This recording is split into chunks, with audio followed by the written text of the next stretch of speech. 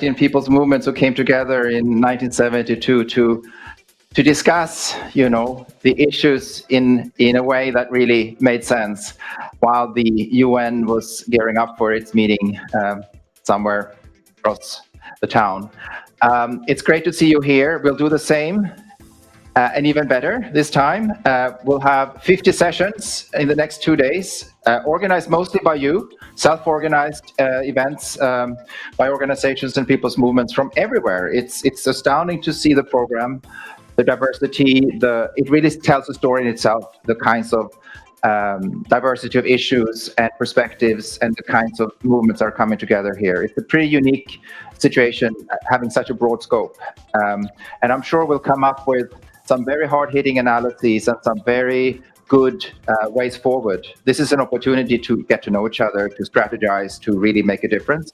And of course, also enjoying actually having a chance to meet face-to-face after years. And that's what really makes a difference, obviously. We know that. That's how we become stronger and more powerful and can really do our job to change the world. So I won't say too much here. We're going to have a number of very short interventions and a bit of music to get us in the right mood and spirit as we then move into the actual sessions starting at 11.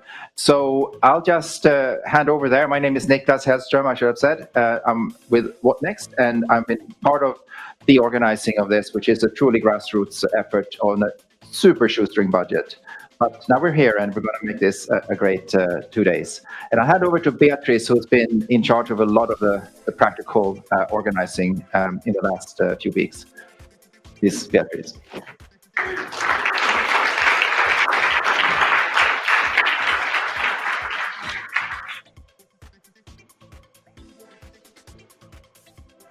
Hello.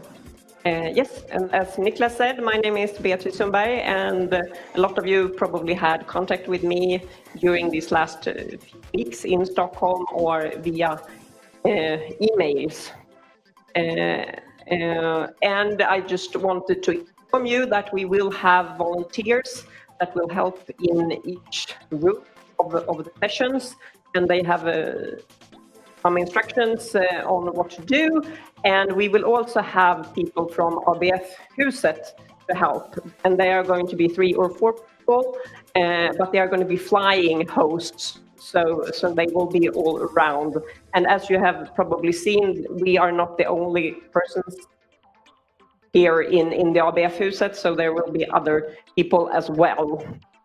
And as Niklas said, and I think it's just so fantastic to point out that it is going nearly 50 sessions during these 2 days. That is pretty good.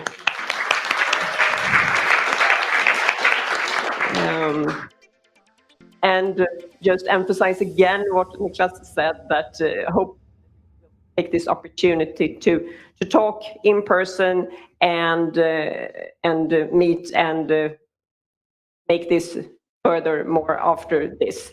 And we will, as you have seen also in the program, have sessions both in Swedish and in English, and it is very good if we help each other to translate if necessary. So now we will have some culture to start the day, and it is going to be a cabaret with Sweet Dreams, and give a warm welcome to Sweet Dreams with Sara Nilsson and Anna Jonsson.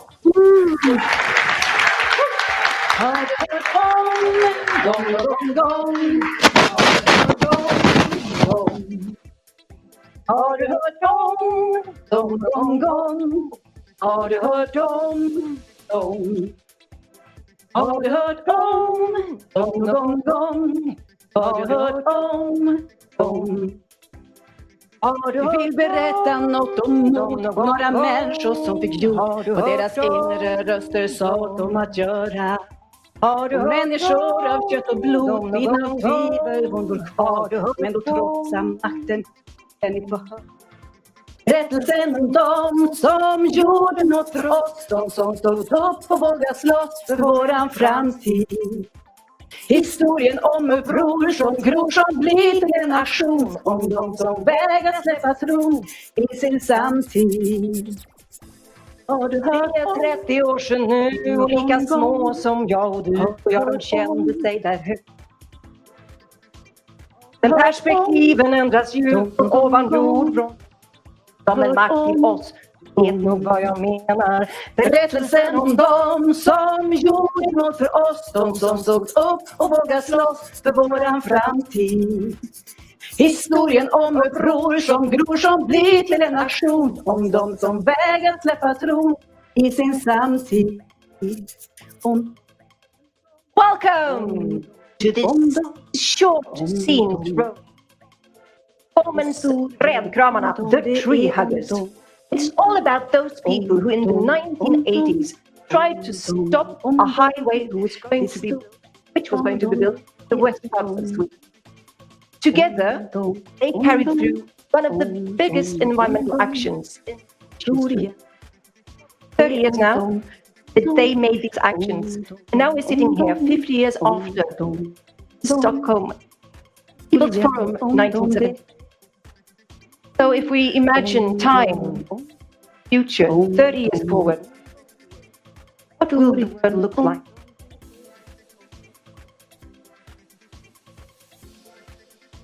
Hello everybody. I am Robban and I was there. At the demonstration in 1987, I was there. And now, come with me all the way back to 1987. Ring, ring. Ring, ring. Oh, tjena, hello. Hello, Krille. Hello, it's me, Robban. Oh, hello, Robban. How are you, Krille? Oh, I'm fine, but Snofsan, you know. She does not want to eat. Oh, that's very sad. But Krille, Yes. I have decided on something big. What are you going to move from Årjäng? No. I will climb a tree. Yes, I will climb a tree and I will demonstrate and protestate. Oh, now I understand. You're talking about the tree huggers. Yes. Oh, in Bohuslän. Well, what I heard lately was that the Swedish government says no to this highway. No, the government say that they say no, but in reality, you know, they are already started constructing the highway. Robban, I will come with you. Oh, yes, Krille, now you make me very happy. Then we can climb a tree together. One thing only. Robban. Oh, yes. Can I bring Snofsan? Yes, of course you can bring Snofsan. Good. Yeah, bye. See you.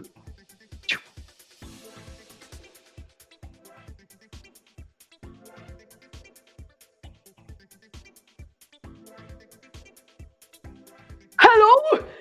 Krille, hello! Come here! Come, Krille, you can come to my tree!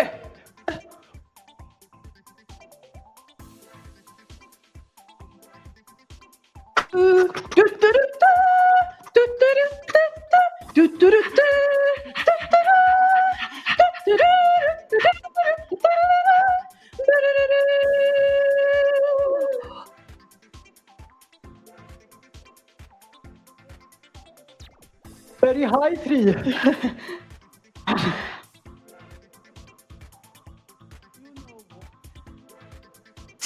sitting here, high up in the tree, in the middle of the night, I start to think about future. I wonder, imagine in 30 years from now, like 2022 or something like that. I wonder, Krille, what do we know then that we don't know now? Well, you know what, Robban?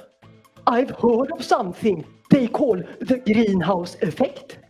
The greenhouse effect. Well, yes, it's everything becomes warmer of all the oil and gas and coal and everything that we burn, carbon dioxide.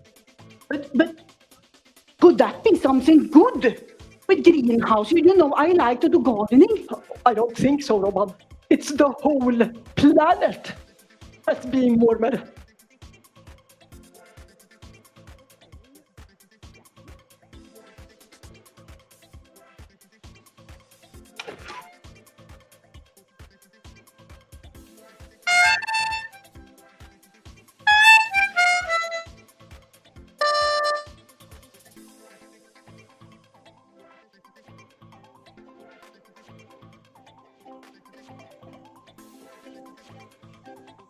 Somliga säger vi lever i evighet fast död nästan är samtidigt.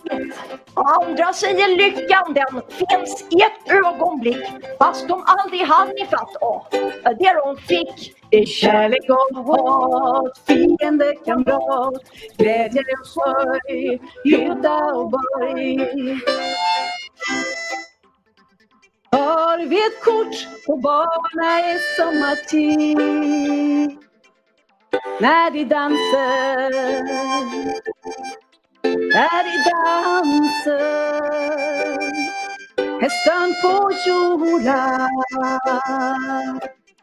Du går runt i cirklar eller rakt dit du vill, om du står långt ifrån eller tätt intill. Vi sparar alla lögner till morgonen efter och reser de glas som föll under festen i kärlek och hat, fiende, kamrat, glädje och sorg, hydda och borg.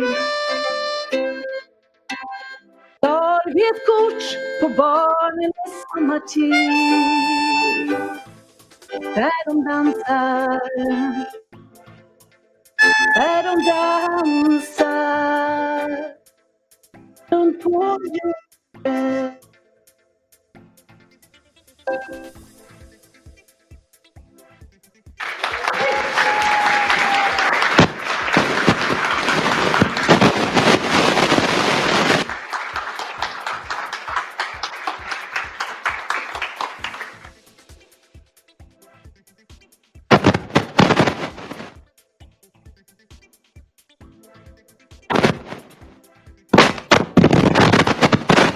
Oj.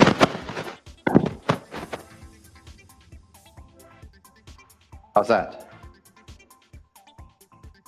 Thanks so much, Sweet Dreams.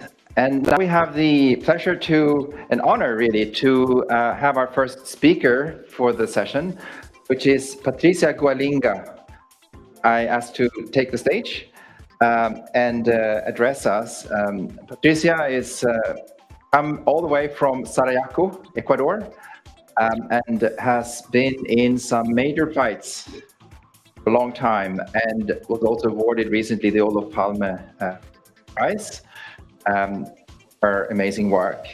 And we will listen to Patricia addressing us, and we'll get also a translation from Spanish from Carmen Blanco here. And please welcome Patricia.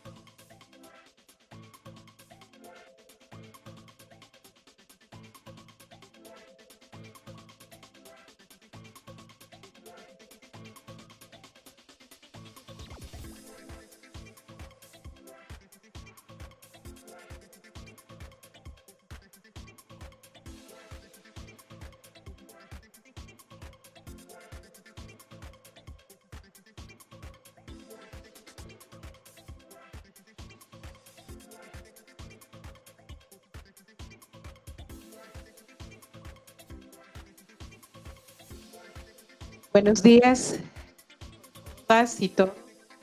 Gracias por la invitación. Gracias a Carmen también, porque va a ser la persona que es y tampoco. God morgon till alla. Tack för att ni har bjudit mig och tackade mig också för att översätta, fast jag kommer att översätta till svenska. Es muy importante estar reunidos y seguir reuniéndonos porque el planeta, los pueblos indígenas, la Amazonía, la naturaleza necesita que nosotros reaccionemos. Det är mycket viktigt att vi är samlade här idag och att vi fortsätter att samlas. Därför att planeten behöver av allas vår kraft och vår styrka och att vi gör någonting för att rädda den.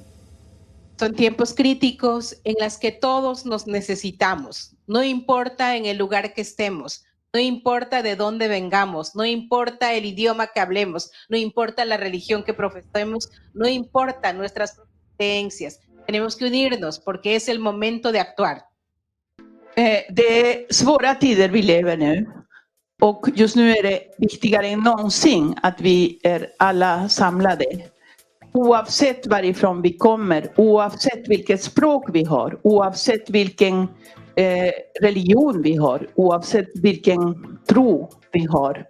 Därför att nu måste vi göra en gemensam sak. Y por eso estoy acá. En estos días, mi rol va a ser hablar sobre la importancia del Amazonas, hablar sobre la lucha de los pueblos indígenas, hablar sobre el sacrificio de los defensores, hablar sobre lo que podamos hacer.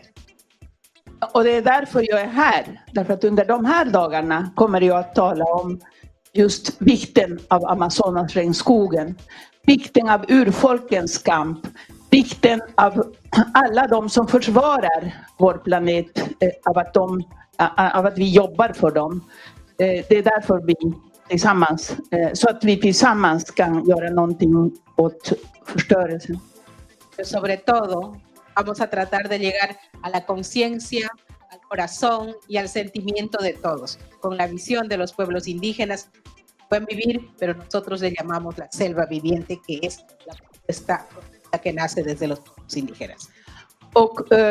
Men framförallt ska vi inte vända oss bara till förnuftet, utan vi ska också försöka komma in i själen, in i kroppen, in i hjärtat och från hjärtat försvara det som vi måste försvara, det som kallas för det goda livet eller buen vivir, men som vi i Sarayaku kallar för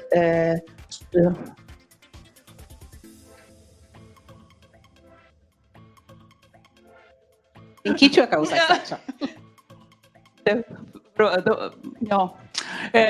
för det som vi kallar för causa isacha, som är det levande regnskogen som vi arbetar för.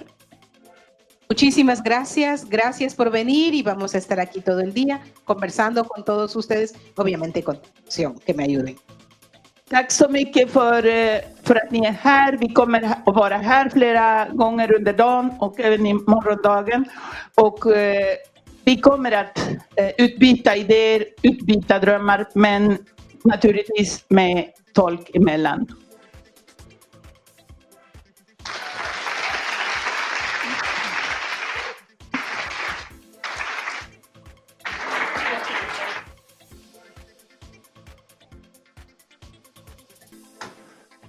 Thanks so much, Patricia. And as you heard, and you've seen probably in the program that is available online, I'm sure you probably have found it, and otherwise look for it. It has a lot of information about these sessions, about the speakers, about the organizations behind these self-organized events. So check it out and agonize, because it's really difficult to choose which session to go to when you have so many things taking place at the same time.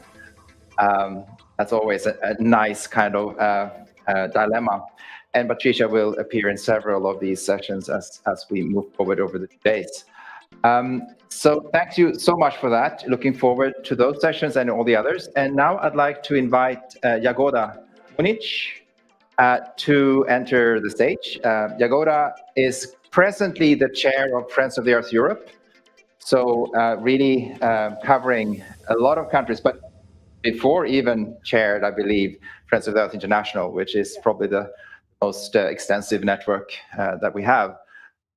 So please, Jagoda, let's hear your words to kick us off for these 2 days. And here's the mic. It's on.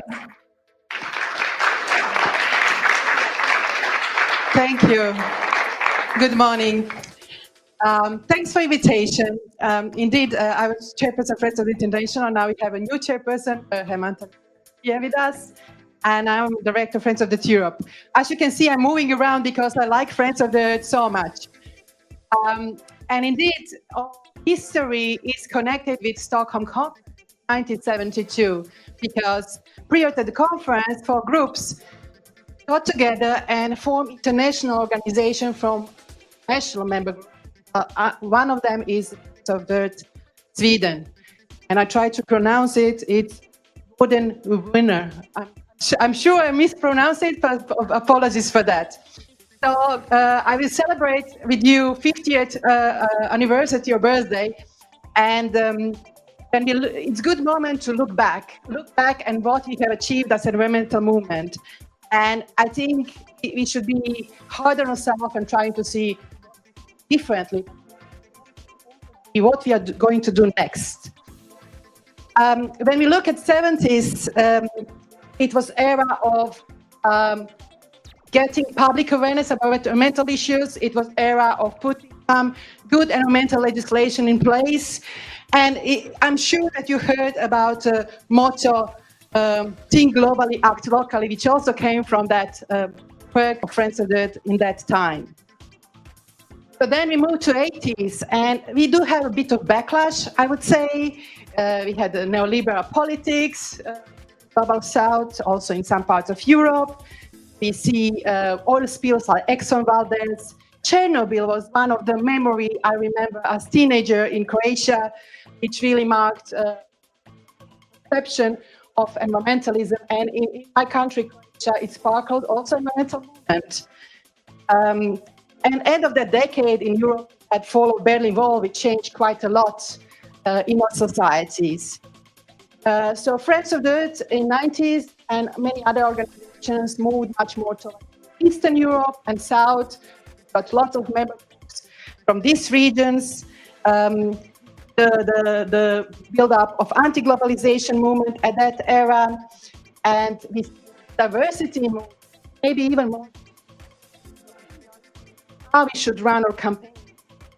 In our case of Friends of the International, big debate was sparkled in early 2000s, primarily a debate from Southern activists, Northern activists, the question of environmental justice, the question of climate justice, the question of diversity. I would say we were ahead of time with this debate in organization, which was very painful, but also a very healing process.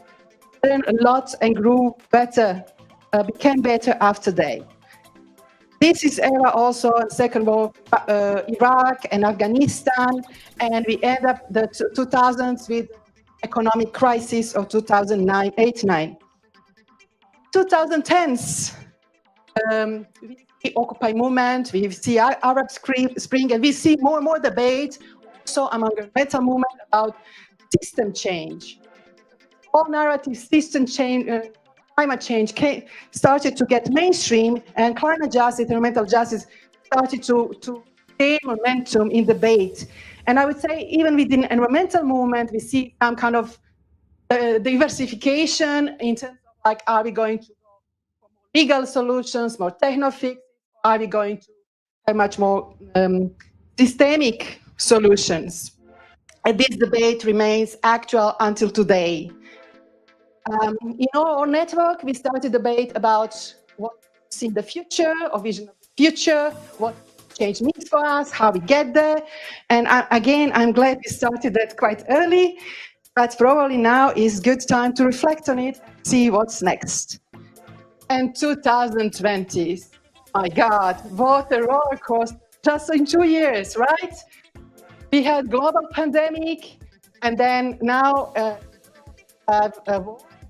which impacts quite a lot of our continent. I would say in Eastern Europe, not much more, Western Europe, but this is kind of really volatile external circumstances. And in a way, when we see some of momentum we going just before that, let's say, discussion about Green Deal in the United States, European Green Deal Union, kind of slow down, if not stopped. So I would say for now we are in a really particular time, very challenging time, and we have next. In doing so, I think we have to focus on solutions. What kind of solutions we propose? What are false solutions for us? What are real solutions? How we do it together? How we diversify and have diverse and inclusive climate and environmental justice movement. This justice narrative, I think, will be strong, should remain strong, and I think we should make it even more mainstream. And I think together in the next years, we have to build a powerful movement to address very scary coming of climate change that is biodiversity loss.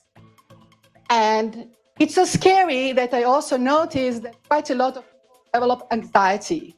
There is something that's called climate anxiety. I see it particularly strong younger generation.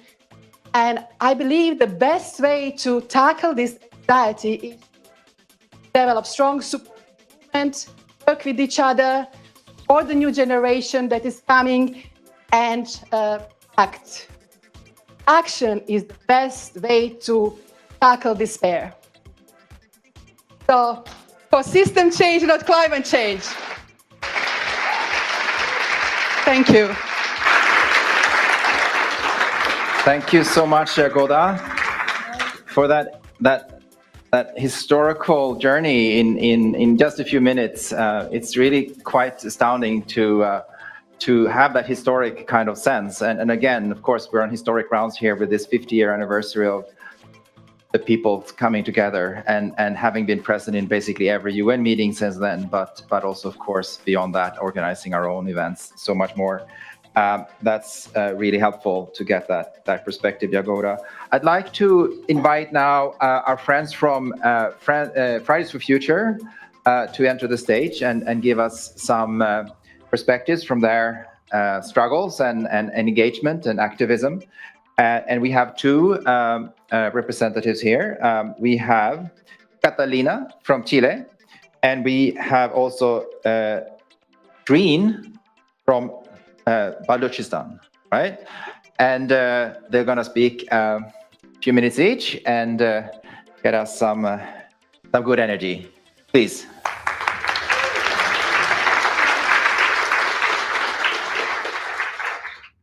Hello, everyone. I'm Dreen Baloch from Balochistan. You might not know Balochistan. It's parted in different countries right now, colonized by British again. It's in Pakistan, Afghanistan, and Iran. And different parts of Balochistan are facing different climate crises in different ways. From side which I belong or I grew up is from Pakistan, and Balochistan is facing different climate crises through global north companies, especially to extracting our gold, coal, and gases in comparison with Pakistan or in contribution with Pakistan government. So people are facing extreme droughts and floods, so they have to leave their places. And in contribution with Pakistan government, there have been also a lot of humanitarian crises. People are being killed, kidnapped, children have no schools because of the oppression. So I want to say that climate justice is not only about deforestation or green environment, but it's about imperialism, colonialism, and also oppression of the indigenous community in different parts of the world. So I want all of the people here to understand our struggle and to take part in our struggle and be our voice. In MAPA countries, we say that we are not voiceless, but we are unheard. So please have part in our struggles and activism. Thank you.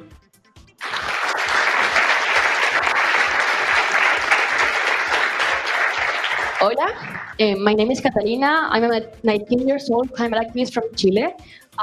You may also don't know my country, but it's a small but tiny in South America, and we face a lot of climate crisis consequences.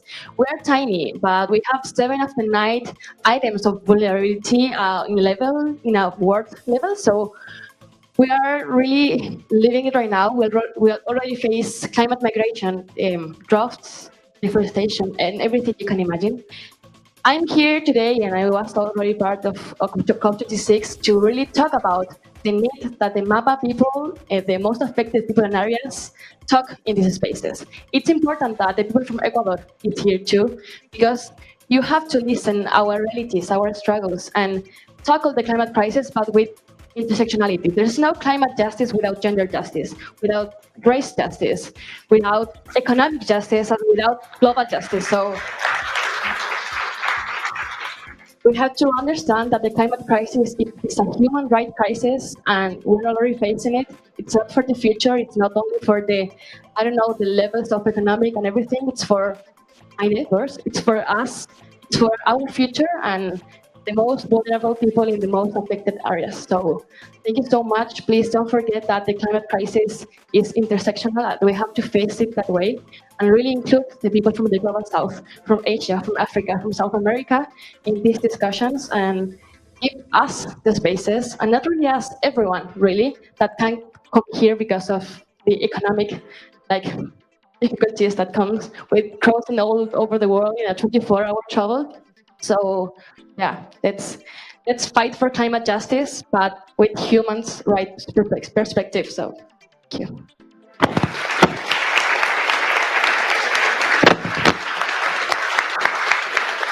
Thanks so much for that. That's really the key, isn't it? And you're really championing this in the youth movements around intersectionality and a very, very strong justice perspective at the core. So it's great to have you here. And please tell all your fellow youth who are in town to join us for these sessions as well. I'd like to invite our Sweet Dreams back on stage for a second round. Please.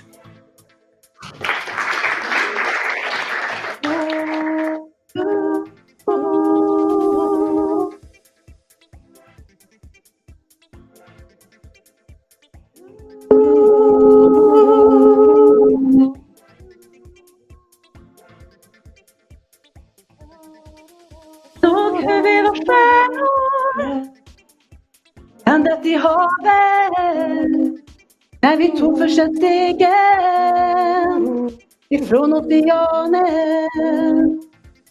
Såg det den gången när vi vadade fram genom vattnet. Jag la mig på marken, tackade himlen att vi fick stiga på land. Att vi fick känna. Nu kan vi säga att vi har varit på jorden. Ja, jag var där. Hur underbart var det? Hur underbart var inte det? Jag var nära, jag var nära, jag var nära, jag var där. En stund på jorden. En stund på jorden. Jag var nära, jag var nära, jag var nära, jag var där. En stund på jorden. Stund på jorden. La da di da da di da da di di da.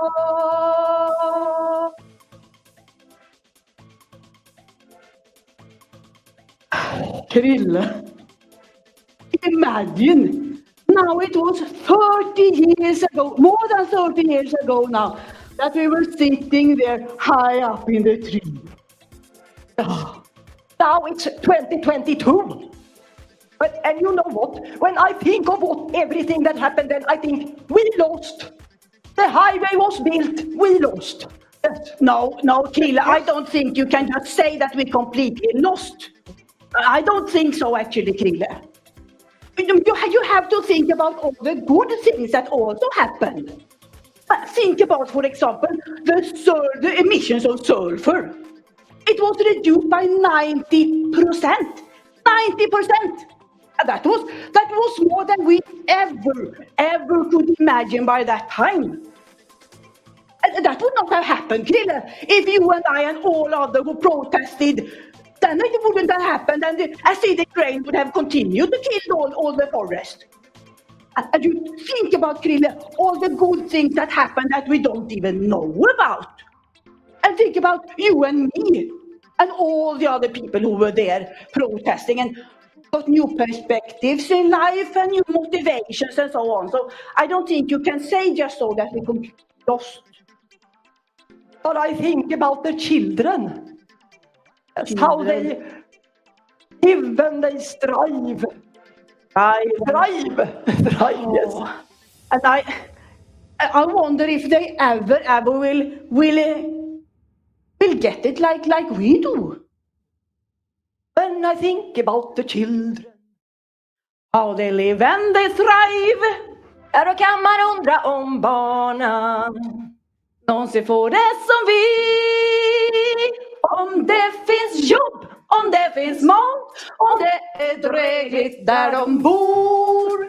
Finns det får och kor och vatten och luft. Kan de sola sig gratis? Finns det blommor och blad? Och fläsk och potatis? Kan de ta sig ett par? Framtida verkar dyster när en gröblar över ett glas öl. Men man undrar om barnen ändå får det som vi. Anyone who knows this song? We'll see. So, then you sing with us. När man tänker på barnen växer upp och står i. Då kan man undra om barnen någonsin får det som vi.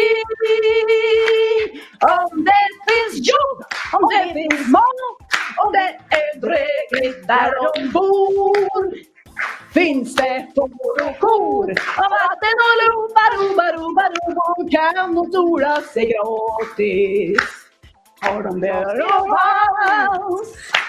Har de kvar bruna bönor? Har de någonting alls? Framtida verkar dyster när en gröblar över ett glas öl. Men man undrar om barnen ändå får det som vi.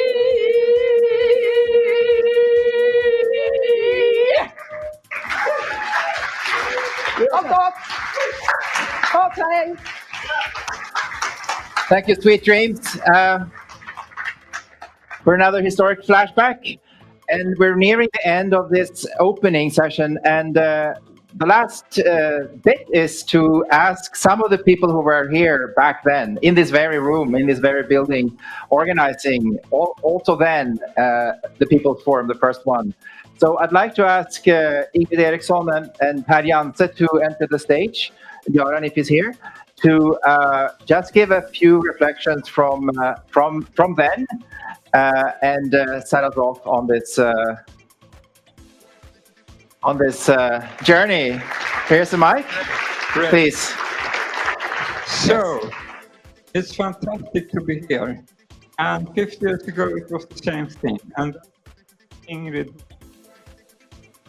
soon. And told that 50 years ago, the first UN on environment. And of course, it was an important in many ways. But we felt, thanks to activists, solidarity, way before of the problem. So we organized a lot of parallel and alternative. And that conference 2 weeks. This one is days. So by then the climate issue, biodiversity was not yet, but clear signs that the development was direction. Massive emissions, poisoning of air and water, and so on. So we claim that industrial development was on the wrong way. It should go back like that, not like that.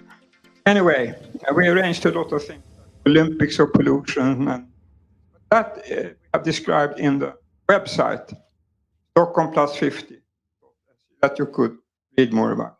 One issue that was up then, as now, as always, was of course the South.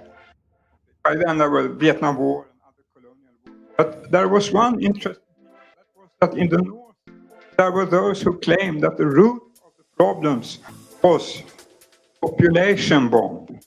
Those in the South were breeding, so we have to stop them. Pea pills in drinking water. But then there were researchers, journalists and activists from the South coming here, confronting that, Ehrlich and others, and so forcefully that it was rejected, and that view was never coming. That was a good part of the legacy of what was done. Another thing is that that was the first time when there were parallel alternative events simultaneously as official ones. That has been customary of, all meetings and part of legacy, you could say. Anyway, it's fantastic to be here. And one of the things was the People's Forum. This house filled like now, bubbling with her. So, and the coordinator of that, and the coordinator of this today is Beatrice. Please stand up. I think it's so charming that these two are.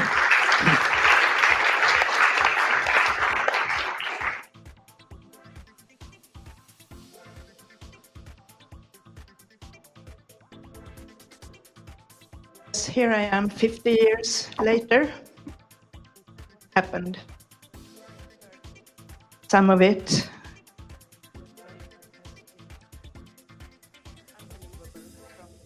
50 years ago. About Forum, People's Forum, which we have said is 2 weeks.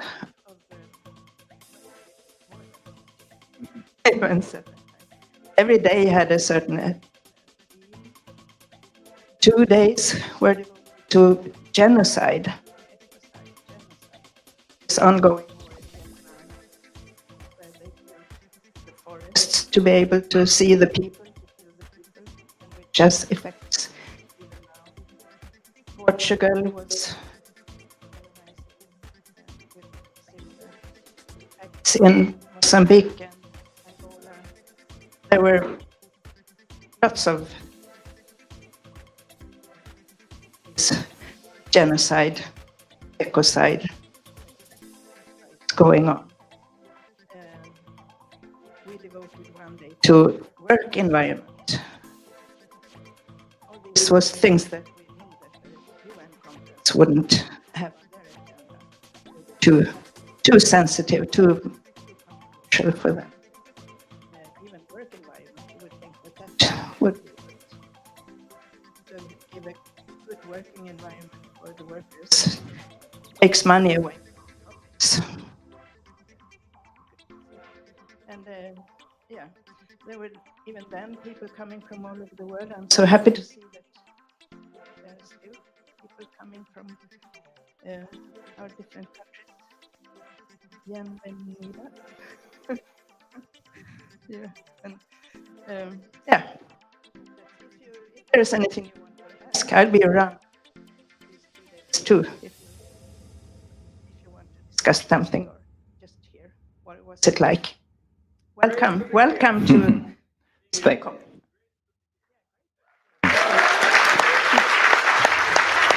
Thank you. Thank you so much, Ingrid and Per. So we've come to the end of this opening. We're having 50 minutes breaks throughout, which means that we need to be quite disciplined as we move forward, and we all want to have the sort of, follow-up chats and so on, but we have to sort of make sure we don't interfere with the next session. So that's just a point of order. But do discuss, mingle. There's coffee and other stuff to eat and drink downstairs. And we're now, as a transition here, you said some things were too sensitive. There is, of course, other sensitivities these days, and one of these words is the F word, right? The fossil fuels. We wonder if it will appear at all in the UN official meeting that is about to happen, and there's some major struggles, of course, around that. Today, that wasn't so much the case 50 years ago. And as it happens, next session here will be around fossil fuels and the idea of a fossil fuel treaty. There's 3 or 4 other sessions, and you have the program in other rooms. And please make the best out of these impossible choices of wanting to be at the same, at several places at the same time as we move forward into the 2 days. Thank you, everyone, for attending the opening, and looking forward to talking with as many of you as possible during these 2 days.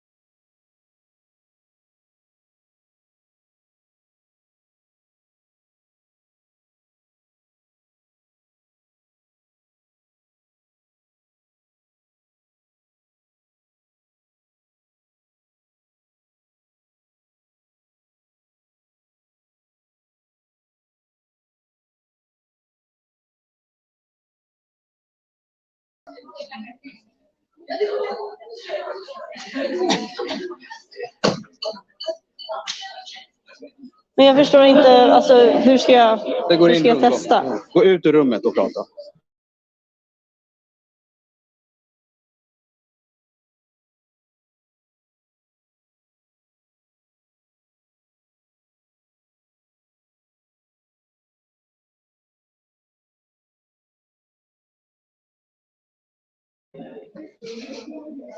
Okej, Rodrigo.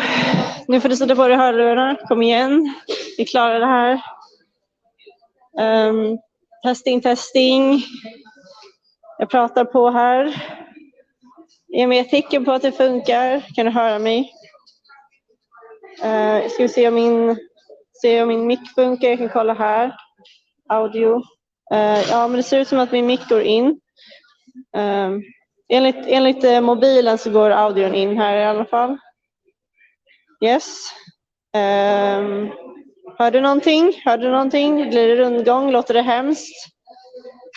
Testing. Jag hoppas det låter bra.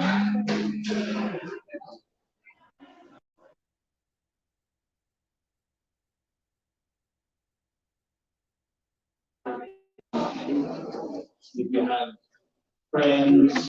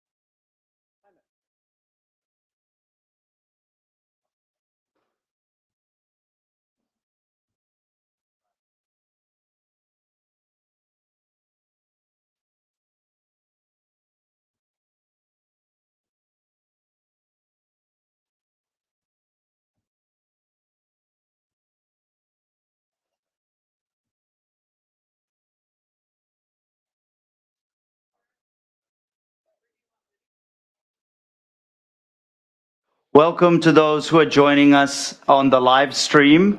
So welcome to everybody in the audience as well as you on the live stream. We're just waiting for some of our panelists to join the stage, and then we will begin the session about the fossil fuel treaty. So please bear with us just 2 more minutes. Thank you.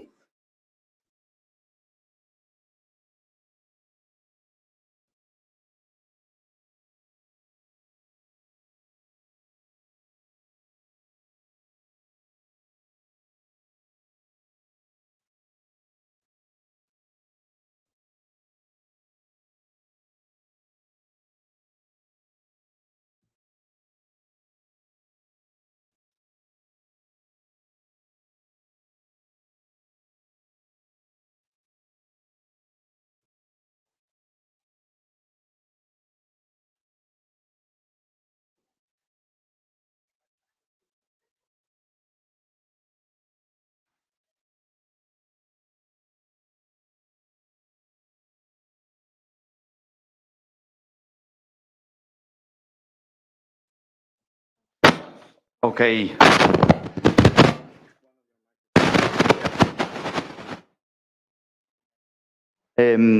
Welcome everybody to the People's Forum session on the fossil fuel treaty and on people versus fossil fuels. Today we're going to hear from activists from all over the world, from every corner of this globe, about why we need to work together to confront the threat of fossil fuels. When we say fossil fuels, of course, we mean coal, oil, and gas. They are the three products together contribute 86% of all of the increase in carbon dioxide in our atmosphere, the biggest source and driver of climate change, but also the extraction and transport of fossil fuels displaces indigenous peoples, local communities, causes extremely harmful impacts in the place of extraction, and huge risks to ecosystems all throughout the process. And in the burning of fossil fuels, when we burn fossil fuels for energy, we pollute our local environment, pollute our air, leading to millions of premature deaths every year. So this panel is going to offer reflections from folks across the world about the need to confront the fossil fuel system and why so many people and organizations across the world are calling for a new mode of international cooperation, which is a fossil fuel treaty to address the proliferation of fossil fuels and to negotiate a fair and equitable phase out of fossil fuels with a just transition for all. So it gives me a great pleasure to introduce our panel. My name is Alex Rafalovich. I'm the Executive Director of the Fossil Fuel Non-Proliferation Treaty Initiative. I live and work in Bogota in Colombia. I'm very happy to be here in Stockholm for the Stockholm Plus 50 process, and I have been engaging in that process, trying to, as we say it, say the F word, to say the words fossil fuels in the UN halls, because the fossil fuel industry is intent on expanding its business model for more profit, no matter the cost, and they don't want the rest of the world looking at what they're doing. I'm joined today by Andrés Gomez from Sensat Agua Viva. Andrés is an environmentalist and ecological farmer, a former petroleum engineer, and he's a researcher in hydrocarbons, climate, and post-petroleum societies with Sensat Agua Viva, which is also the Friends of the Earth affiliate in Colombia. With Carlo Afeiki, who's a Pacific climate warrior of Tongan, Maori, y Palangai descent, and is a coordinator of the Pacific Climate Warriors in Aotearoa, or New Zealand, and is a passionate climate justice warrior. We're very, very delighted to have you on the panel. With Asad Rehman, who's the Executive Director of War on Want, which is a radical anti-poverty and social justice organization, and he's a leading climate justice activist whose work over the last 20 years has helped to reframe the climate crisis as a crisis of neoliberalism, inequality, and racism. with Liddy Nakpil. Liddy, an activist from the Philippines working on economic, environment, social and gender justice issues, who is the coordinator of the Asian People's Movement on Debt and Development and co-coordinator of the global campaign Demand Climate Justice and a member of the Global Alliance for Tax Justice. With Mary Gapamoletea Mayona Coleo, who is also a Pacific climate warrior, a passionate activist and advocate for the education of Pacific young people, who has spent 10 years advocating for education of Pacific young people and their participation in decision-making, including training the development of Pacific young people in the diaspora of Pacific Island people. And she founded the Wellington chapter of the Pacific Climate Warriors organization. And last but not least, Sephora Berman, who is the chair of the Fossil Fuel Non-Proliferation Treaty Initiative, as well as the director of international programs at Stand.Earth. She has been campaigning in Canada and internationally for 30 years against the extractivist economy, whether that's in forestry or against fossil fuels. And in 2019, Sephora received the Climate Breakthrough Award, which she's helped dedicate to building a global campaign for a fossil fuel treaty. We have two other panelists who will be joining us shortly, potentially like me. When they arrived in the magnificent Stockholm Central Station, they got very confused about which exit was which exit, and we're working around in circles, but we hope to be joined very shortly. Sidika, two young activists, Mitzi from the Philippines and Aisha from Pakistan, who'll be talking about their struggles as well. We're going to kick off. In this session, we're going to hear a couple of brief remarks from each of our participants. And after that, we will throw it over to the floor and open it up for questions and discussions and reflections. And we'll also potentially even try and capture any questions that come in over on social media, as this is being live streamed. So if you are following the live stream, please tweet at Fossil Treaty, and we'll try and pick up your question there as well. If you've joined the room, please do sit down. Please be here with us for this discussion. And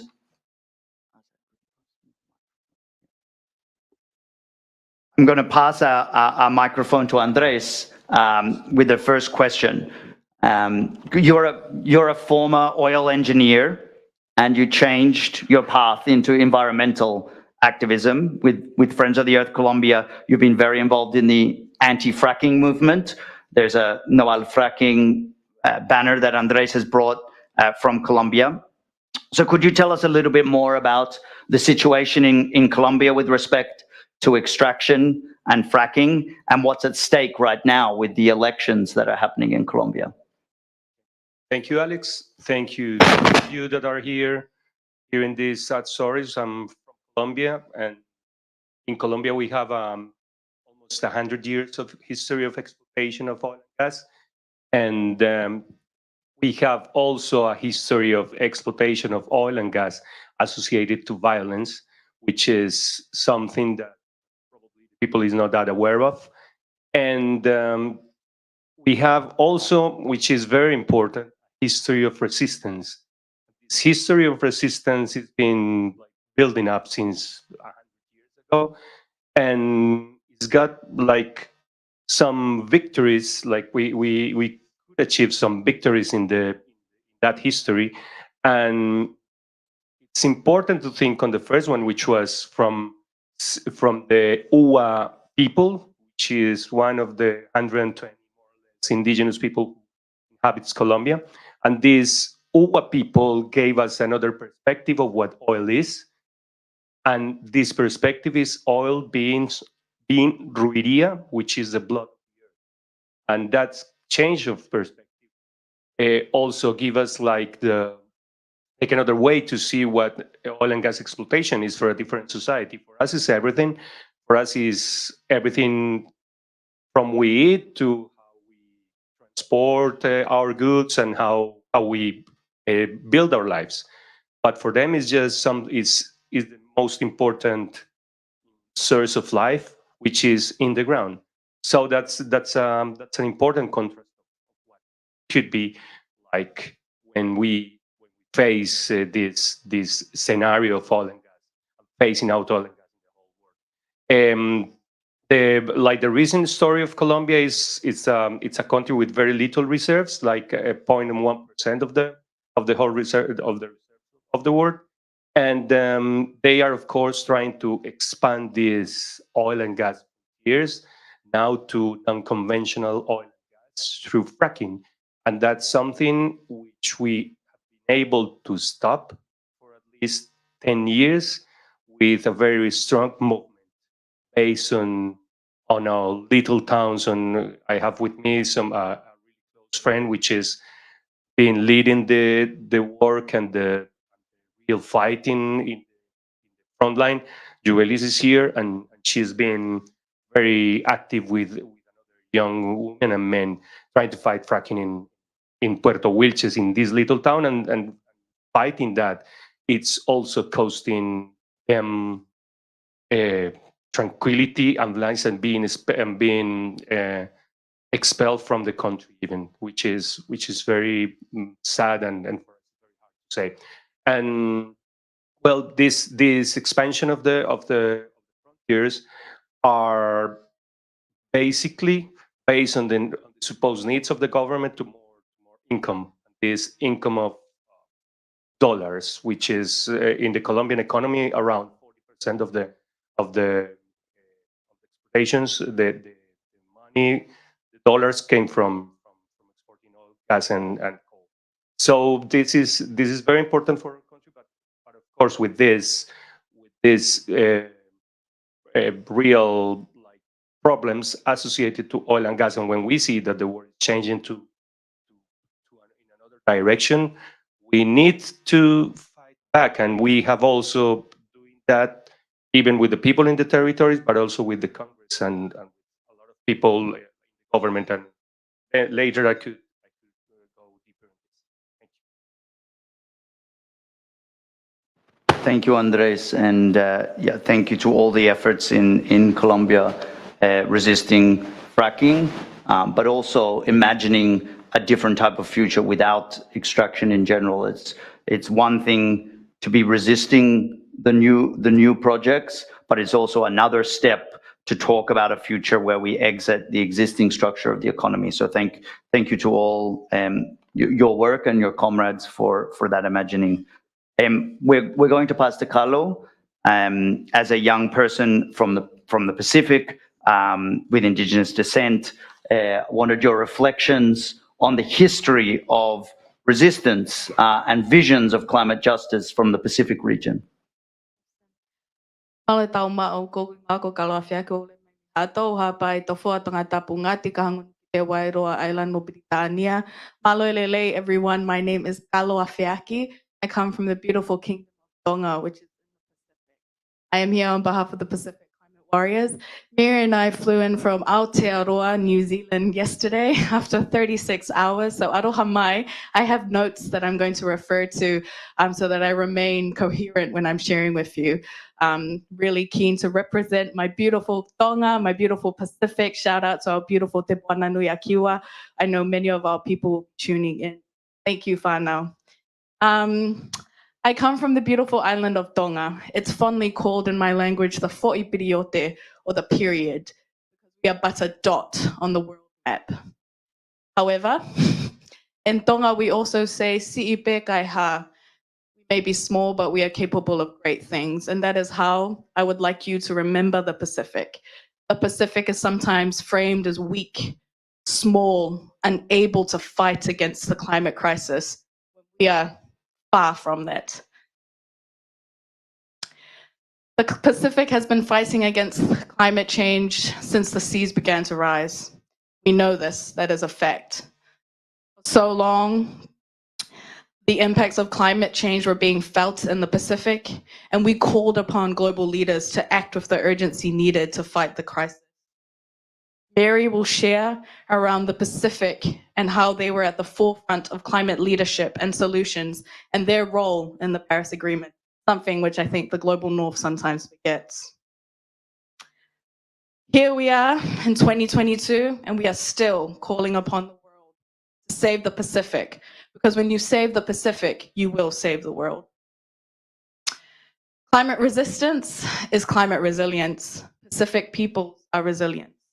We have had to become resilient out of necessity. We can't talk about climate resistance without talking about climate resilience. Recently, Niue, a beautiful island in the Pacific, announced that it will protect 100% of the ocean in its exclusive economic zone, which spans around 317 square kilometers. This is a major move for the island nation, as the policing of its waters used to be left to neighboring islands, like my home of Tonga. Niue has shared that they are doing this in order to combat illegal fishing. The fish stocks are already being impacted by climate change. We know this. Science tells us. And combined with illegal fishing means that Niue must make this massive move, and it will be a financial move to protect their marine life. The Premier of Niue, Dalton Tangelang, shared that we are doing our part to protect what we can for our future generation, just as our forefathers did for us. And so I ask the global world, what are you doing? What is your part to play?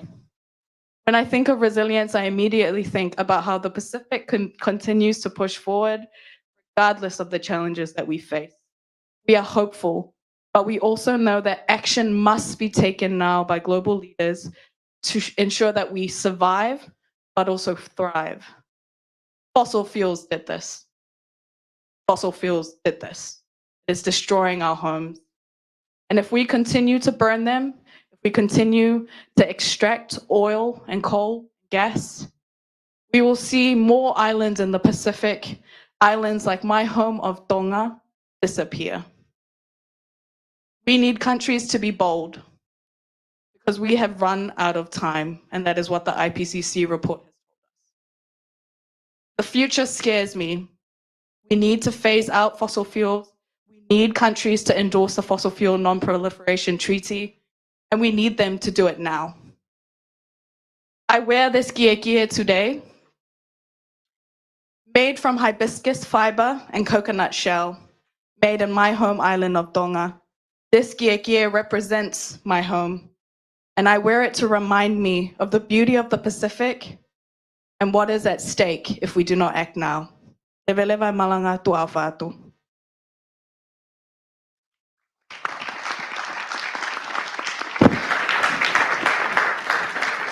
Thank you, Carlo, for your words, for your resilience, for your resistance. That was incredibly inspiring to know of your resistance and struggle and to know of how it is rooted in a long, strong history.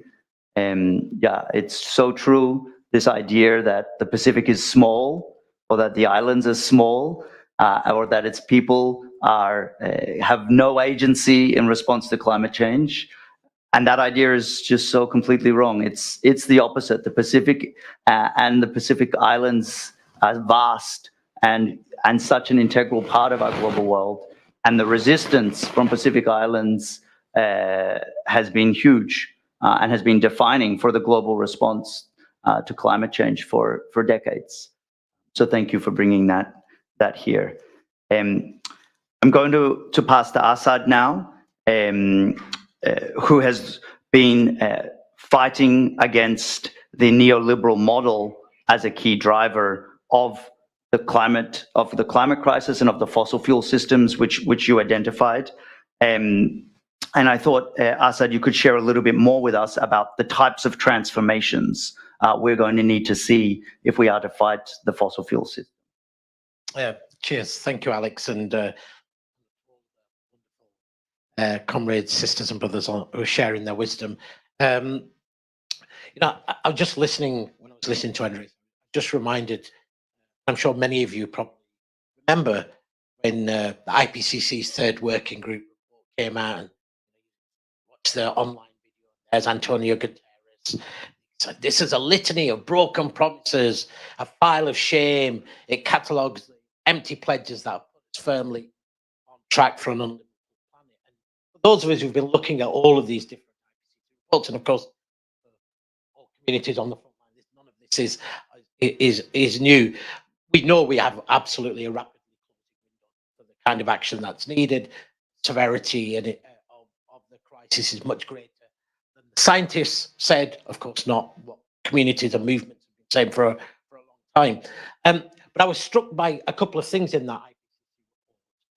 Obviously, one was about the 3.6 billion people, that's half the world's population, already highly vulnerable to the climate crisis, face extreme weather impacts, food shortages, escalating economic damages, collapsing of natural systems, and vulnerability, of course, 15 times greater than anybody. We have to accept that 10% of us who live here overwhelmingly in the global north, and who are still responsible for the majority of both historical emissions and current emissions. And, you know, if we had a graph, we would like, you know, you'd put that 3.6 billion people, show where they are, and of course, the Pacific, Africa, Asia, Latin America.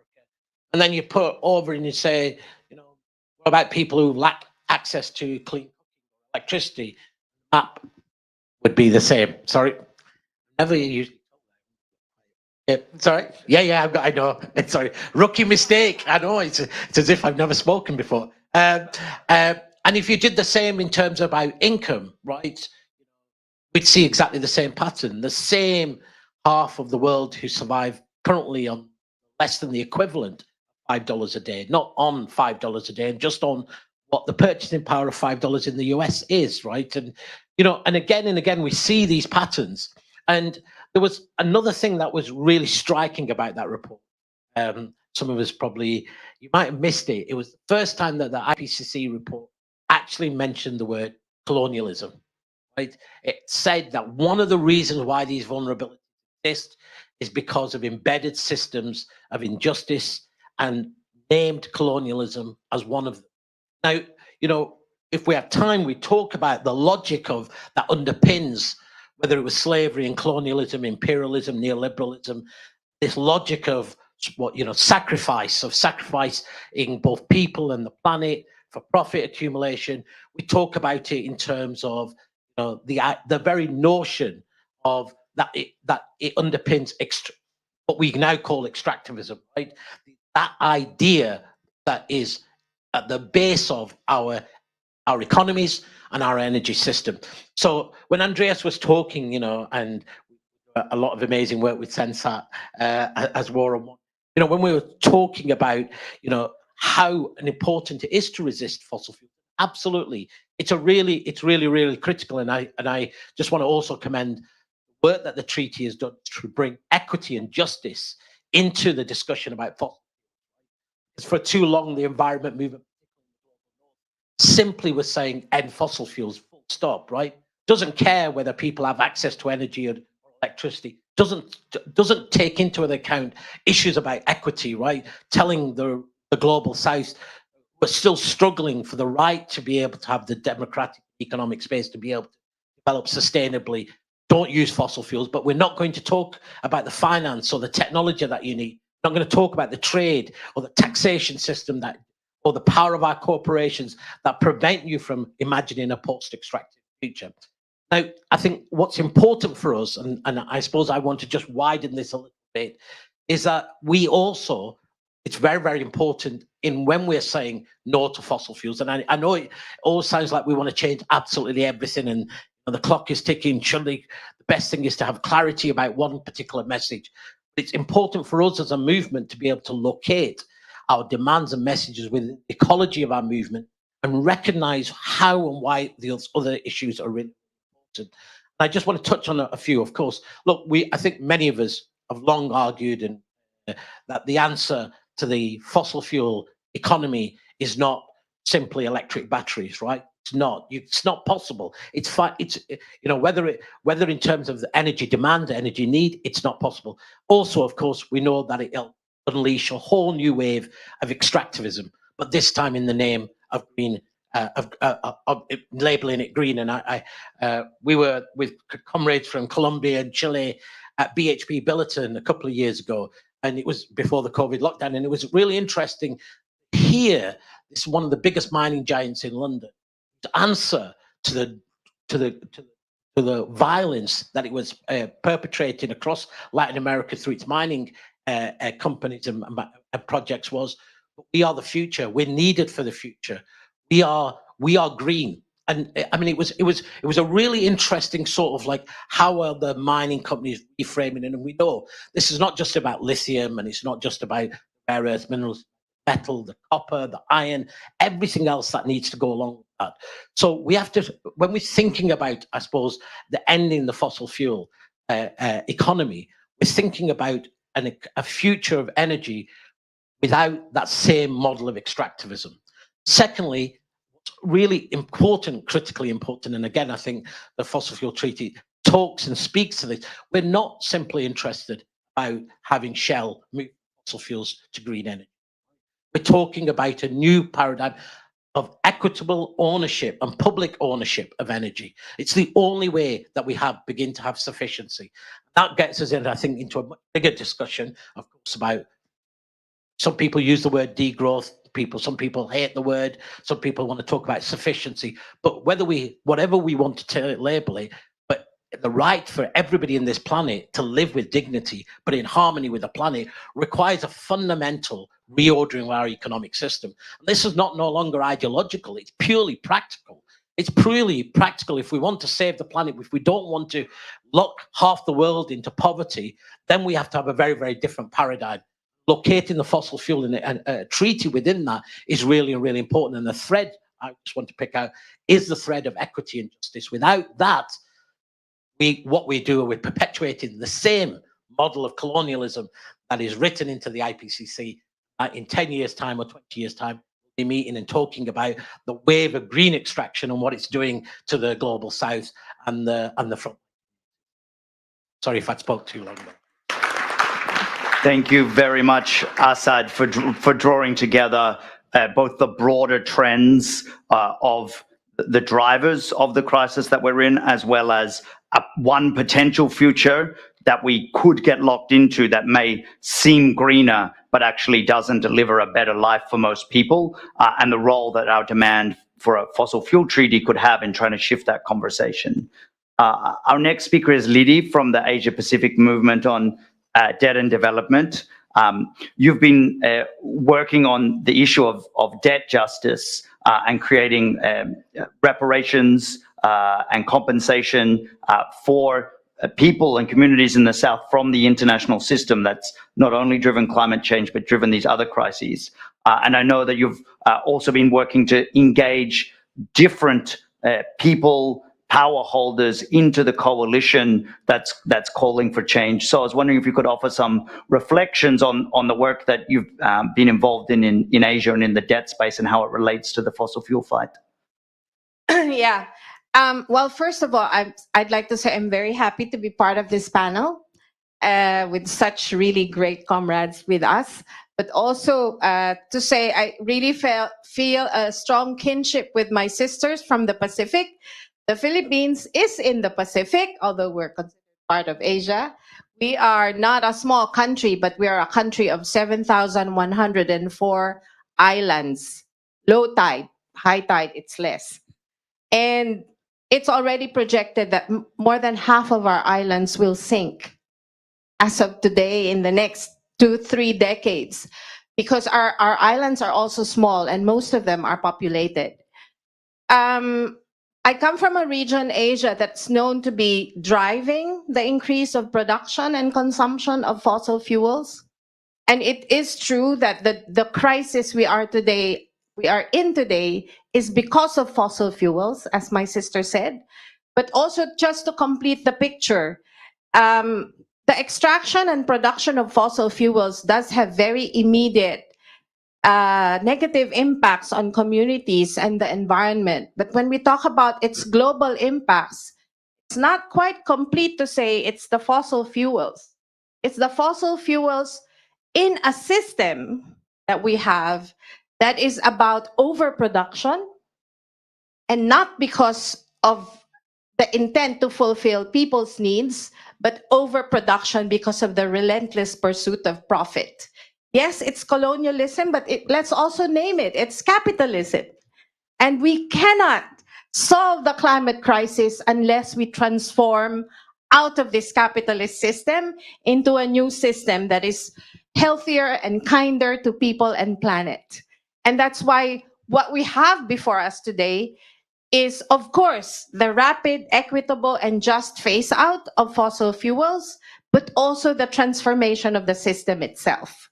That's why many of us are calling for system change and not climate change. As Assad has also explained in many ways why the system that we have today has created not just the crisis of the climate, but so many other crises, economic, the debt, and has seen the global pandemic of the COVID crisis reach to a level that has really threatened many of our lives and have led to so many losses of lives because of the appalling state of health and services, because this is where the legacy of colonialism, neocolonialism, and capitalism has brought us today.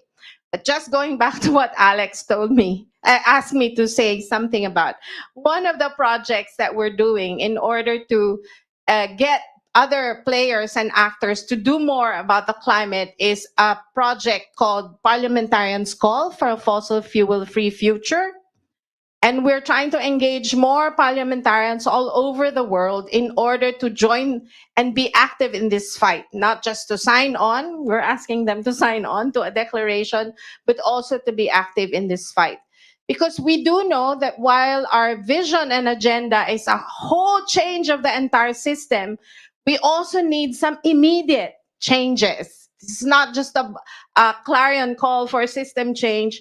This is a very practical fight for immediate changes, because the window of time for us to address climate change, to prevent climate catastrophe, is only small and it's narrowing very fast. So we can't wait till we change governments all over the world. Whoever is in power today, we must compel them to do something immediately. We cannot, but of course, we can't just settle for whatever governments we have today. It also has to be a political process of working for better governments, because the governments today are not just, they're not going to do enough. But we can't let them get away with not doing anything. So we need to build our allies in government so that they can shake these governments, those in power today, whether we like them or not, because they're in power today.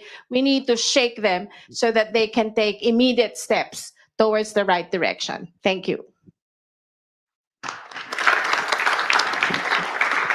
Thank you, Liddy, for situating both the overarching transformative vision we have, but also the importance of us picking the struggles, the immediate struggles that we think will help open the pathway to that change. So one of those more immediate ideas that I'll pass to Mary to share on is the region in the Pacific is currently calling for the International Court of Justice to consider the question of climate change and fossil fuels. And I was wondering if you could share about why they're taking that idea forward and how people could engage with it. Talo falava loingo Mary mo ono Samoa. Talo falava everyone, warm Pacific greetings. It's very cold here in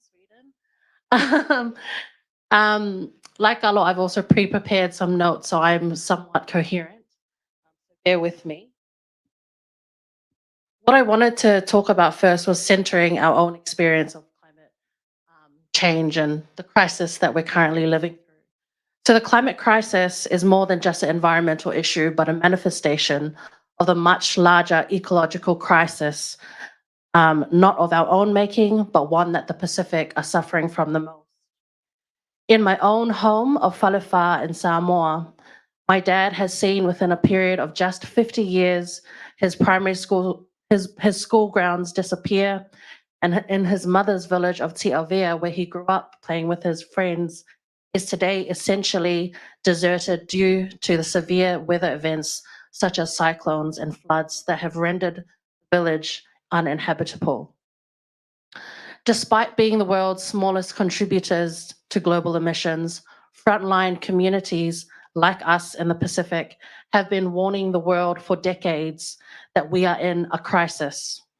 The Pacific is the canary in the coal mine, warning the world once again that it is our homes and our very existence that is under immediate threat if we do not act now.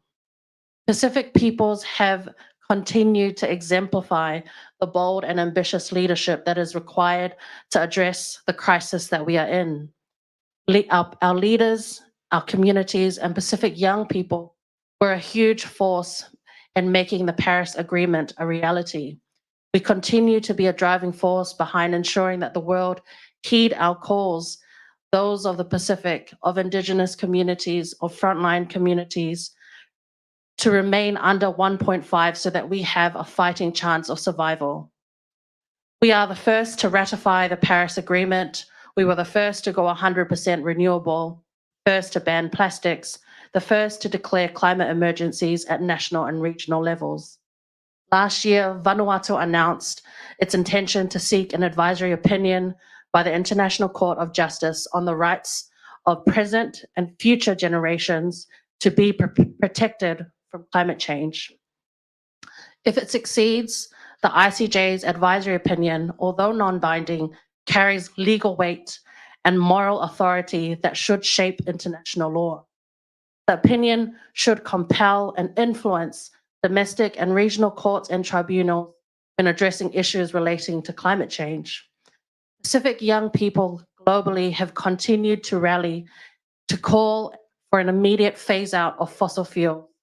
Pacific governments and our communities have continued to stand toe-to-toe with extractive industries like the fossil fuel industry and major polluter countries. In this company, world leaders must step up to the plate and demonstrate the same level of political fortitude as the Pacific region has and continue to. We do all of that despite being the smallest contributors to the crisis that we are in. I hope that the irony of that is not lost on you, and I hope that the magnitude of that injustice is clear. We saw in COVID the world transform systems, processes, and structures to attend to that crisis that we are also still living in. We have been and we continue to call for that transformational change, that shift in behavior at every level so that we can end fossil fuels today. There's a saying in Samoan, e laititi ai maini, which essentially means small but stings. I think this is our promise to the global north and to the world that it doesn't matter how small we are, you will feel our impact and we will end fossil fuels.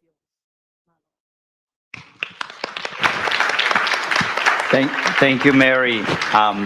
Yeah, there's certainly been no challenge with coherence from your interventions, and I really appreciated both you giving the reflections on what the International Court of Justice case is and why Vanuatu and other states are bringing it, but situating that in the reflection that it has been the people of the Pacifics who have adopted the solutions first and fastest and are demonstrating the change that can be possible. So thank you for your stings.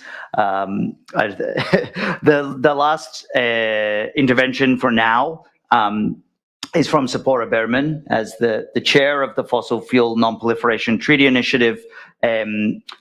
Wanted your reflections on what you've heard about why the world needs a fossil fuel treaty and why we're taking that demand into the Stockholm Plus 50 conference and its relevance in these coming days. Thanks so much, Alex. It's a great honor to be a part of this panel. And to a certain extent, it feels like a dream. I come to you from the unceded territory of the Tsleil-Waututh, the Musqueam, and the Squamish First Nations in Vancouver, Canada. And my journey working on these issues started in Canada. I worked on trying to stop the expansion of the tar sands and tar sands pipelines The tar sands is one of the largest industrial projects on Earth, largest expanding oil projects on Earth. Yay, welcome, you made it. Part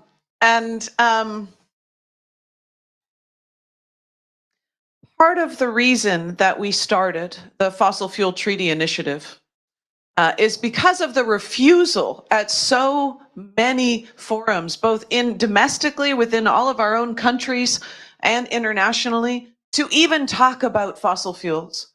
I can remember 10 years ago when I was working as a policy advisor to some of the governments in Canada, trying to talk at climate change conferences and in negotiations about how we needed to stop expanding oil and fracking. And someone from the Prime Minister's office came to me and said quietly, people are saying it's very rude that you keep talking about fossil fuels here at the climate conference, and it would be better if you didn't talk about the production of fossil fuels. Rude.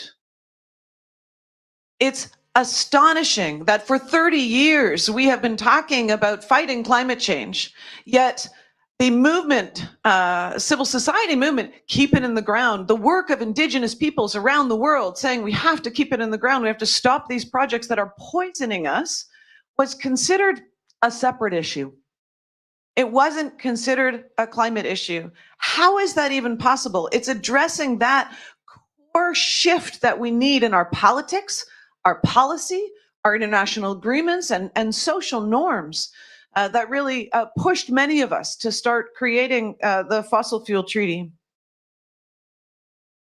When I was working in the tar sands and later in the Amazon with indigenous nations trying to stop oil development, it struck me that all around the world, we're fighting the same 5 companies, the same 5 or 10 financial institutions, that in every country, whether you're in Canada or Norway or in the Pacific Islands in Colombia, that we're hearing the same thing from our governments. We set targets on emissions. That's our job. We're going to set targets to reduce emissions. But production, oh no, I mean,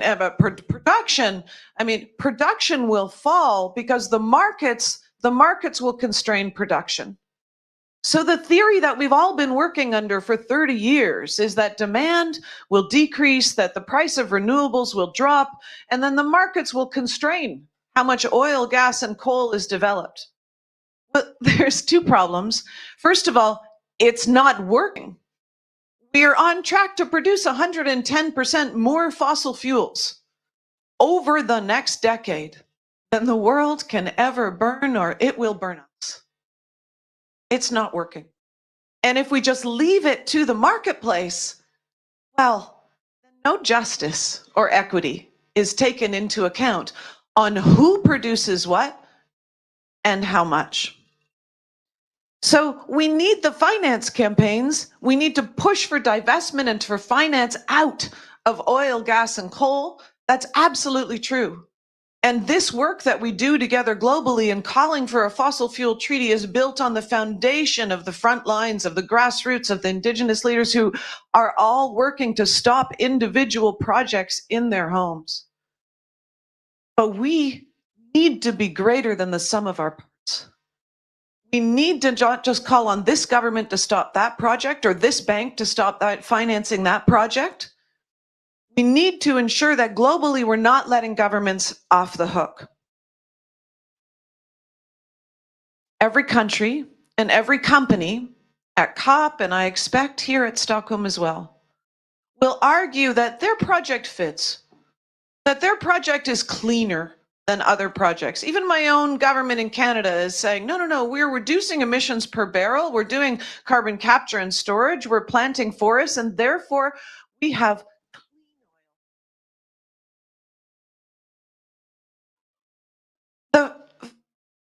and we laugh here because we know the impacts of these projects around the world, and we know the science and the math, the time for offsets, the time for the bad math of saying we can just protect forests and pollute more, that we can have technological fixes and pollute more is over. It was over decades ago.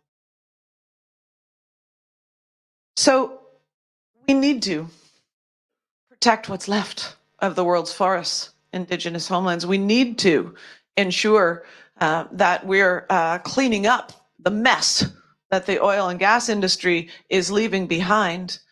But we can't let them use that as an excuse to continue to expand production. In the last several years, the science is now on our side. The IEA, the IPCC reports, the UN production gap report, it clearly says no new expansion and that we need to decline expansion and production quickly. But the question is, how do we do that? There are many countries in the world who simply are drilling for more oil. Ecuador, in the heart of the Amazon, just to feed their debt, a debt for oil, China. We are going to need international cooperation to ensure that the ramp down of fossil fuel production and emissions is fair and is fast. International cooperation. That means we have to call on our governments for new, bold ways of ensuring collaboration in order to do that. And that's where the idea of the fossil fuel treaty comes from. The treaty is based on 3 pillars. First, stop expansion, not just in Colombia, not just in Ecuador, not just in Canada. We need to stop expansion of all new projects of oil, gas, and coal now. The second pillar, we need to collaborate on managing that wind down. Who gets to produce and how much should not be based on what the markets say. It should be based on equity and fairness. And the third pillar, we need to fast track the just transition so that we are reducing the costs for people around the world in order to live. We're reducing the amount of energy that they use, and we're making sure that in this transition, no one, no worker, no family is left behind. So the Fossil Fuel Treaty Initiative is a research initiative. It's a political diplomacy initiative, but most importantly, it's a campaign. It's a campaign that unites us. People have been saying to me since I started speaking out about the need for a fossil fuel treaty, and since we created the small secretariat of the fossil fuel treaty, what are you doing next? What can I do? Our response is, make it your own. Join us. No one owns the idea of a fossil fuel treaty. Add that concept to your campaigns. Here at Stockholm Plus 50, it's critical. This is the 50th anniversary of the first international UN discussion on the environment. And during that time, we've had moments of international collaboration. The ban on nuclear weapons, the international cooperation to heal the hole in the ozone, and most recently, the commitment on the Global Plastics Treaty. But still saying fossil fuels, acknowledging that we need to stop expansion of oil, gas, and coal is almost absent from all forums. In fact, the words don't even exist in the Paris Agreement, oil, gas, and coal. A fossil fuel treaty will complement the Paris Agreement. It will help us meet the 17 Sustainable Development Goals. So here at Stockholm Plus 50, we're calling on governments to have the courage to talk about ending the expansion of fossil fuels, to have the courage to call for a bold new international agreement to ensure equity, a bold new fossil fuel treaty. And some of our critics say that it's too big, it'll take too long. The same was said erroneously of chemical weapons ban treaties, of landmine treaties, of nuclear treaties. The fact is, we can't afford the same. It's a big, bold new idea, but at this moment in history, we need big, bold new ideas.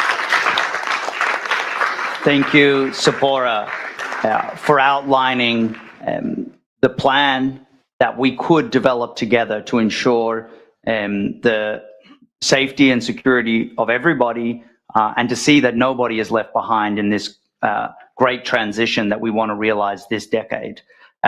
We're very excited that Mitzi Tan and Aisha Siddiqa could join us on the stage, and we've just been going each of the panelists giving a brief introductory intervention, and then shortly we're going to go to questions. So Mitzi is a full-time climate justice activist with youth advocates for climate action Philippines, which is the counterpart of Fridays for Future in the Philippines. And they're an organizer with Fridays for Future International, as well as being a part of the steering committee of the Fossil Fuel Non-Proliferation Treaty Initiative.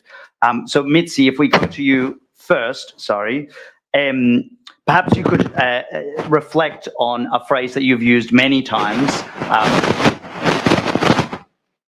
which is that fossil fuels are a betrayal of young people, and particularly a betrayal of young people in the global south. What is it that makes you say that? I think everyone can agree here that it's the fossil fuel industry and the way that our energy systems work, our profit-oriented imperialist system that's so focused on the everlasting growth of the global north and the overexploitation of the global south that's really causing the climate crisis and basically every threat that we have in this country, in not just this country, but the world. Yet, knowing that fossil fuels and countries still plan to expand coal, oil, and gas extraction. And even then, latest studies are already saying that it's not enough to just stop new extraction sites, but we need to start closing existing ones to maintain the 1.5 degrees Celsius limit. But what are governments doing? There are still no plans, there are no global governance, there's no actual concrete mechanisms to ensure a global and just transition. And the global and just transition means that the global south is not left behind. Alex just mentioned, we need a system where people are not left behind. We need a renewable energy system where farmers aren't displaced for solar farms and indigenous peoples aren't displaced for hydroelectric dams. We're not even in that conversation yet of making sure that renewable energy systems are just. We're still stuck in the fossil fuel industry conversation. And at that point, this is the betrayal. It's not just inaction from governments and leaders, but it's willful ignorance.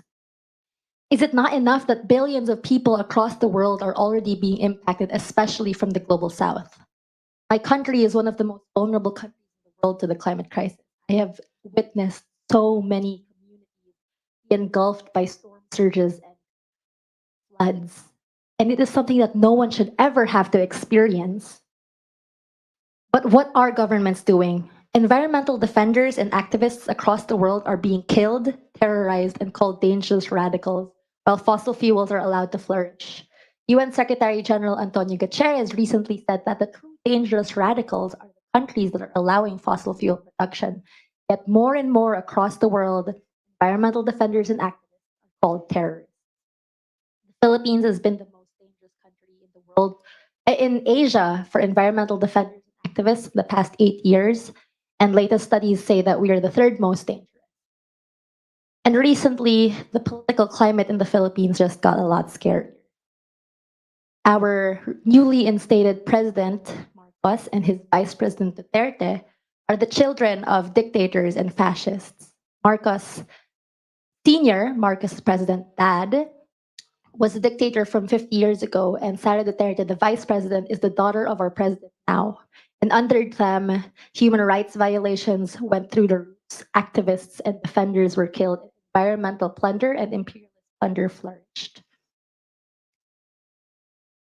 With democracies failing and governments worldwide still not recognizing the threat of fossil fuel, with no international focus on the shift away from fossil fuel, with no international cooperation, as Sephora was mentioning earlier, climate justice feels so far away. I am so scared for my present and my future. I'm so scared for my friends' lives. I'm so scared for all of us. It's Stockholm plus 50. It's been 50 years. What have we been doing? We've had 26 conference of parties.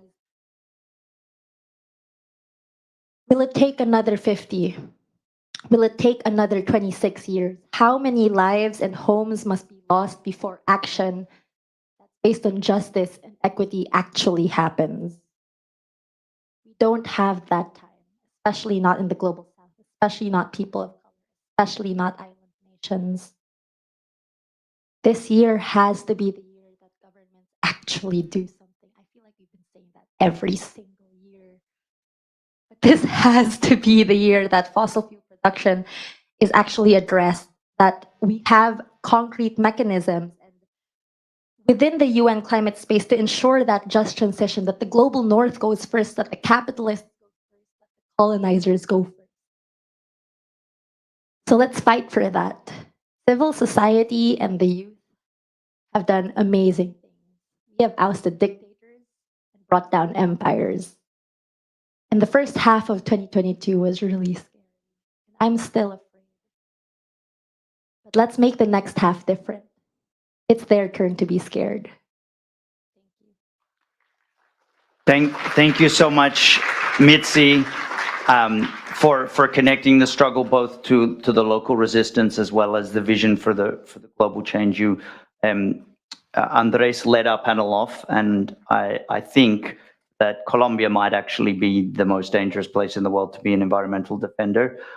So there's that solidarity across countries and regions is so important in our resistance against the fossil fuel industry. So thank you for bringing that here.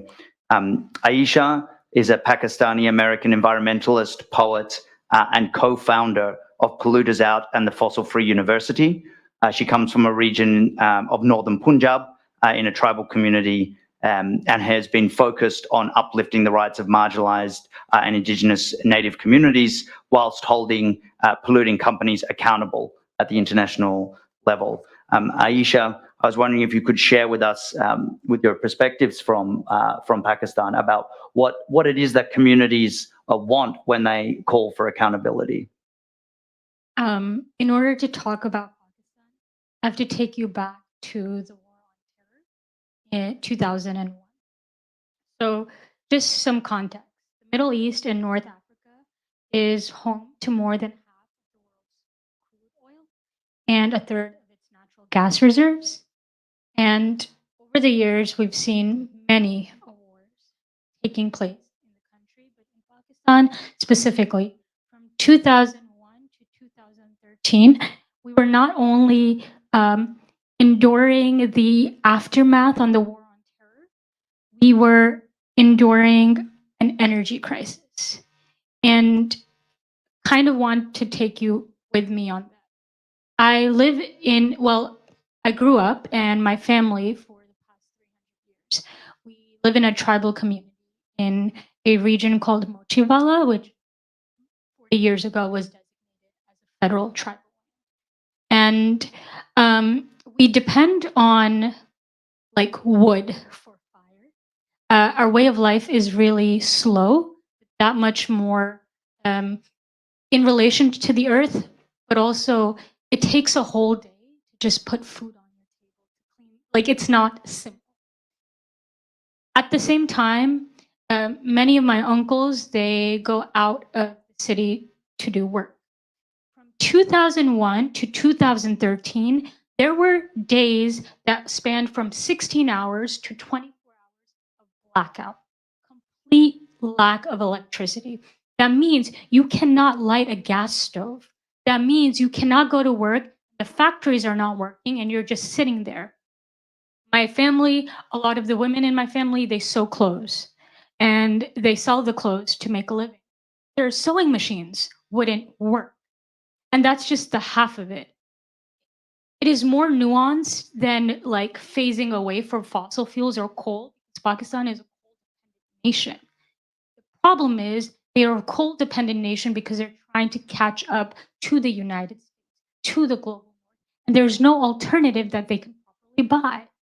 So life that is already hard becomes harder, to the point where death or mortality rates increase because access to petrol to put in your motorcycle to get your kid to the hospital is not available. There are many reasons why my immediate family, I talk only about my family because they're the only people I can represent. There's multiple reasons why we faced many struggles over the past few years, including our water being polluted. But I lost cousins. My cousins died on the way to the hospital because we couldn't find petrol in time to put into the motorcycle to take her to the hospital. And that just underlines and that highlights why we need a just transition, why global north countries need to take more of a responsibility, a fiscal responsibility, to pay to help us transition to green energy. The other part that I wanted to kind of talk about is I insinuated this in the beginning, the war on terror. It is one of the conversations that is left unsaid every time I go to global conferences, and I want everybody in this room to understand what fossil fuel can actually do. It is not passive.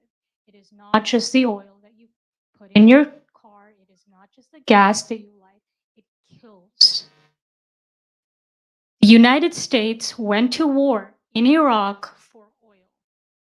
The US, former head of Central Command and military operations in Iraq, said, quote, "Of course it was about oil. We really can't deny that."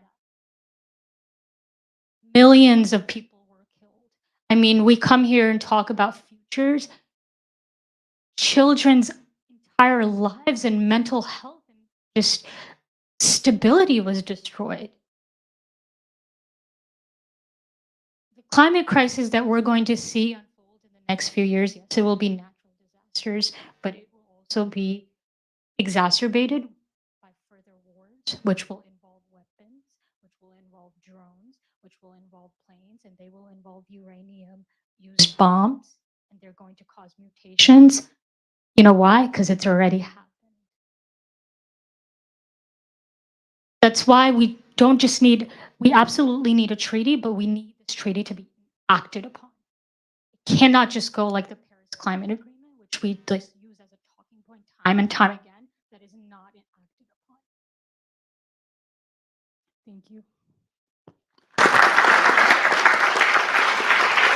Thank you for sharing that, and I'm very sorry, of course, about your cousin and your family's loss, but I'm grateful for you having shared that here and bringing the reality of both the way that the current energy system fails. It completely fails people, just as it fails the planet.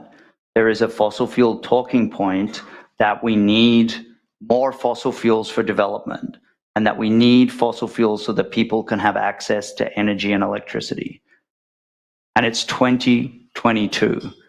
This is a fuel source and a system that's had 200 years to do it and has not done it. And that's not an accident. That's because it is a concentrated wealth generation device for the interests of a few. It's not about delivering energy to everybody. It's about delivering profit to a few. And in that logic, the violence of war makes complete sense. And there was the horrific invasion of Iraq. There's been the recent invasion of Ukraine, also fueled by fossil fuel interests and resources. There have been numerous resource-driven conflict and wars in Africa, in Latin America, and in other parts of Asia. So the connection between the fossil fuel system, both and the lack of energy access and of violence and death is stark, and another reason for us to call for a different world and a different way of organizing. So this has been the reflections from our panels, panelists even. I think we've all heard incredibly touching, incredibly inspiring, and incredibly thoughtful contributions. Thank you all for bringing that here and bearing witness. I will add, it's not easy for lots of us to be here. You're very far from home. You may have had to go through a militarized visa and border process to get here. The room is not necessarily super easy to access. We've got different access needs, but here we are, wanting to be heard. So now I'm going to open up for questions from the audience. I think Nathan's gonna come around with the microphone here. We're gonna take 3 questions and then I'll call on the panel to reflect, and then hopefully we'll get to do another round. So put your hand up high in the air, and while you're doing that, we might, if we can, all just move a little bit that way so that Asad's not hidden behind the table. He's happy in the shadows, but I think we need the light on him. So Nathan, good to go? Yeah, just pick 3. Yeah, you're empowered.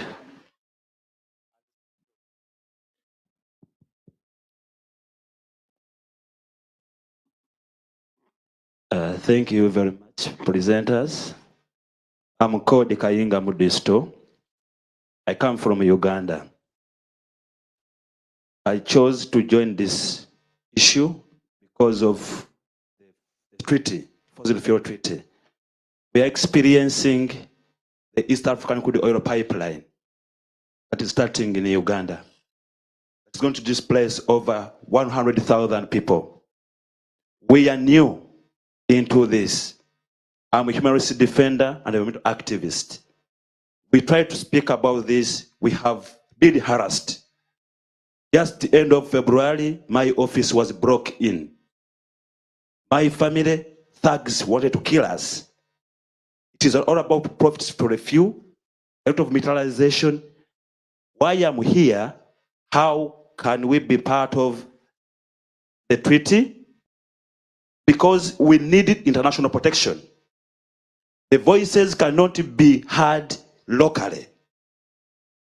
We can see this happening into UN systems, into the European Union.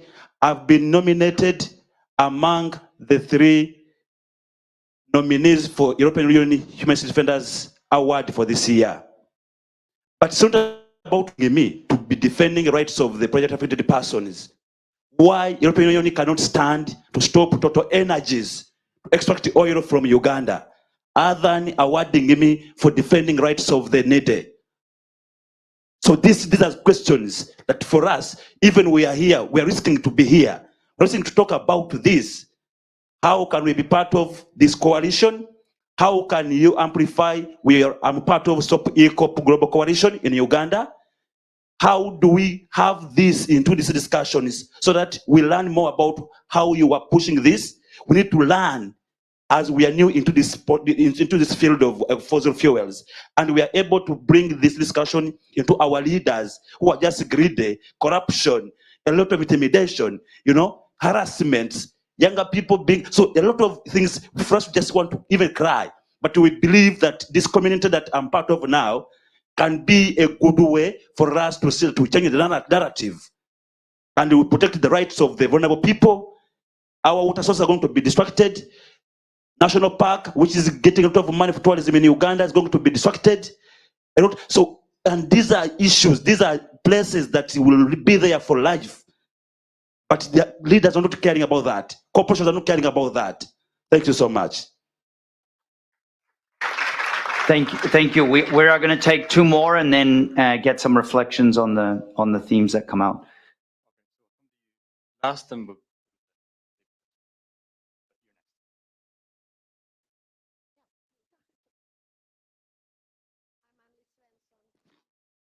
Please use the microphone. Hello, Yeah. I'm Annelise Svensson. I'm part of the whole with the network with developing this meeting these 2 days. But also Please put the microphone. I'm also the director of an organization. It's about us, and I want to reflect a bit. I have been reflecting now for the last month on this celebration of 50 years of failure. But and that is sort of very depressing. But I see more and more, the opportunities. I think we have the same issues, we have the same solutions, but we have to do them differently, and it's coming out very much in this fossil fuel non-proliferation treaty, which I think is fantastic. We certainly want to partner with you. And then what Asad said, I agree very much with ecology. There are so many issues that are together. It's part of the same concept when we talk about justice and the whole thing. We've been talking about structural change, economic and structural, but it goes beyond that. It's structural change of ourselves, of our culture, colonialism, areas that we haven't talked about before, like technology. The technology is developed for centralized, large-scale technology when we need local technology and democracy. And so this meeting from the 2nd and 3rd of June in the conference, in the big conference, I was in the conference 40 years ago, and I have read the papers. They were terrific, very good interventions. Had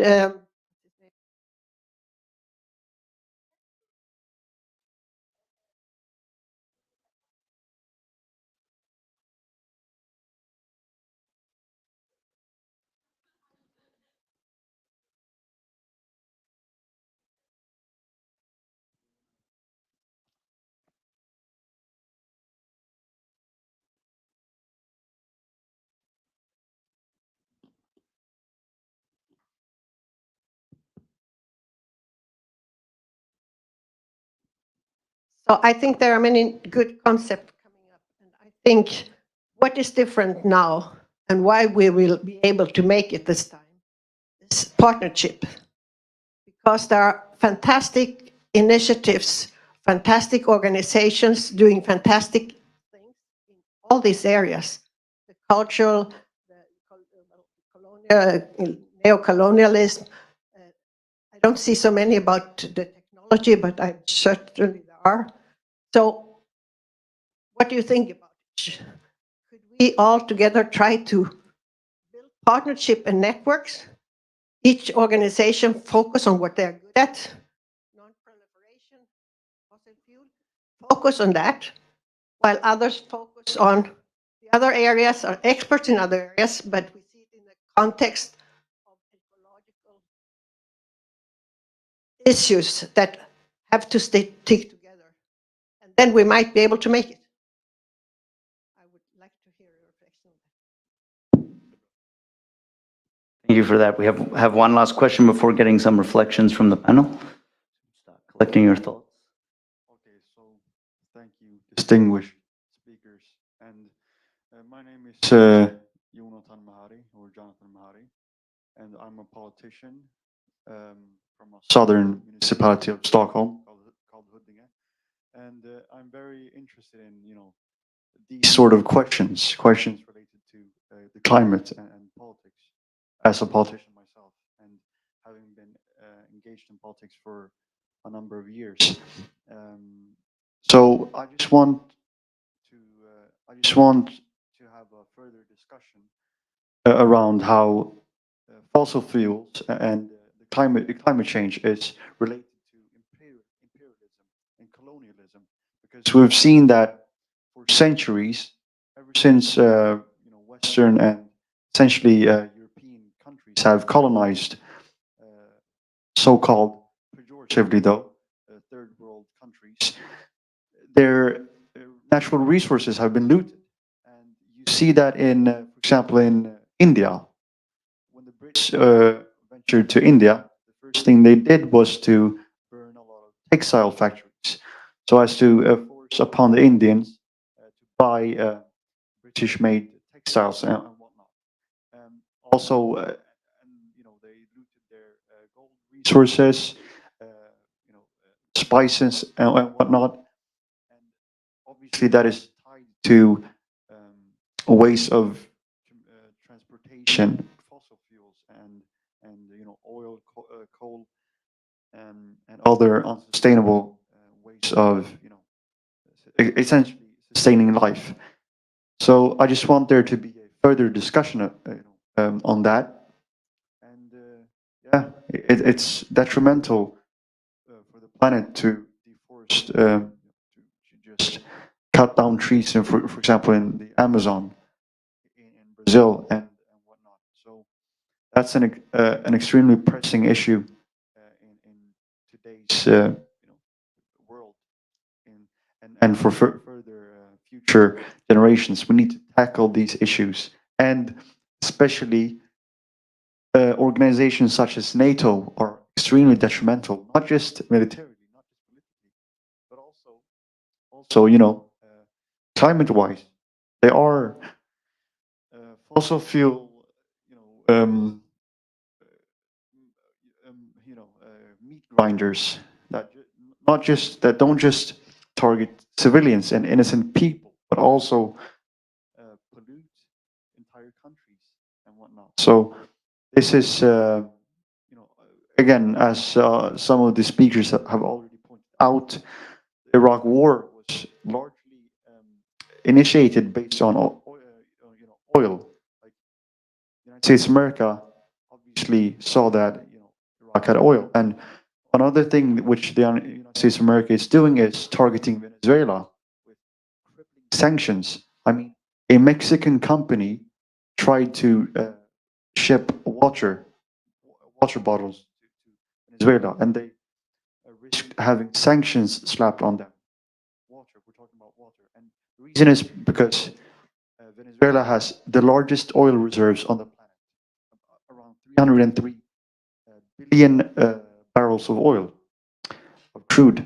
So, obviously the long arm of the imperialists and the colonialists of the Trump administration, but also the Biden administration, want a piece of that oil. And obviously, to look at countries such as China. China, my native country, Eritrea, in February had a visit by Chinese Foreign Minister Wang Yi, and my country signed the BRI, the Belt and Road Initiative. So China is investing $1.7 trillion on infrastructure and renewable resources abroad. Well over 100 countries have already signed the BRI.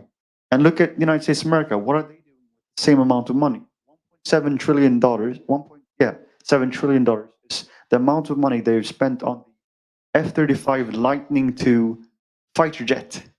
So on the most expensive military project in human history, $1.7 trillion has gone to a fighter jet, whereas China spends the same amount on the climate. Thank you so much. Just want to give some time for reflections, but I didn't mean to cut you off there. Thank you for bringing those issues. And for the great question. So obviously there was a question here about the interactions with the militarism and colonialism, both historical, but also in the present day. There was a question about the need for partnerships and the need also to think about technology and what does technology mean in partnership. And the question about the EACOP, which is the East African crude oil pipeline, and it has a real risk for the proliferation of fossil fuels and how the global community can offer more solidarity in that struggle. So I just see if our panelists, I have Liddy would like to offer a reflection, Supora, Andres, and Assad, and then we'll see who else. Go Liddy. Well, I'll leave the big questions to my other co-panelists. I just wanted to address immediately the question about how do we network, how do we work together? And I'm sure Chapora will add some more about the treaty and the network. We've been working on these issues for a long while now, decades, I guess, for some of us. And it's true that it's been frustrating and disappointing that we have not moved the world enough after 50 years. It's Stockholm plus 50 to solve all these problems. But it's also been inspiring that we have actually been able to move forward in terms of building our movements everywhere. Africa, Asia, the Pacific, Latin America, of course, all over the world. And we're very happy today that we have many mechanisms, coalitions, and networks that can link up people everywhere. We have local struggles and fights in different places, in different countries. We have national fights. We have regional across continents, and we have global. So for instance, in Africa, we have many groups in Africa doing these fights. if you want to link up, there's also network groups who are part of the treaty initiative. You mentioned that you would like to be linked up with the treaty initiative. So I'd hesitate to mention the organizations because I might forget some and they might. But we have great networks like Friends of the Earth International. They're international and they have many groups in Africa. In Asia, if you are in Asia, the Asia Pacific, the Asian People's Movement on Debt and Development is also networked through the Asian Energy Network that works in many different countries in Asia. So we would really be very happy to link up with all of you, whether as individuals or as groups or as movements. We can also hand out this information. Thank you so much.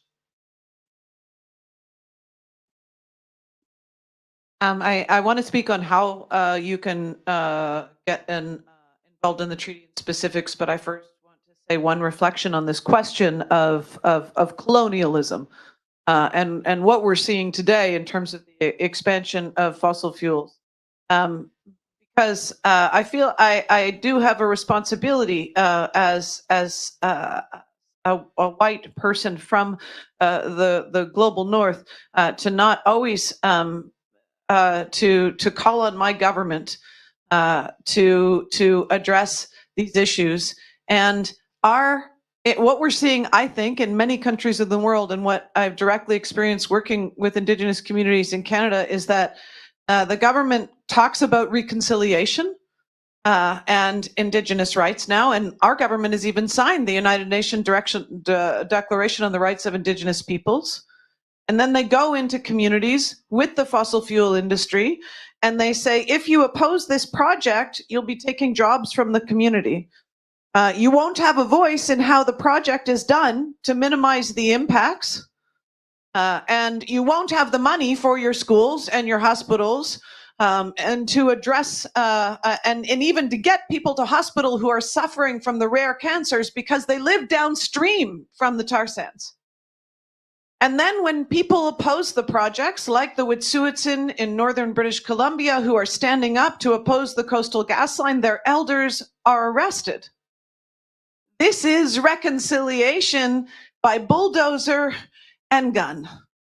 It is not reconciliation. It's a new form of colonialism, a petro-colonialism that is pushing the expansion of the fossil fuel industry, running roughshod over the rights of Indigenous peoples.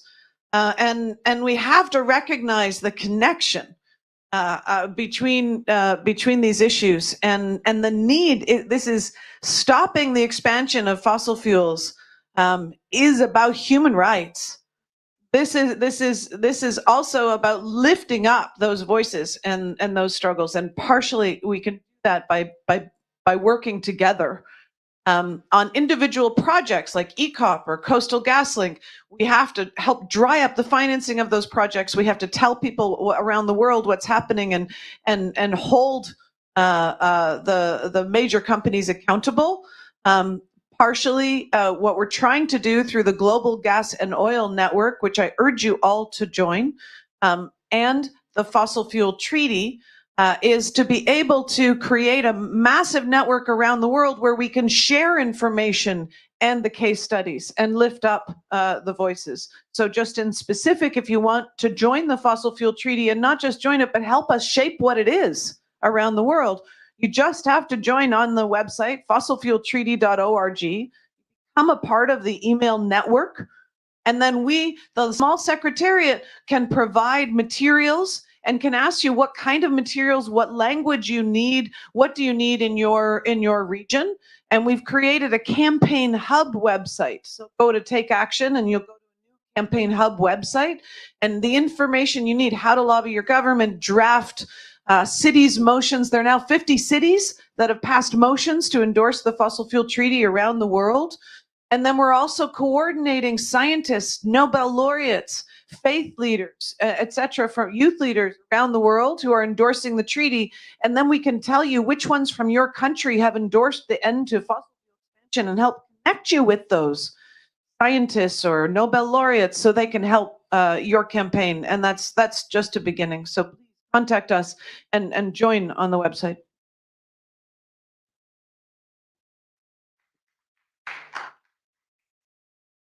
There is something I want to add, like trying to take some of the questions, and it's that we need to talk about capitalism, colonialism, and of course, so colonialism and consumption, because all of them are together. And then we really need to relate this to fossil fuels and renewables, because those are an expansion of fossil fuels.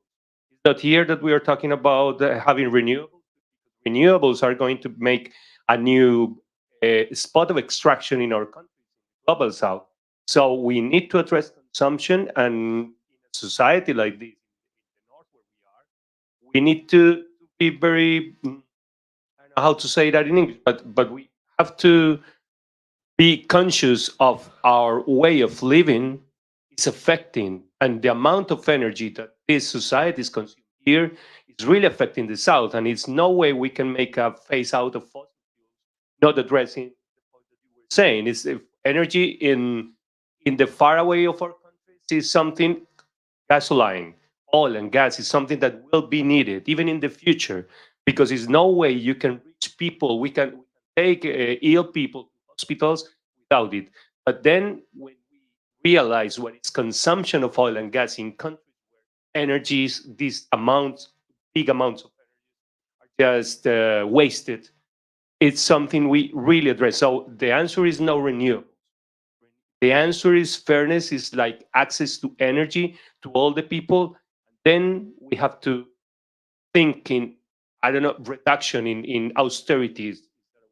I don't know, but have to be conscious about the way we relate to energy, and in a visualization of our relationship with energy is something that makes transitions cultural. We in Colombia, we in Friends of the Air, we talk about transitions, not transition, not one transition, is transitions, and they are basically cultural transitions. We need to imagine, we need to figure out how can we live in a different world with energy, but energy on a fair sort of way to access to it.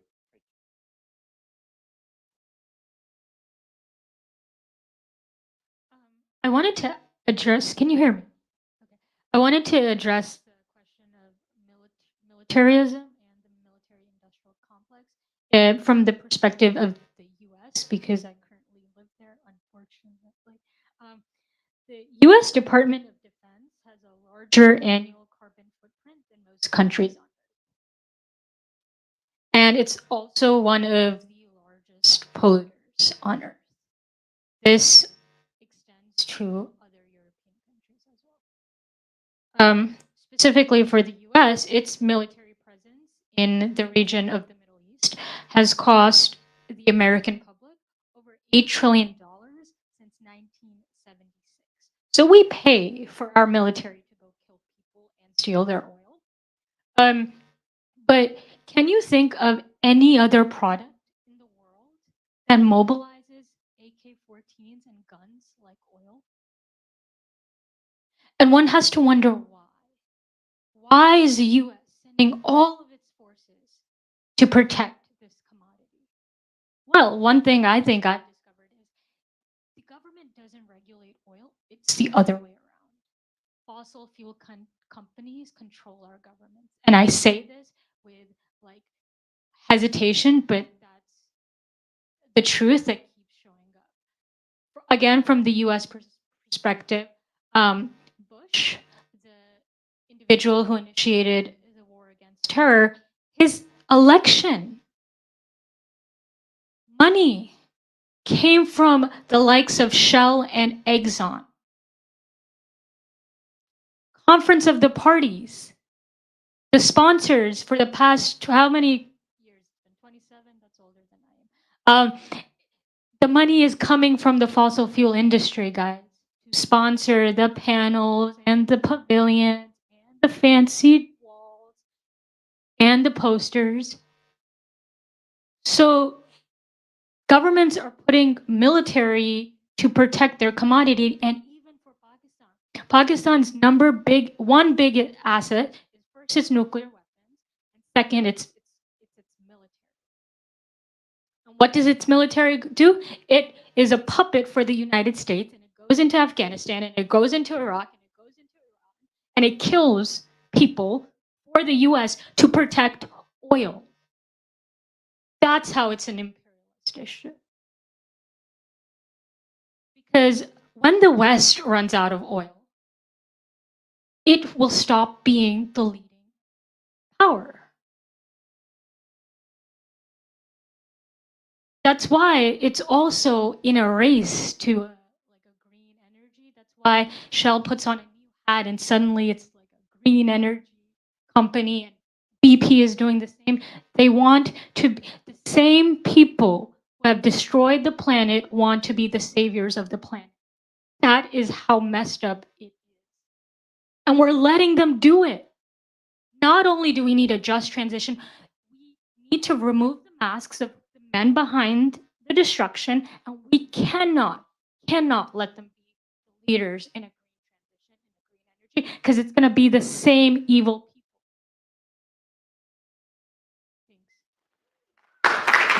people. Thank you, Asad.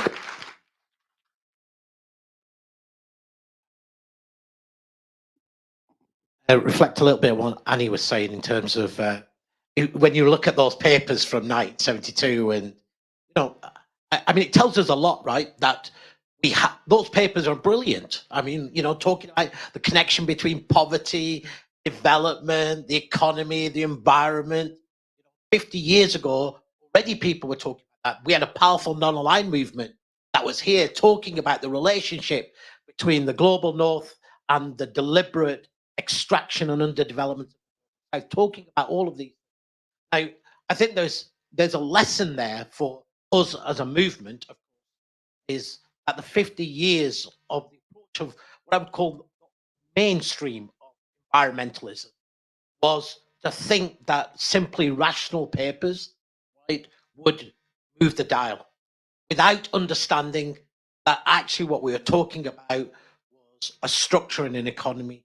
I call it virtualized capitalism, whatever words we want to talk about, but what we and that the central question to us actually has to be, how are we building political power? How are we building a collective political power in this moment?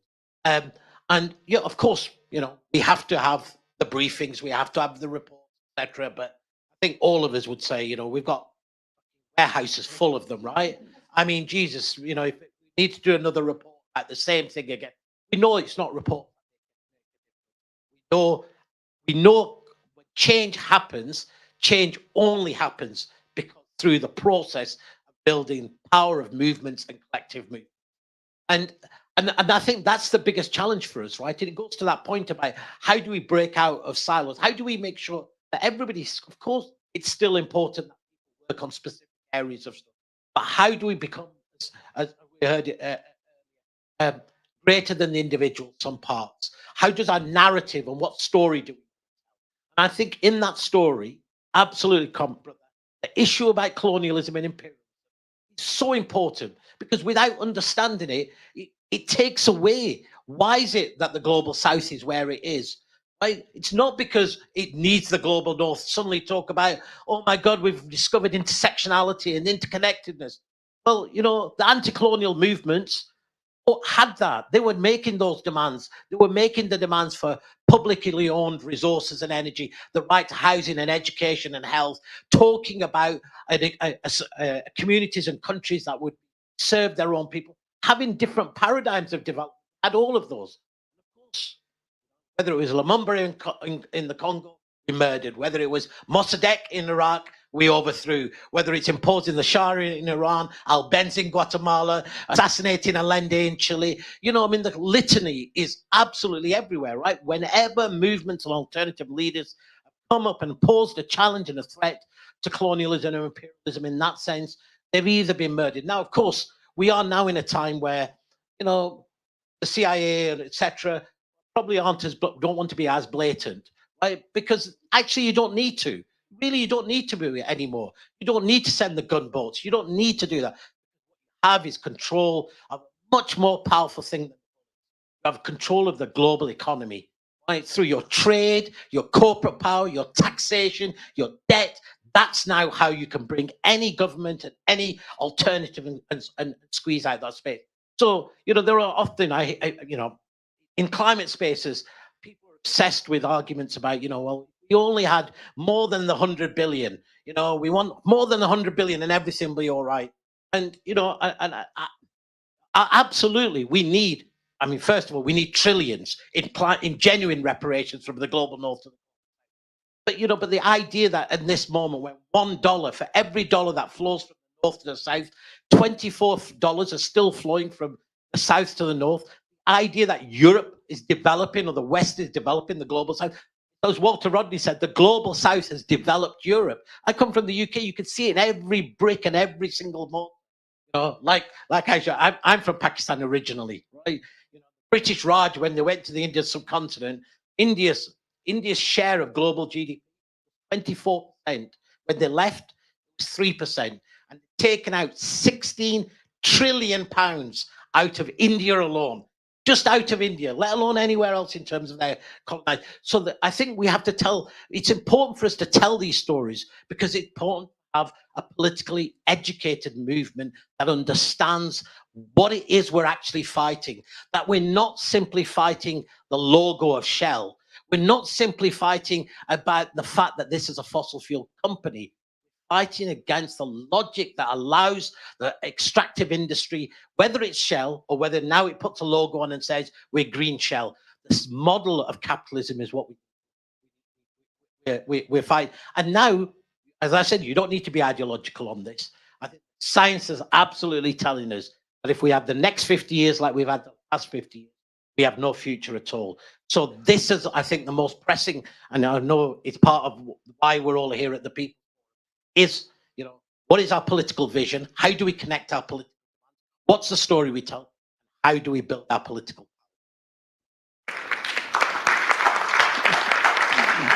Thank you, Asad. We are running close to time. So I have one last reflection before I offer us a closing. Thank you, Carlo.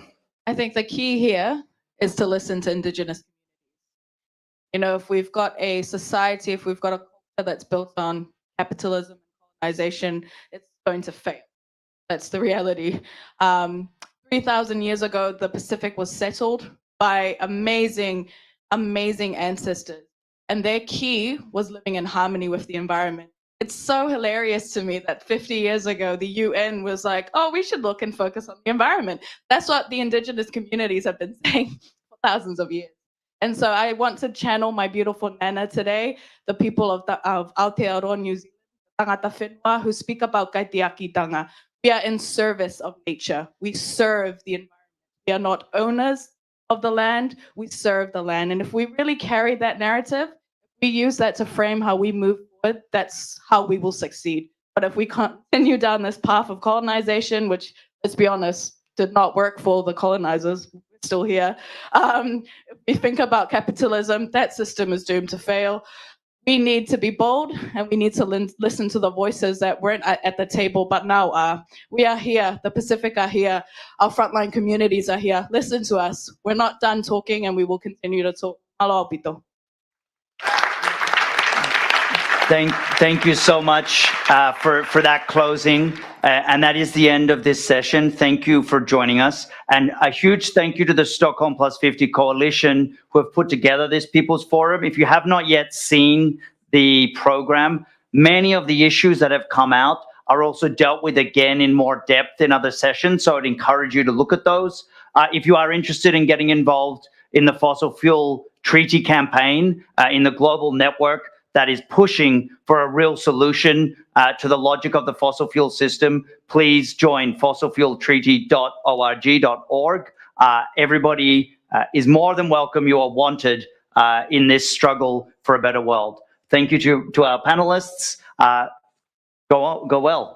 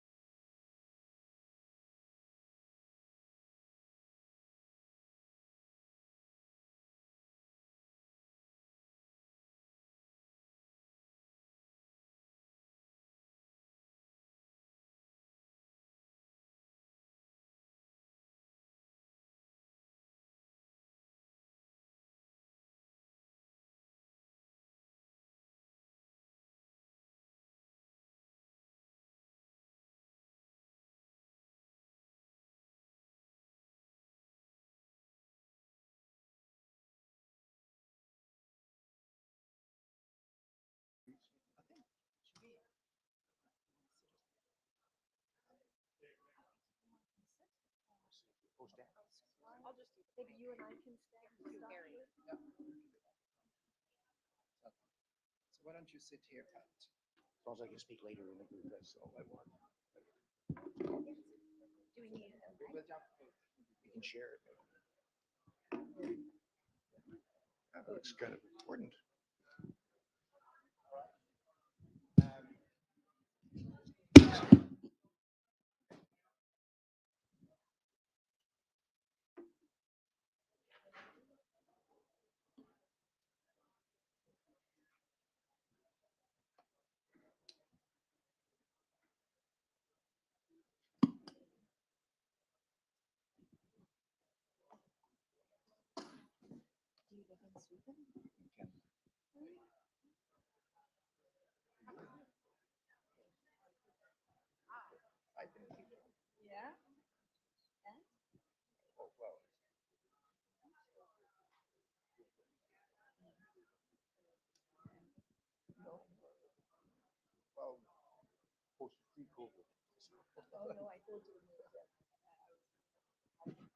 No. Okay. Always on transnational corporation. So, no. So we're just about to start.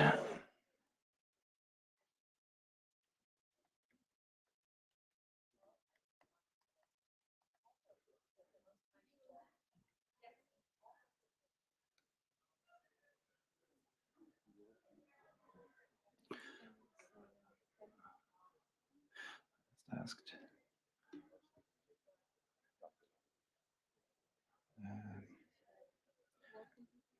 You can. I think so.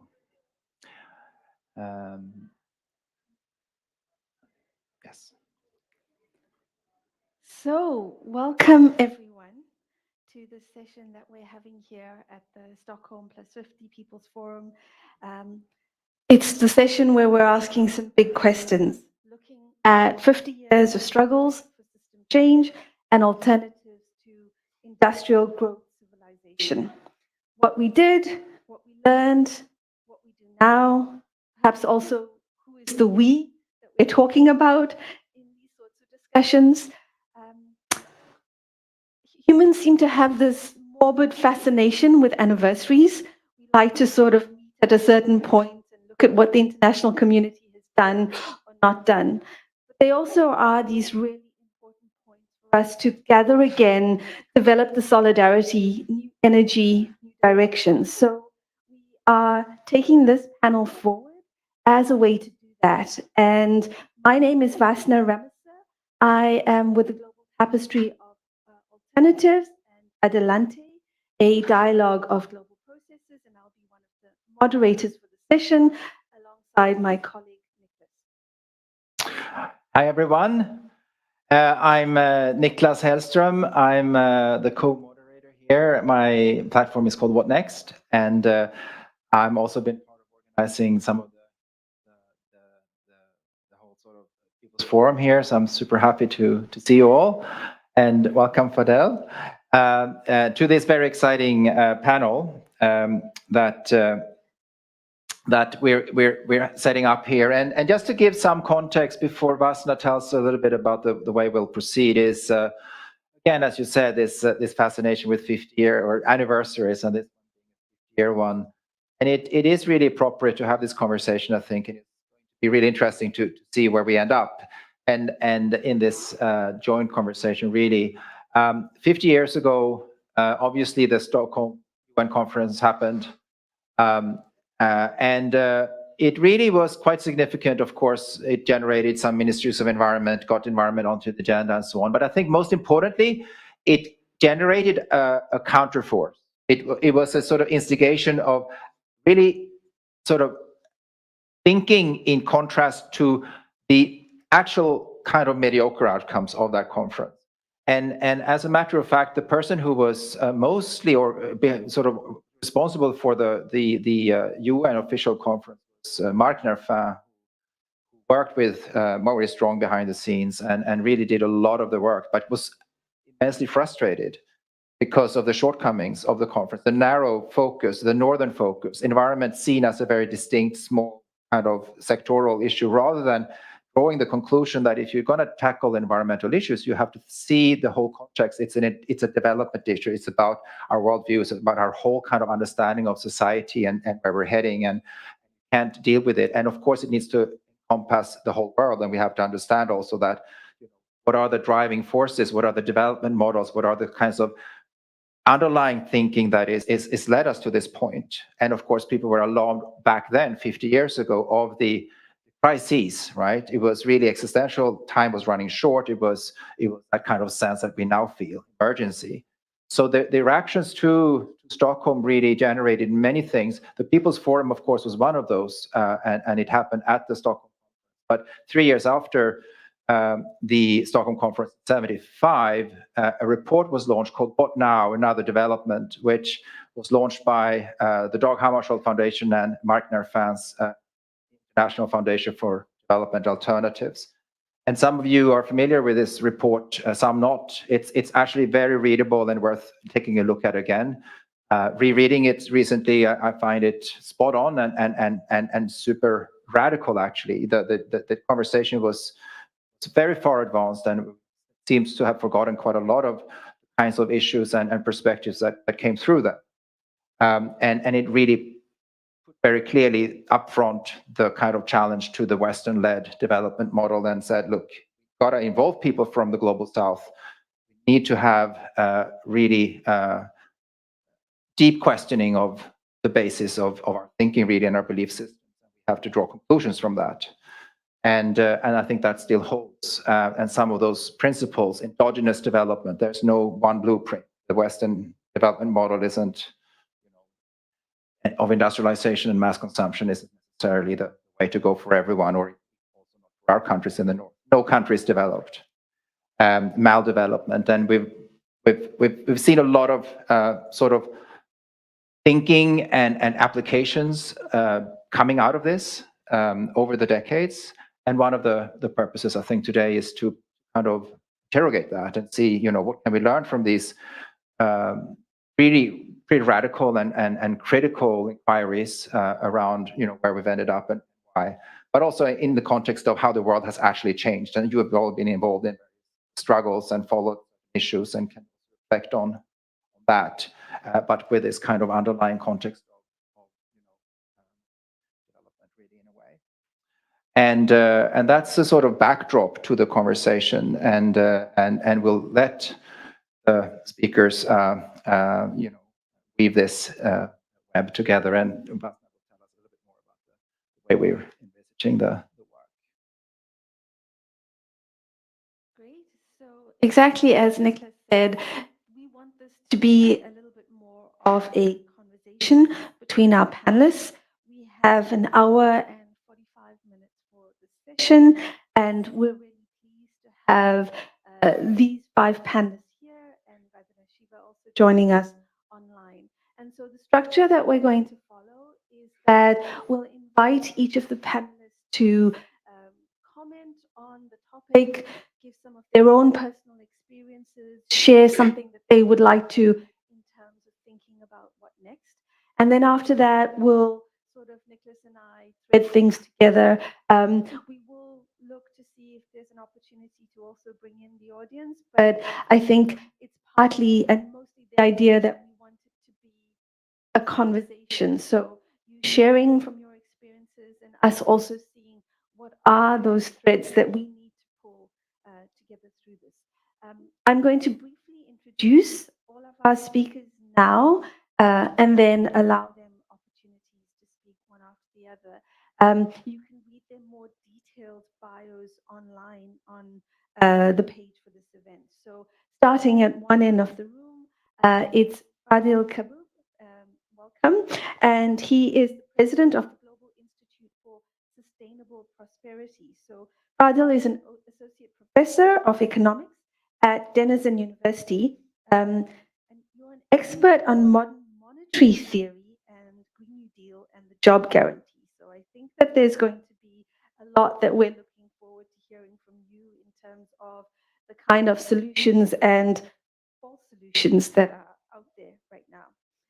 Next to Fadel is Thomas Valgren. He is a philosopher, activist, and politician from Finland. He's a member of philosophy and deputy member of the City Council of Helsinki for the Social Democrats. And I think coming back to the point Nicholas made has been also pivotal in terms of the critique of the Western developmental model that we have.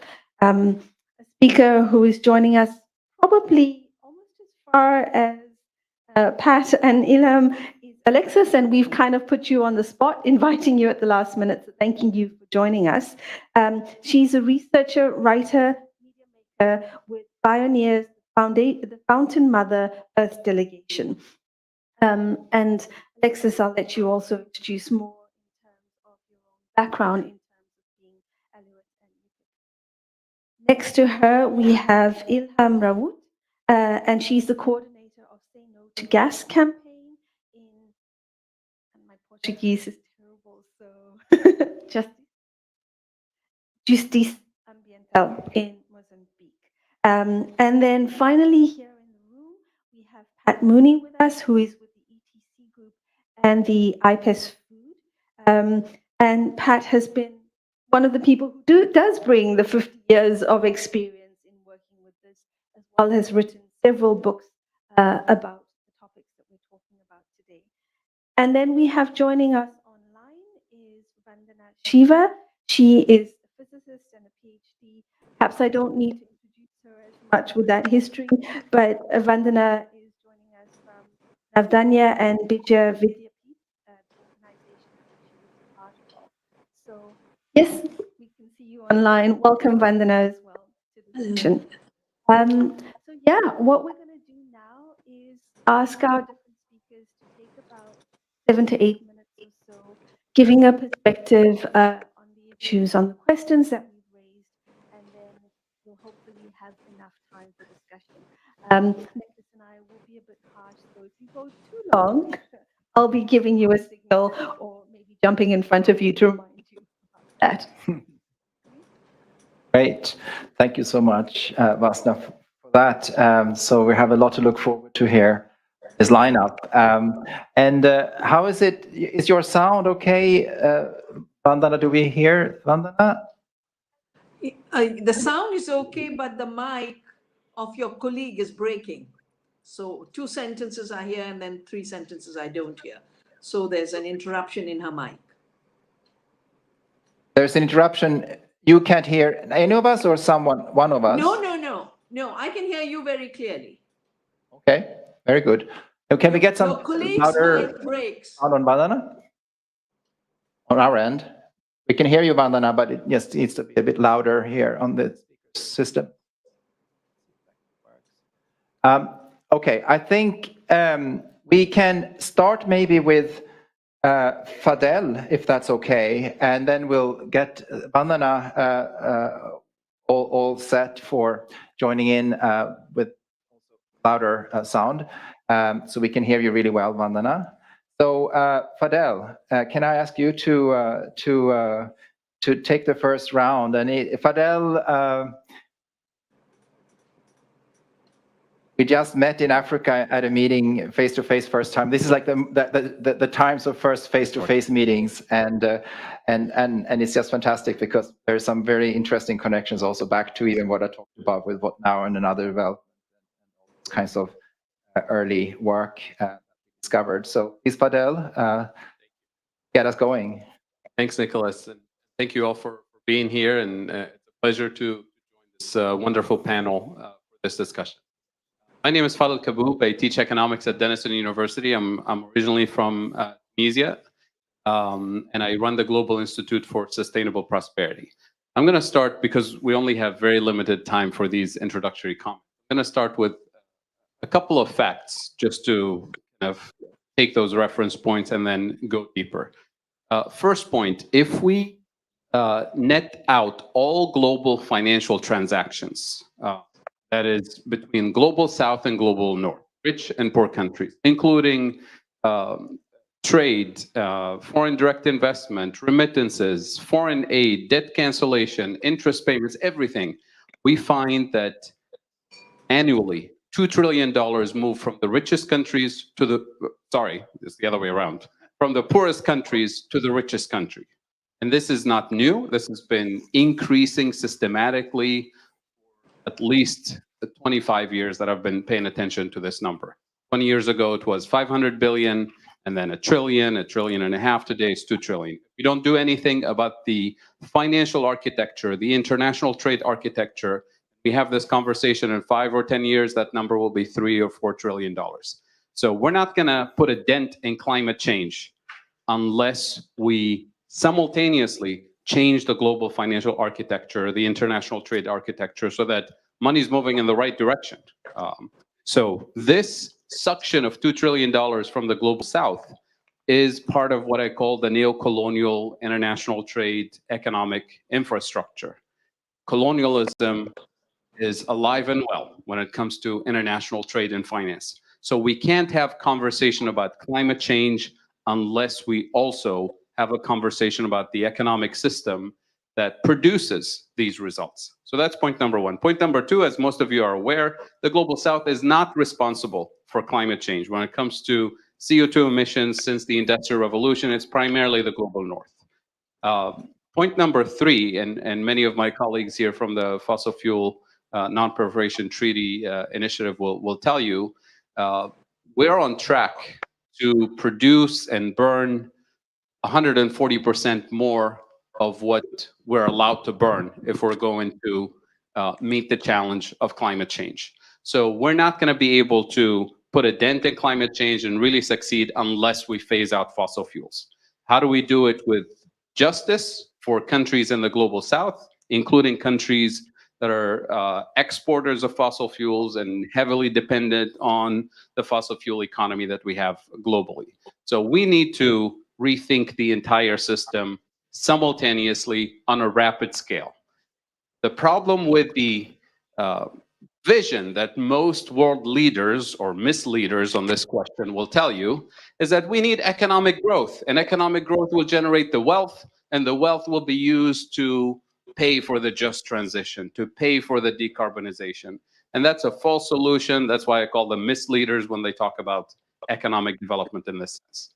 The economic development model that most countries in the Global South have followed since independence to this day, and that's the dominant model that we're told we should continue to accelerate, is actually a model that creates a trap of underdevelopment. And I'll give you the key structural traps. Three things. When you look at the problem of external debt for developing countries, and you dig deeper, what is the source of external debt? You find three structural traps. The first one is lack of food sovereignty. Today, Africa imports 85% of its food. The richest continent on the planet, that used to be the breadbasket for the Global North, imports most of its food.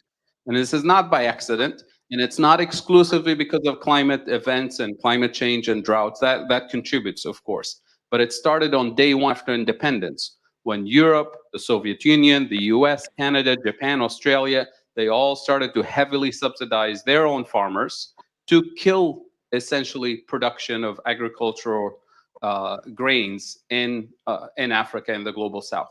Today, obviously, we live the consequences of that reorganization of the global food system that started in the 1960s with CAP, in particular in Europe, the Common Agricultural Policy, and similar policies. So that's structural problem number one, lack of food sovereignty. Structural problem number two, lack of energy sovereignty. And here, I'm including even the biggest energy exporters, like Nigeria, for example. Why? Because energy exporters in the Global South, they export crude oil and they re-import the more refined petrochemicals, gasoline and kerosene and everything else, which means you're always exporting low value added content and you're importing higher value added content. And that translates to the trap number three, which is the type of industrialization that developing countries were told they should pursue, which is assembly line type of manufacturing. You import the capital, the technology, the energy, the intermediate components, and you use low-cost labor to do assembly line type of manufacturing. So you import high value-added content, you export low value-added content. No matter how much you export, you're always in a trap. So these three components, you put them together, it produces an annual structural trade deficit. And the more you try to accelerate your economic activity, the deeper you get in the trap. I'll give you an example. We're told the way to generate economic activity and growth and wealth and prosperity is to bring tourism, for example. Well, you bring 10 million tourists, you have to feed them, so you import more food. You have to transport them and heat and cool the hotels for them, so you end up importing even more energy. You have to import high quality capital, liquor, entertainment materials, everything for tourism. So the more tourism you have, the deeper you get in the trap. But it appears like a solution because you create jobs and you're bringing foreign currency reserves to the country, but you're also bleeding foreign currency reserves under the surface, and it doesn't get accounted carefully when we encourage more tourism. If you have food sovereignty and energy sovereignty, then yes, tourism can be a net benefit. Same thing with export-oriented growth. The more you export, the more energy you import, the more you have to subsidize your low-cost labor. Subsidize them with food and fuel and health, because you're counting on the low-cost labor. That's part of the economic development model or the underdevelopment model. So all the solutions that we're typically told developing countries should pursue, tourism, foreign direct investment, is even worse. Foreign direct investment, you import all the capital, but then the profits generated get repatriated to the global north. So it's even worse than export-oriented manufacturing, the traditional manufacturing. Remittances, yes, you bring foreign currency reserves, but you're losing brain drain. So all the traditional solutions that the World Bank, the IMF, the WTO, all the international organizations tell us is the engine of growth that will generate the wealth, that will allow us to pay for a just transition, these are the structural traps, the structural adjustment policies of the IMF. If anything, they're not designed to change any structure. They're designed to deepen the colonial and neo-colonial traps. So my message today is, if we're serious about climate action, climate change, we have to undo these structural traps. And the solution is right there in the description that I provided. We need food sovereignty, we need renewable energy sovereignty, and we need a different kind of industrialization that's built on resilience, collective resilience within the global south, a different kind of manufacturing strategy. Most countries have a ministry of industry, but they don't really have an industrial policy. We have a ministry of agriculture, but we don't have an agricultural policy.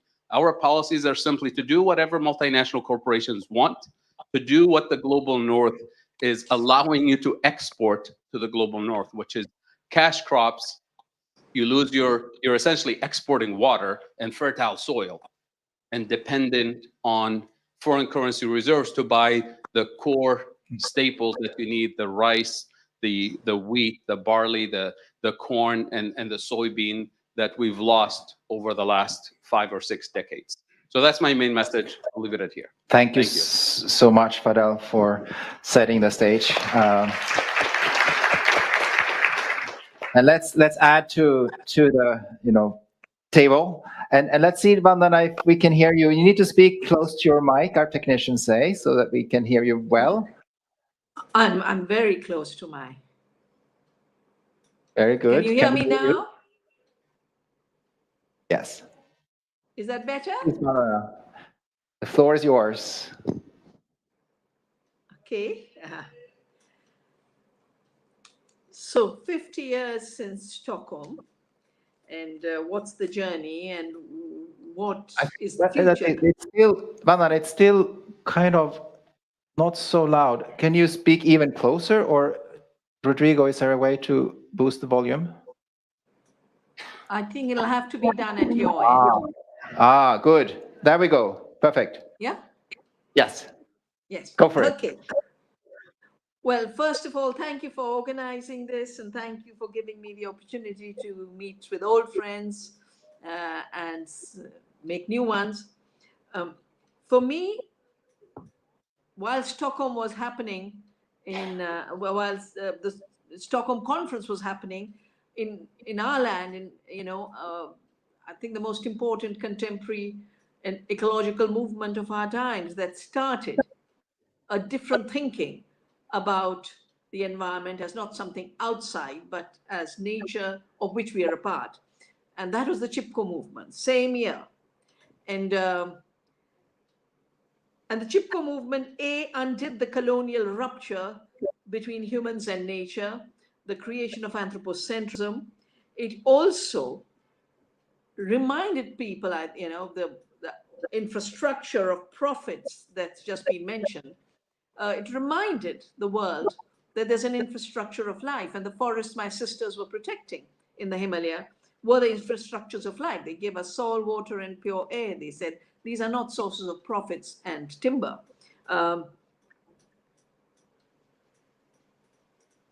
I started my ecological activism journey with Chipko, but of course my academic training had been in quantum theory, and the non-separation issue is very much part of my own mental intellectual training.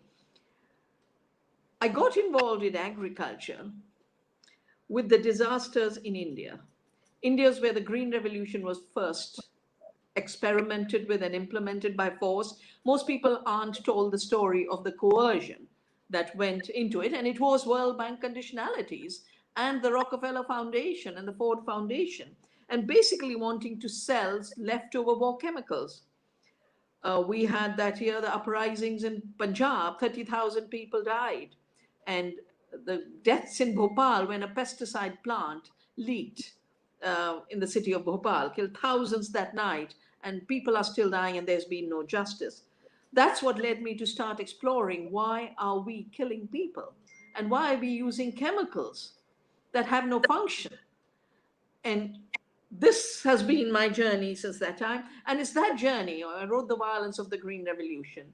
And that journey, I knew Pat before, but the Laws of Life conference that the Dag Hammarskjöld Foundation had organized in Beaugé on the issues of biotechnology, that's where the corporation's talking about owning the last seed through patents and therefore pushing GMOs, even though there was no commercial GMO available, and talking about the GATT as the instrument through which they will push this agenda of forced patenting of seed. That's when I decided to save seeds. And in a way, the issue of technology, which is also Etcetra's big issue, of how technologies are presented as benefiting people, producing more food, feeding the hungry, increasing farmers' incomes. In effect, they are actually new routes to colonialism through new forms of property. If land was privatized during colonialism, this recolonization in the biotech age is creating colonies in life itself. And what we've managed to do is recognize that life, other life forms are our relatives, they're our kin, they are not property, they're definitely not the intellectual property of the Monsantos of the world. And at least in India, we've managed to frame laws that say plants, animals, seeds are not human inventions, therefore not patentable. We've framed laws that farmers are the first breeders, the Farmers' Rights and Plant Variety Act. But of course, there is a huge push to deregulate, not just the national laws that were created through sovereignty, but the international follow-up laws that came out of the Rio Earth Summit, particularly the Convention on Biological Diversity and the UN Framework on Climate Change. Now, there's a huge push to redefine the terms in CBD, including national laws. We've just had a parliamentary hearing. They want to redefine biodiversity from being biodiversity, which means the web of life, to being an asset and a resource. And that movement of biodiversity goes for free through piracy to the north and is forced back on us as GMOs. So we lose twice over. The real value of living systems is taken for free, and the junk value of toxic GMOs is imposed through deregulation. And this is happening in Europe. The Ukraine crisis has been used to push the new GMOs and undo the farm to fork. And I just read how the European Chemical agency has said glyphosate is not a carcinogen, even though the WHO said it, and so much research has proven it. And there are 1,500 cases in America, which Bayer and Monsanto have been losing to cancer cases. And it's a fascinating moment to see how there is a total collapse of global governance precisely at a time when there's a talk of world government, one world government. The UNFCCC was killed at Copenhagen, and in Glasgow, it was totally privatized. And I'm sure Pat will talk much more about the food summit and other summits, but what are we looking at in the future? I think we are looking at a desperation by what I call the 1%. They're not 1%, they're a handful of 10 billionaires, wanting to own every aspect of life. If 30 years ago they wanted to own the seed, and we haven't let them own the seed, we've defended seed sovereignty, we've defended food sovereignty, they would still like to own the seed through the new GMOs. If you look at the history, I have a book called Oneness versus 1%, where I was looking at how Gates was taking over the Paris Climate Summit, but he was also financing the new gene editing, and he had a company called Editas for the patents on gene editing. So these are all investments, and I won't give you details. I'm sure Pat will talk about all, the fact that these are not precise technologies, that they have huge side effects, they are not trivial changes. The issue of food is going to be very important. Ukraine is being used to pretend there's a huge food crisis. The FAO has said there's enough food. If we weren't turning good wheat and corn and soya into biofuel, we would have enough food. We are growing more commodities than we need to feed people, except that 80% of it is going by animal feed and biofuel. There is a huge attempt. My country stopped exports. And there's huge attack on India, the kind we witnessed in the beginning of WTO, that trade, which is profits for corporations, is a higher value than the right to food of people and the rights of farmers to produce food. I want to close with just 3 or 4 new emerging threats. I've just done a book during the lockdown because patent after patent was being taken. I won't talk about the vaccine patents, which were already taken even before the vaccines were there, and the new fights on the vaccine apartheid. In fact, Bill Gates, in his book on how to prevent future pandemics, is saying you have to have intellectual property. But one of the things that industrial agriculture has done is create malnutrition. And one of the most serious malnutritions is iron deficiency. Now, it can be totally completed by the hundreds of thousands of plants we've always eaten, and they've just disappeared from the monoculture farming. But Google has another idea. I don't think you know that Google is in life sciences. And since 2015, which seems to be a watershed year, the head of the life sciences division says, only through truth are we going to defeat Mother Nature. The poor, pathetic people are still trying to defeat Mother Nature 500 years later. And they think that by silencing other voices and having control of what will be counted as truth in the Google search, that they will be able to say a nanoparticle is the only way to solve iron deficiency anemia. And, I've been with Pat at the nanoparticle discussion, and nanotechnology discussion you organized, Pat, at the European Parliament in Brussels. But the one that for me is very troubling is patent on basically human beings. Again, at the peak of the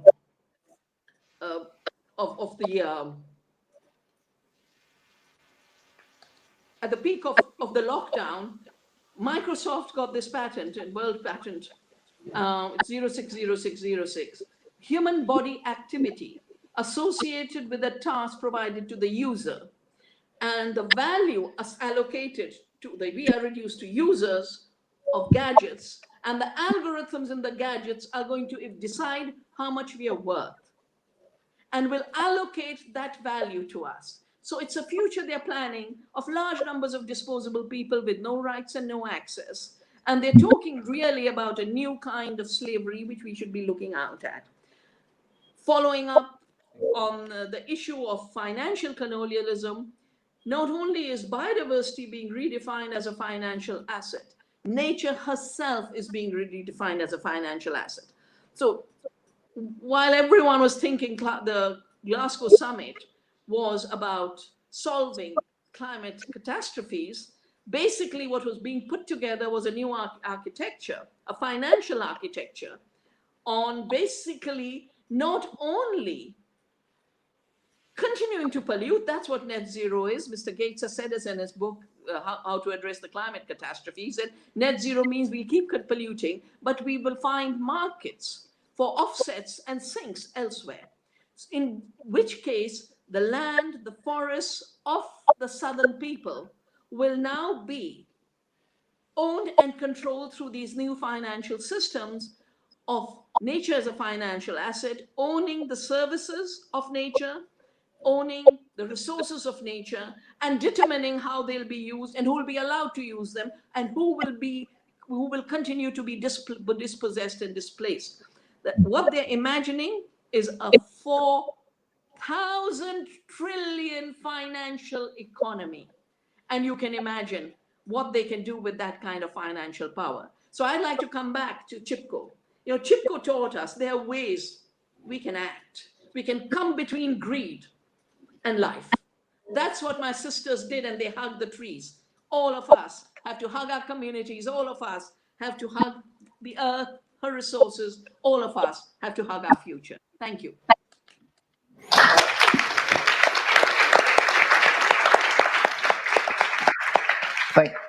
Thank you so much, Vandana. I think you added quite a lot. The pile is really growing of pieces to pick up on, and I think this is great because we're looking both to the past, but also really extrapolating and seeing what's happening. And I think really that's part of this session, really trying to kind of, you know, alert ourselves collectively on these trends that it's hard to see, you know, in time. And some of the people here in the panel have been very good at doing that over their work. So thanks for that, Vandana. I'd like to ask Alexis, if that's okay with you, to provide some more food for thought in this conversation, please. Sure, thank you. And thanks for inviting me to be here today. I thought I would respond to the topic of the panel by just telling a story. And so I'll start with that.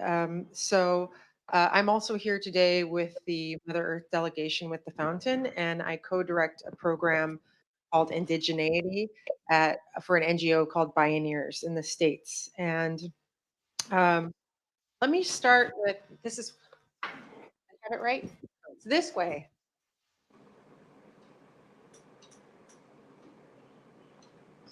This is, used to doing it this way. This is Alaska. So my Native Alaskan roots are here. Here, if this is Alaska, that's Bristol Bay, Alaska, and way out at the end of the Aleutian Island chain, Attu.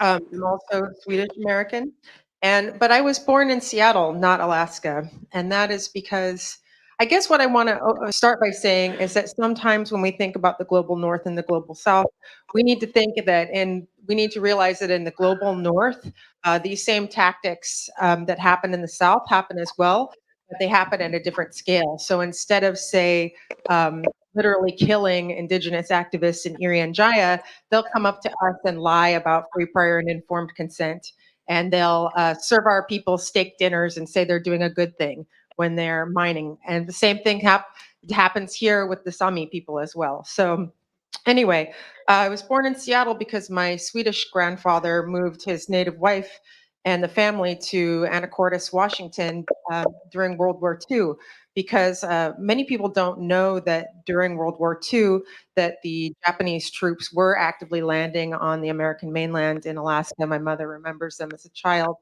And that the US government, in fact, evacuated several Aleut villages, including my ancestral one, and they put Alaska Natives, Aleut people specifically, in internment camps that were abandoned canneries with no food or health. So he was worried about his family. So if we go back a layer beyond that, my grandmother was sent off to a boarding school taken from her village in that region. And on the way, on the train, she got stolen by a family and taken to Hayward, California, outside of San Francisco, where she was forced to work on a chicken farm or get beaten a lot. And she escaped and actually made it to that boarding school. She did well, got straight A's, and then she didn't finish high school though. She went to Portland, Oregon, and to see some relatives, which is where I think she met my grandfather, because they were both hanging out in the Swedish community, the Swedish American community. And then he followed her all the way back to the village where my mother was born. And when my mother was born in 1936, Alaska is what we call a Jim Crow state. So Jim Crow laws are the ones where they have signs that say like, no dogs, no Indians allowed. Native people couldn't live in the same neighborhoods. They couldn't use the same drinking fountains, go in restaurants, ride buses, see movies as white settlers. So if we go back a couple layers beyond my grandmother, her grandparents would have all lived in Russian America, so the Russian settlement of Alaska. And that was done by the Russian American company to extract in the name of capitalism. They forced Aleuts to hunt sea otter pelts, which were at the time worth more than their weight in gold to the sale of China. And they did it, a very famous case of how they forced Aleut men to do this was in early cases, they took a village and they took 50 women and children, and they said, if you don't go and hunt these otters, then we will murder them. And in many cases they did when the men resisted. So they decimated the otter population till it was almost extinct, and they had to go all the way down to Monterey, California, where I live now. So this is to say that by the time I was born, there were many layers of extractive, settler, colonial, settler capitalism. And so when we think about things in terms of problems were started to be solved 50 years ago to now and where have we come, we really need to step back further to where this started from. Because the resources needed to build wealth in the form of capital is, of course, only made possible by genocide, whatever form that takes, removing people's access to food and everything we've just heard from the first two speakers. So, so if we look back to 50 years ago, in the late 1960s, oil was found on the north slope of Alaska, Prudhoe Bay. And in order to extract that oil, the US government had to figure out who had the legal surface and subsurface rights to it.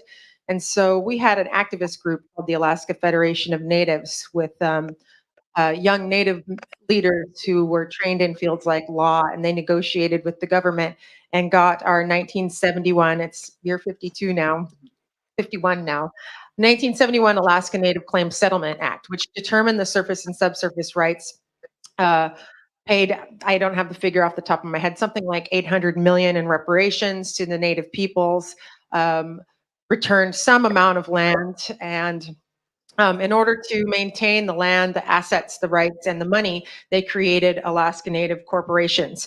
And now at first, these corporations that were to be run by the natives, in many cases, you're asking people who are subsistence hunters to now run a Western-style corporation to manage those assets. So many of them at first did go bankrupt, or some of them hired non-native white male executives to run the corporations. And many of them had native leaders as well from the beginning. And they really engaged in a lot of copying what was done to them, kind of like, because they were brainwashed in a way, because of these boarding schools, because you had to assimilate in order to literally survive. And so a lot of them were involved in extraction. Some of them still are, whether it's trees or oil, but just in more, well, let me take a step back.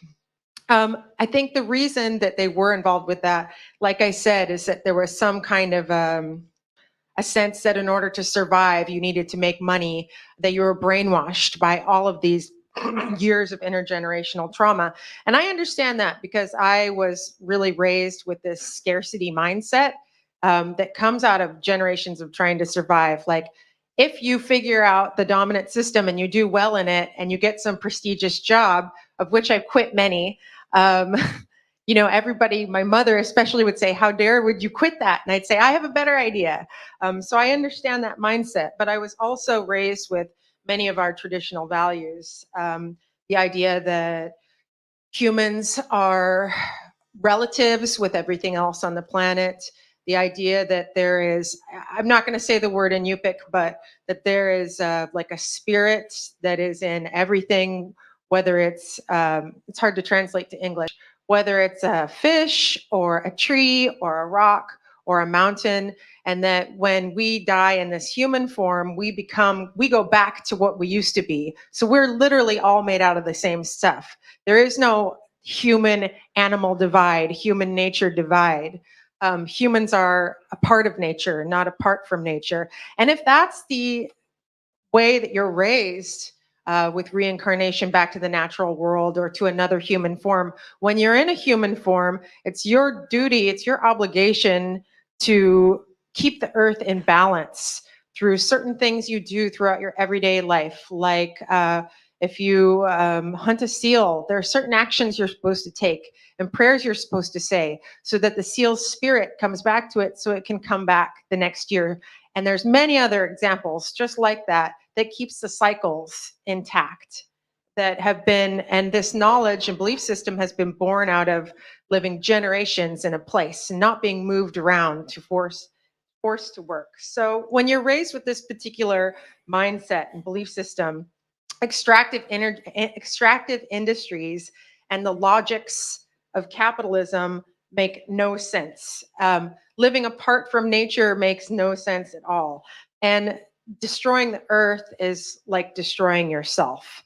So when you think about this idea of looking back beyond just 50 years to really the underlying system and how many hundreds of years this has been in place, there's definitely a reason why Alaska Natives, and I'm sure for many of the peoples who are exploited in the global south, Sami as well probably, but we have the lowest graduation rates in schools, we have the highest rates of obesity, preventable diseases, we have the highest rates of suicide, and it makes sense because we've experienced this forced disconnection with the earth, being told that we're inferior, lesser than, internally oppressing ourselves. But things have been changing a lot in recent years.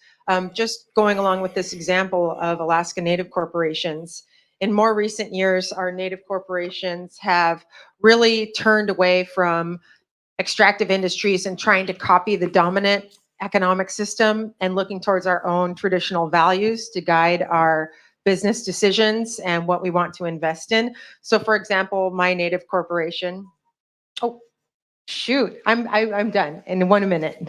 My Native corporation, thank you. Sorry, not sorry. My Native corporation adopted a fish first motto because we live at the headwaters of the greatest sockeye salmon fishery in the world. So when Pebble Mine was threatened here, the largest copper mine in North America, we said no and we fought it. We could have made millions upon millions of dollars, but we were thinking with a 7th generation mindset to our future generations. So I'm going to stop there and pass it Thank on you. to whoever's wanting to. I think we'll pass it to Thomas on your side there. Thank you so much.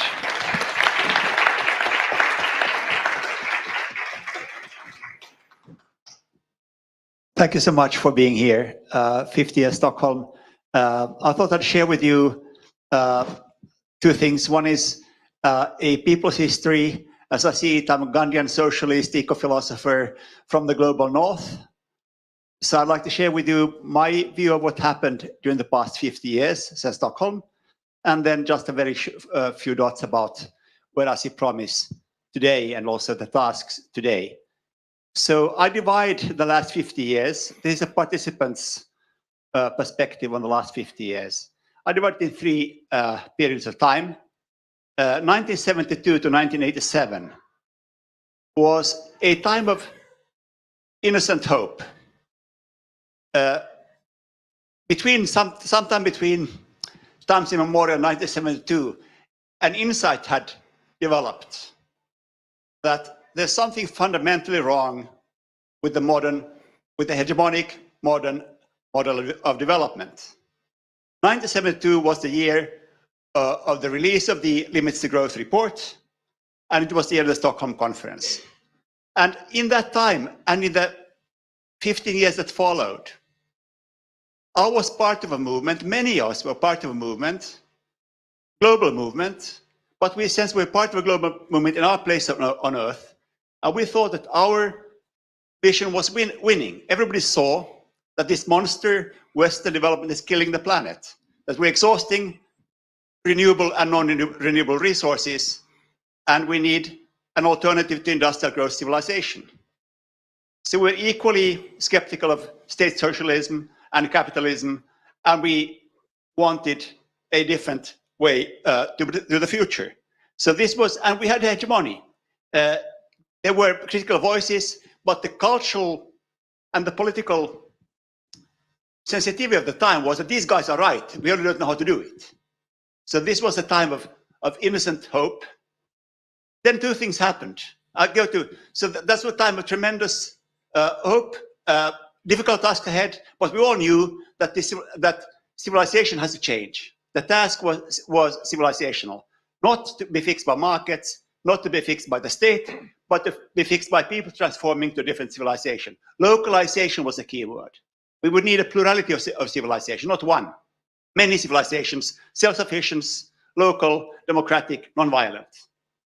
It was obvious, and it still is obvious. Then two things happened, 1987 to 2003. Two discourses came and shifted the political forces. In 1987, the year of the release of the Brundtland report, our great Norwegian Prime Minister, that domesticated the critique of development to become a new reason for increased development. Don't change your development goals, fix the world with better technology, better markets. That was the claim of the Brundtland report.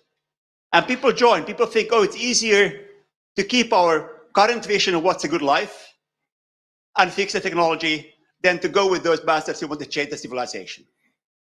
So we lost. That was a time, 1987 to 2003 was a time of shift.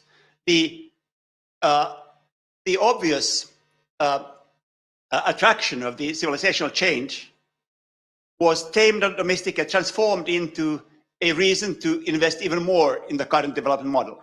That was the effect of the Brundtland report. The other thing that happened in the 90s, less well known, is the globalization discourse. That people were saying, from left and social liberals and Greens were saying, oh, capital, corporations are global. So political power has to become global as well. So we transferred the energy from decoupling, from delinking from the monster that's killing the planet, to trying to move up the political forces to tame global capital from above. So globalization discourse shifted radical energy from localization, from plurality of civilizational experiments, to an effort to tame the beast from above, to transnationalize and globalize political power.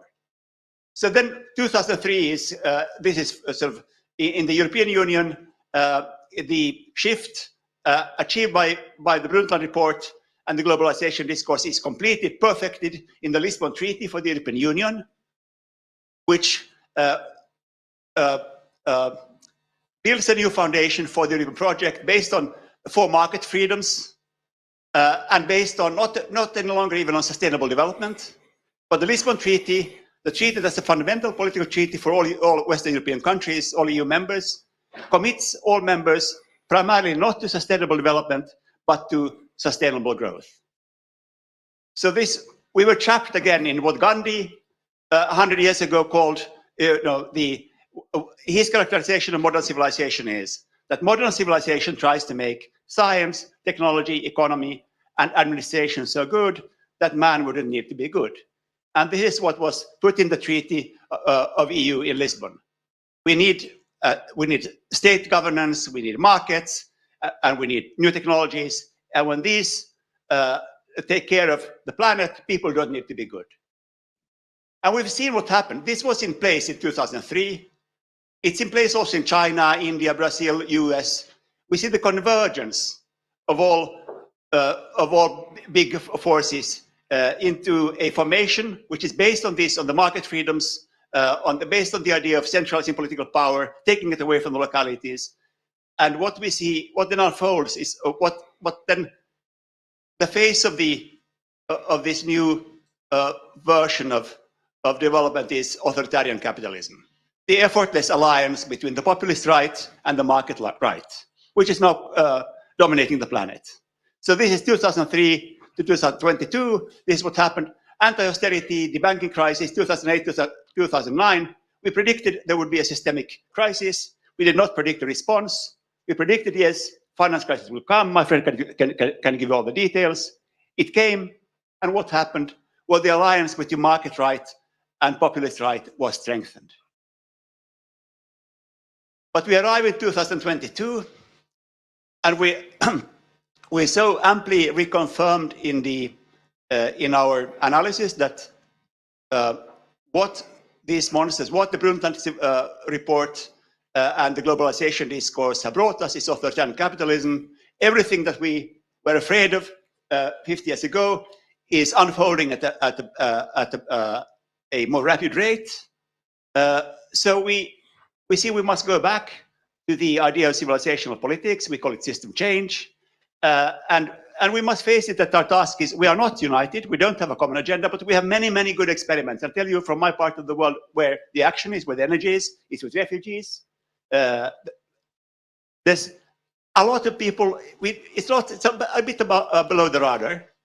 The official recognition is not always there, but there's tremendous movement, grassroots movement from below to take care of refugees, of migrants. You see it in the case of Ukraine, you also see it in the case of Syria and Iraq in our part of the world. So there is a sensitivity which is there locally, which gives hope. The other thing, of course, is climate. There is a real climate movement. There is a real need. There are deep worries, and there's a growing need for change. And there's also again, a bit below the radar, there is a growing momentum for my friend talked about self-reliance, about sovereignty. There is a growing movement for self-sufficiency and community economy. Now, the task, of course, is to link this together. I invest hope, and I think we should invest energy in technology, in just understanding more deeply and take more seriously the deeply political nature of technological change. And so I think friends here have worked on food sovereignty, also from the point of view of technology. So I flag that technology, self-sufficiency, movements are there. The task we have is to link the energy, and that's the program of today, of this forum, that we link our initiatives, our campaigns, and see how they are united, and then try to grow as a collective movement. Thank you. Thank you so much, Thomas. You can pass the mic here. I think we'll ask Ilham to go next, if that's okay with you. Or you want to swap with Pat? I'm good. You're good. Okay, let's do it. We can do it alphabetical. Yeah, well, have a good mix. So I'm Ilham Raut. I work with Justiça Ambiental, Friends of the Earth, Mozambique. If I speak too fast, just do this. It's fine.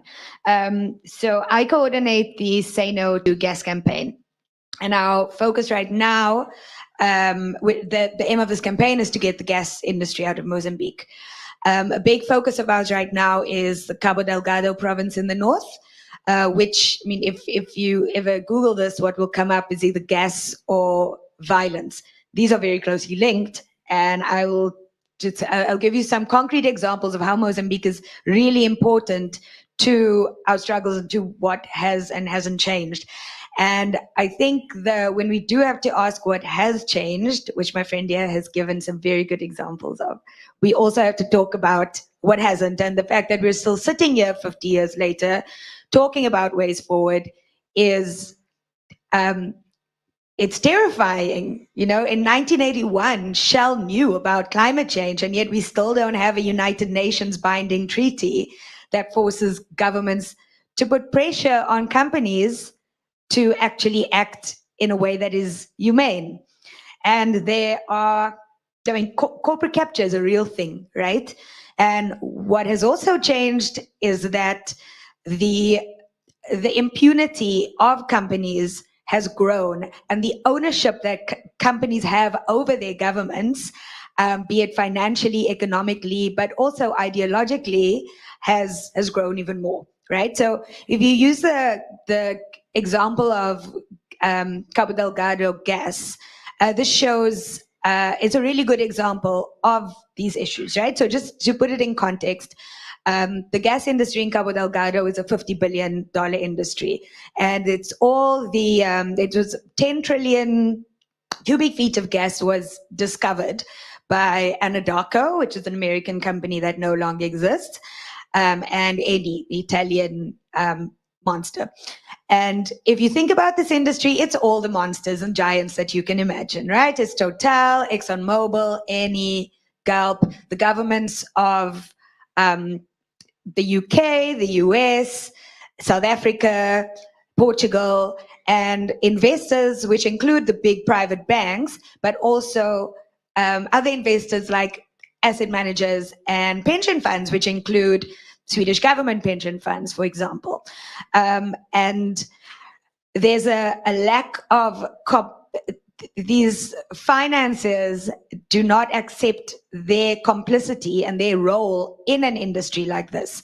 So what we're seeing here is not a single drop of gas has been extracted yet. However, already thousands of people have been displaced from their homes, lost their land, lost their livelihoods.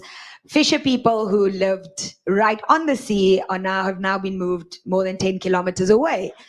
And this was all part of Total's Great Resettlement Plan, but the actual process meant that people have been left with absolutely nothing.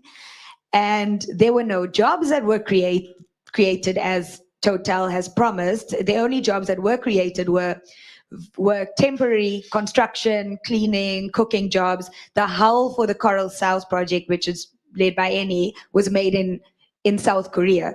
So these were all lies. And this, the free, prior, informed consent was neither free, prior, informed, nor consensual. And so that is just, another tick box that companies go through in order to make their governments happy. And governments know this. This is nothing new. They know that their corporations are just destroying the global south. But this narrative of development, that sort of benefiting from the historical colonial structure that was created is something that goes to the government level. And so this is how you see it on the ground. So you've got thousands of people who've been displaced. There is a conflict between insurgents, between private security, between the Mozambican military, now the Rwandan military, which has been fueled by the fossil fuel industry. And companies like Total and states that are involved do not take responsibility. They distance themselves from it. They say, but we're not responsible for violence because these are Islamic insurgents. Total, as we know, places itself in conflict areas. It places itself in Yemen, where its site contains a Saudi prison.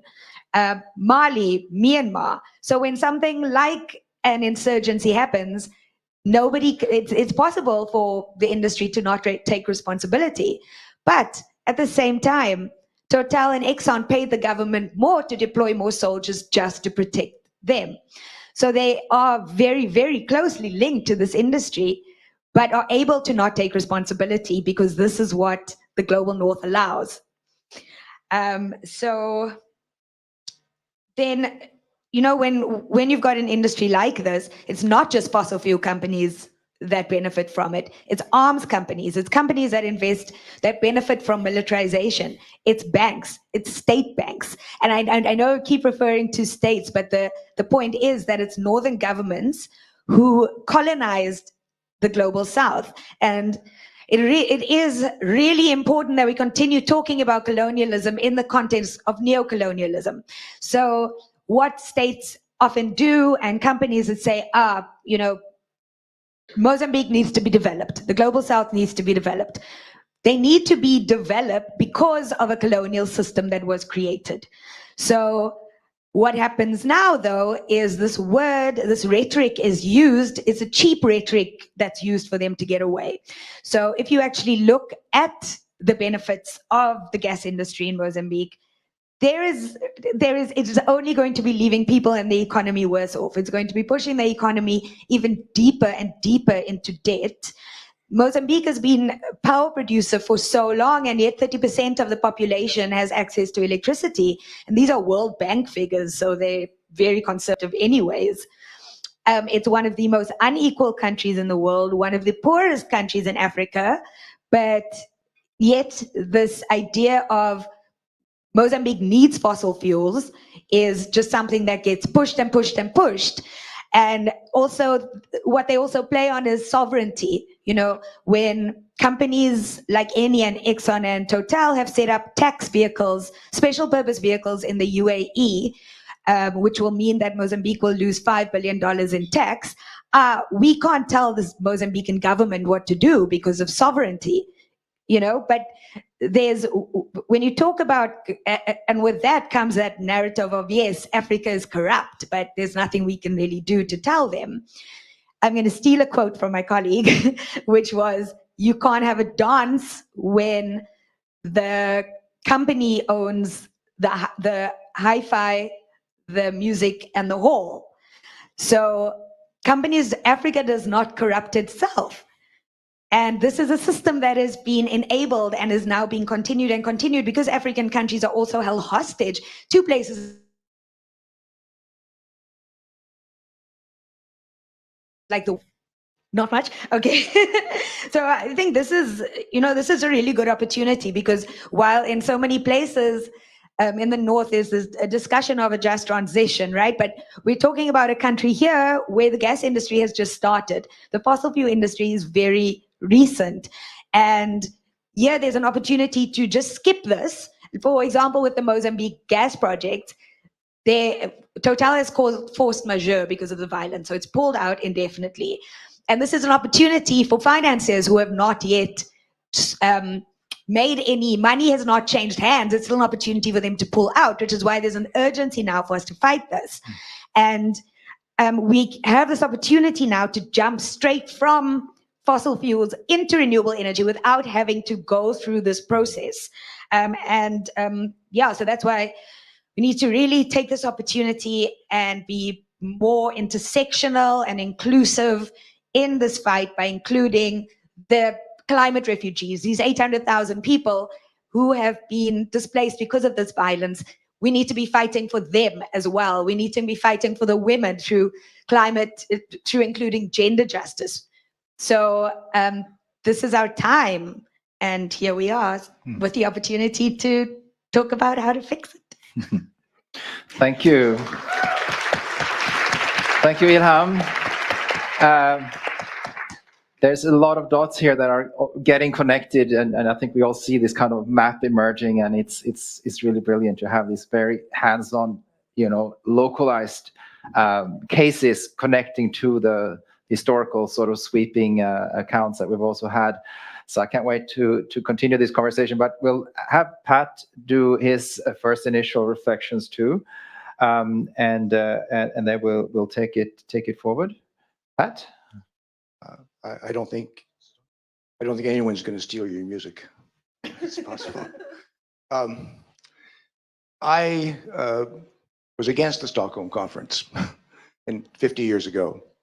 A neighbor of mine down the road was the Secretary General of the Stockholm Conference, a fellow Canadian, and he encouraged me to come to the conference, and I thought it was a total waste of time, and it was wrong. I saw it as, I'm sorry. I saw it as a total waste of time, the Stockholm Conference. It shouldn't happen. It was wrong. I saw Stockholm as being a place where people would come to pick up garbage and ride bicycles. And it wasn't of interest to me. I felt that the issues were ones of social justice, they were ones of fighting capitalism, corporations, and I couldn't see that being played out in the United Nations meeting and in Stockholm or around issues around the environment. I was only half wrong. I've learned something over the years. I've been a slow learner. And over that time of learning, I actually have 3 things that I think I can share, which give me some hope for the future. So I want to come to that, but I want to describe that process of learning a little bit. Vandana said earlier that COVID's been a time for her, but the pandemic's been a time to reflect. And that's been true for many of us, and it certainly has been for me as well. And because I've gone through the years with now children and grandchildren, that reflection of those 50 years is sometimes kind of painful. We seem to live in a time of alphabets. We keep on alphabetizing everything. During the pandemic, we have always alphabetized, in North America at least, our hurricanes. And during the pandemic, we ran out of alphabet for the hurricanes for a season. We went right through them all and had to start back over again. During the time of the pandemic and during these 50 years, I've watched half of the reindeer and the gazelles and the birds disappear on this planet. During 50 years, we've lost a quarter of our languages on this planet. During these 50 years, between Stockholm and now, we've watched everything go. We've watched half of the world's ocean, fresh water put behind bars and commercialized. We've watched half of the world's soils disappear to grow the food for food sovereignty. All that has happened during my watch, working, trying to make some changes. And we can say in that sense, we haven't done very much. We've done some terrible things. The world, as we've been hearing, has got in many ways much worse. During the 50 years in this alphabetized world of changes, we've even alphabetized ourselves. I was a part of the boomer generation. Now, somewhere when I wasn't looking, we went through Generation X and Generation Y and Generation Z. So as a species, we seem to have run out of alphabet. What I remember reading years ago about toxic chemicals was that my father had twice the sperm count that I have, that my sons have half the sperm count that I have, that my grandchildren have half the sperm count of my sons. And I don't know what to do with that. It's the only thing that's going to reach net zero in 2050 is us, in terms of sperm count at least. With all of that, over these 50 years, and we've always, but by the way, begun to alphabetize heat domes. The Greeks now alphabetize heat domes. Soon we'll alphabetize forest fires, and we'll alphabetize the cold spells and so on. Those will all have their alphabet for us. And we don't know what will be next. But we have to find some way to turn that around and to change it. And we have in those 50 years, I think, made some of those changes, understood those changes. Civil society isn't what it was 50 years ago. Certainly, the Stockholm Counter Conference, the Parallel Conference, was not what I thought it would be 50 years ago. If I'd understood it better, I would have come. But we are a more unified body than ever in history. We know ourselves better. We know each other better over these 50 years. We know how to work better than we ever did before. That's extraordinarily important for us. So I've learned over these 50 years, mostly fighting around issues of food. Now, Via Campesina has taught us is food sovereignty. I saw the parts of it before, but they put it together for us. Now, as those fights have gone on, what I've understood, I think, is that we have to learn to work together more effectively than we ever have before. We have to make major changes in how we cooperate together. We've started to do that. I see it happening in thousands of different ways across the world, but still not strong enough. We have to understand that each fight, we have to trust ourselves, I guess, more. We have to trust each other more. We have to recognize that the issues that we are dealing with are issues that are inseparable. I can't take my fight for food sovereignty and the world and food movements separate from the battles over health, separate from the battles over peace, separate from the struggles for climate change, separate from the struggles I've been involved in around biodiversity, separate from the widest human rights context, separate from the battles over gender and racism, colonialism that we've been talking about. Those are all together. We have to recognize that they are together. The strategies have to be plotted together, and they have to be plotted together, as Tobias says, locally, as well as nationally, as well as globally. And we have the capacity now among ourselves to do that, which we didn't have before 50 years ago. We do have that now. We have to take advantage of it and recognize that those barriers between those of us fighting on health and those of us fighting on education and those of us fighting on food really are the same battles that have to be shared. We can't win without each other. So that was one lesson for me over these 50 years. The second lesson has been, and I think it's so obvious now, that our crises are compiled. People talk sometimes about black swans. We have these black swan events. We didn't know they were ever going to happen. How could anyone ever expect this would happen to us in this world or in our part of the world? Couldn't be. Well, there are no such thing as black swans. They don't exist. We know all of those things. We know where they come from. We know to expect them. We may not know when they're going to happen. We may not know exactly their dimensions, but we know they're going to be there. We can now call them gray swans because they are so damned predictable and they affect us all. There are those events, the financial crises that we've had, continue to have, and will continue to have in the future. They will come again unless we change things dramatically and we do it quickly. We know that there will be other pandemics. We don't doubt that now. We know that there will be other challenges in terms of famines. We've had 4 major food catastrophes in this century so far. Soon we can start to alphabetize our famines. And that's just impossible. We've got to find a way to recognize those gray swans, to realize that it doesn't really make a damn bit of difference whether the gray swan starts in Wall Street, or it starts in Ukraine, or it starts, God knows where, in a battle somewhere over some issue. They will happen and they will conflate into being a challenge to all of us. Every major crisis becomes eventually, as I understand it, a food crisis. It's always the result. And every food crisis becomes violence. It becomes war. That's unavoidable. So we must, in a century where we are absolutely surrounded by a squadron of gray swans, we've got to work together to recognize them and see them in the future. We've got to recognize that when someone comes to us and says, hey, we've got this great technological solution to solve the problem, we're going to bury the damn carbon in the ground. Don't worry. Go ahead. Or don't worry, we'll change the sky through solar radiation management. It's okay. We can carry on. To know that's not true, to not trust that. So I think we need to have that ability to share with each other, to identify those gray swans as they appear and know how together we can act to challenge them. We know it has to be together.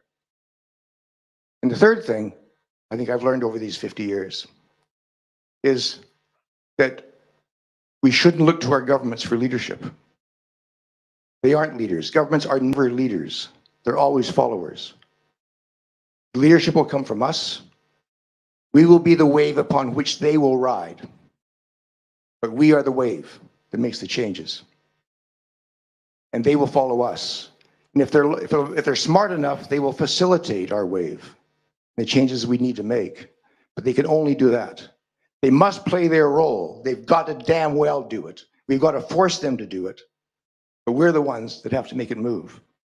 It's up to us. And I have learned over these 50 years something which I didn't know initially, which is how good we are. We're good people.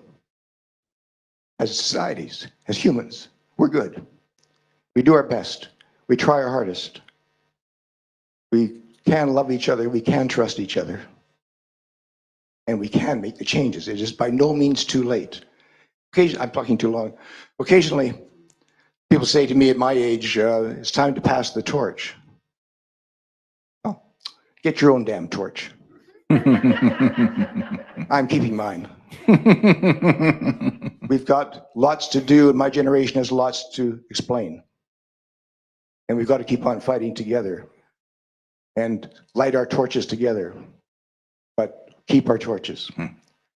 And I've learned a lot over these 50 years, and I learned them from Martin Urfan, and I learned them when I first read What Now?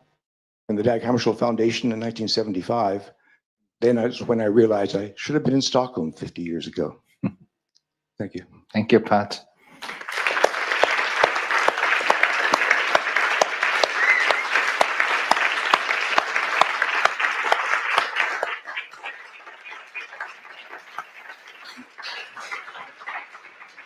Wow, this has been so incredibly rich, and I must say a huge thank you to all of our speakers. We went from looking at finance and thinking about financial institutions as being there at the core to some of the problems, and to Vandana bringing in sort of the issues of food, but also the movements of people from the South, starting with Chipko. We talked about commodification, how there has been the commodification of almost everything, including life itself. And then, Alexis, you brought up also extractivism and how that has played out. Thomas moved us into thinking about globalization, the pros and cons of it, the difficulties and challenges with it. Ilham took us to really focusing into this issue of corporatization and the strength and power of the corporates and how they've operated. And Pat tied into that in also thinking about where and what role states have in this. Through all of the talks, I think that there has been many common threads.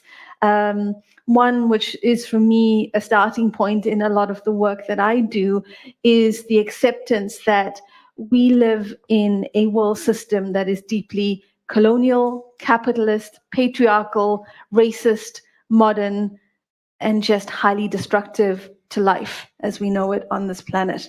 And that we need to then understand that that has come with a lot of binaries as well, right? The idea of the global north and the global south. Yes, we have to recognize that there are power and politics at play, but also establishing that there are pockets of the global south in the geophysical global north as well, and how that plays out. Another part of it is that we're speaking to violence, right? And Alexis, you raised that as in the slow violence that can happen over generations, but also the very fast violence in Mozambique that we're also seeing. And this is a hugely violent time that we live in ways that Pat mentioned, also just losing languages. We don't think about that every day. We don't worry about that maybe as much as some of us might worry about biodiversity. They're equally important in this. And I think that brings me to thinking about what's next and thinking again in terms of binaries. We all in this room have a good diagnosis of the problems that we face, and we recognize that the struggle has to continue. But also what some of the speakers have alluded to is also about creating this new world. Thomas mentioned the experiments. Pat talked about the the good and the trust in people, and the potentialities of that. And with the work that I do with the global tapestry of alternatives, it is about recognizing that resistance goes hand in hand with creating those alternatives. And some of them come from the new experiments that are happening because of a catalyst like refugees arriving into a town. But some of it comes from relearning old ways of doing things, something that our ancestors have done. And so it's not always about the new, it's also about the doing things and the ways of being that have existed before. So how do we find our way to navigate that? And I turn to the Zapatista idea of a world where many worlds are possible. Right? And for us, the weaving of a tapestry of alternatives is one where we actually need to be able to connect, to allow the local to be rich in what it is, but also to weave the tapestry of strength so that there is something global, but that global is made up with a lot of difference, and that's what we need to build. So I guess I'm thinking about the what next part of it.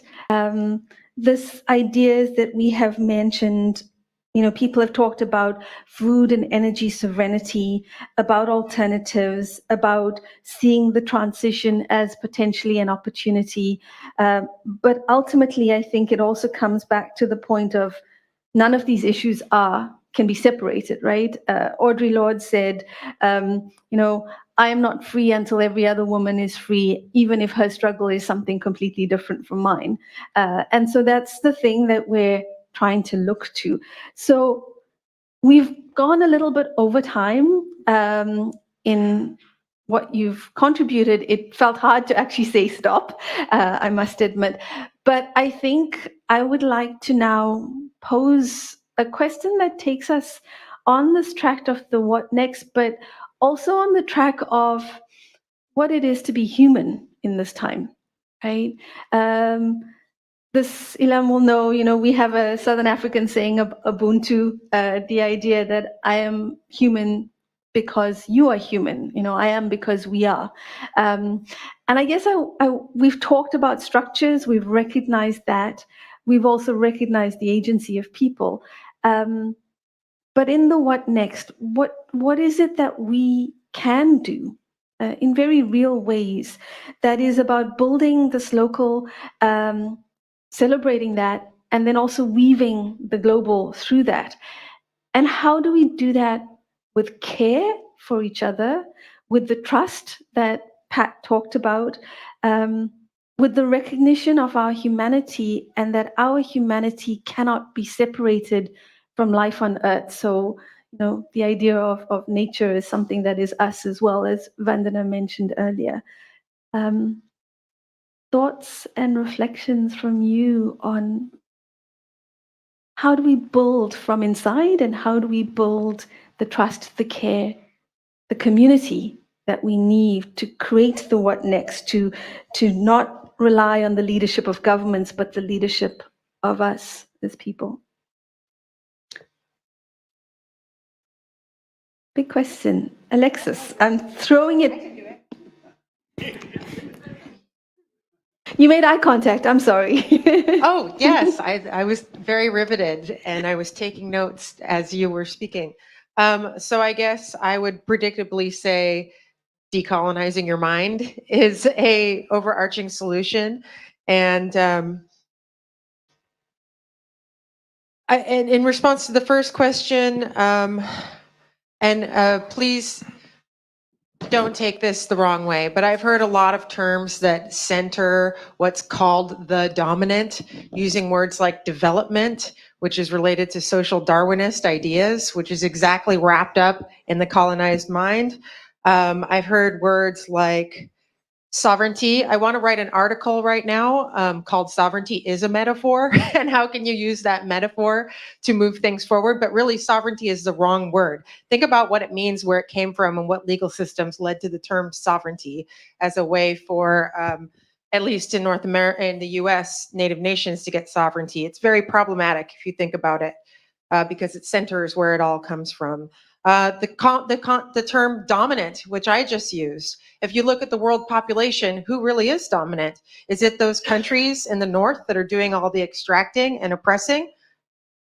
Not really. They're not really the dominant, if you really think about it. So that is one way to decolonize your mind. And then I'm working with a lot of Native organizations, several doing, for lack of a better word, what's called development in their communities, economic development. And many of them are looking towards wellness first. They're looking towards spirituality. They're looking towards connecting with land and traditional values and belief systems and ways of interacting with nature. And they're really seeing much more successful results. And I think that we are going, if we follow what these organizations are doing, we're going to get a lot of ideas that the rest of the world could follow. Which comes to another word, alternative. I don't like that word either. If we just decenter all of it, we can blow it all up and go in some of the directions Pat said. So, and then to your second question, this is not my culture or my tribe, but I spent a lot of time in Tlingit country growing up in Southeast Alaska, and they have beautiful language and culture. And a friend just reminded everybody that their word for ancestors roughly translates in English to shell, like a bird shell, which means that in that language that you carry your ancestors and the wisdom they bring to you and them walking with you all the time very delicately. You don't say harsh words to people. You're kind to people. You're going to be a future ancestor. So I thought that was very beautiful to be reminded of that word for ancestor, to answer your second question. Thanks. Fadil, we kind of have this Ilan, I do you just want want to to add to that. If that's Yeah, okay. of course. I think that what's also super important is taking our individual power by not blaming each other. So making concessions. So I just give an example, but there was a drought in Cape Town a few years ago, like a full-on drought. And there were screens on the highway that said 10 days to day zero, 9 days to day zero. And people were made to feel so guilty about wasting water. If you took more than a 2-minute shower, then you were a bad person. And like very sort of concrete example with that was if you were not supposed to flush after you peed. And what happened here was that there was a very high increase of women getting urinary tract infections because they would be peeing on pee. So this was not taken into account. If you stood in a public toilet and you peed and you flushed and you came out, somebody would make you feel really bad. But what that also meant was that people were literally fighting at springs at the bottom of the mountain because they were only allowed to get 5 liters of water. At the same time, the golf courses were using water. You know, all the companies were using water to keep running, you know, and the hotels were using water. You were still allowed to take baths.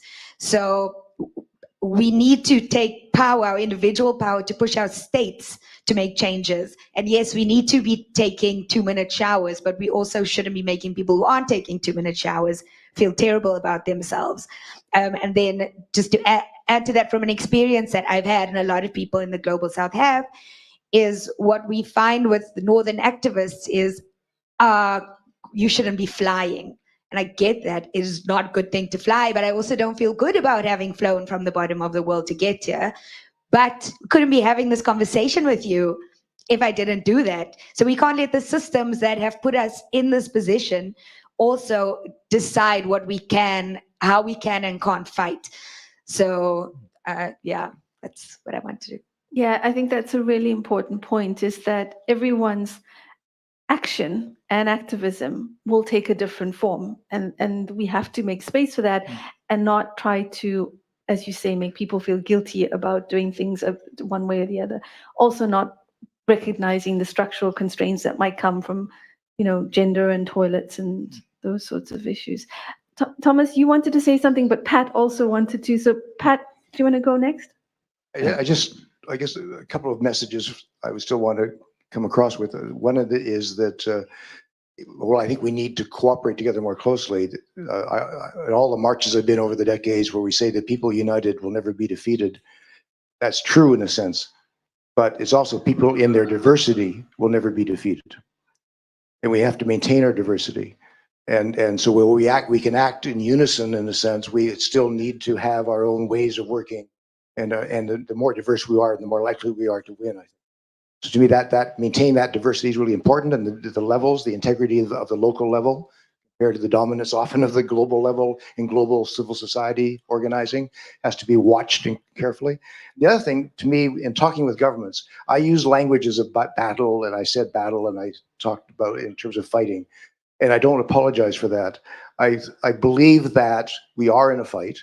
I don't hate the individuals, but I really hate what they represent, and governance and corporations that do the wrong things. And we have to challenge that in a very harsh way. Here in Stockholm, the only message I'd have for governments would be, if you're not prepared to lose your jobs, get out of here. Nothing else. We're always being told by politicians, look, I'm doing the best that can possibly be done in this context. We're doing all that is plausible and possible. Well, we'll die in that world. We have to have them do what is impossible, what they think is impossible, which means they've got to risk their jobs. If they can't risk their jobs, again, they don't belong. And we must change the government. Thomas. Thanks, Pat. And also we have Vandana online too, I think. Is she still with us? Yes. Great. Thomas? Yeah, thanks. I just want to reinforce two messages from here. And learning from friends and sitting with you. First is that it's always dangerous when we pick up on one issue without seeing its links to the others. Any one issue which we get interested in, which alarms us, disturbs us, any one issue can always be solved with a technical fix. But whenever that issue is linked to any one other issue, then those technical fixes are no longer an option. Just let me mention, my country, Finland, seeks to join the NATO in order to get security from the Russian bear. We do that at a price which is tremendous in terms of famine in Middle East and Africa, and many other places as well. So just linking the question of food, which has been raised, to the question of security destroys the plan for an easy technical fix. Give us more nuclear weapons and everybody will be safe. It's not true. But in each single case, each individual problem can always be solved by technical fix. Whenever two issues are linked, they cannot be solved that way. We have to decouple, and that brings me to the second message. I just want to reinforce that decoupling from this globalized monster is what needs to be done, and that gives us the opportunity and the joy of celebrating the plurality of the responses. The other worlds will be many. And that brings me to the third message. I have had this friend, some of you know, Gustavo Esteva in Oaxaca, Mexico, died in March from the COVID this spring. His last messages to some of us was about learning to understand that we will never, in the modern world, teaches us to be individuals. But we never succeed because we share so much and so deeply. I share with my friends here, I share with all the friends in the struggle, and the life they live, that's my life. And the life I live is your life. So the modern aspiration to isolate the individual from each other and take care only for us, it's an impossible dream. And that's one of the reasons why the future belongs to us. Because we'll never reach that sense of individuality that the modern world wants us to reach. And we'll always be there sharing and being part of collectives. And the more plural we are, the better we can decouple and delink and create many beautiful worlds, but not this monster. Is Vandana still online? Fadil, do you want to go next and then? Are you with us, Vandana, still? Can't see you. Yes, I am. Very good. Would you like to add in some thoughts here as we are getting close to wrap up? All the rich conversations we've had. Should I come in now or after? Yes, please. But we'll have only a few minutes before we need to make clear for the next session. So Fadel and you, if you could do in a couple of minutes each, that would be great. Sure. But Now, I think the atomistic Newtonian paradigm of we are all insulated atoms, disconnected with everything else, that's nature, that's society. Hobbes took it there, Adam Smith took it into economics. Adam Smith was, the inspiration for Darwin, and it was a very tiny group of fragmenters who were creating this fiction that we are individuals unrelated to the earth.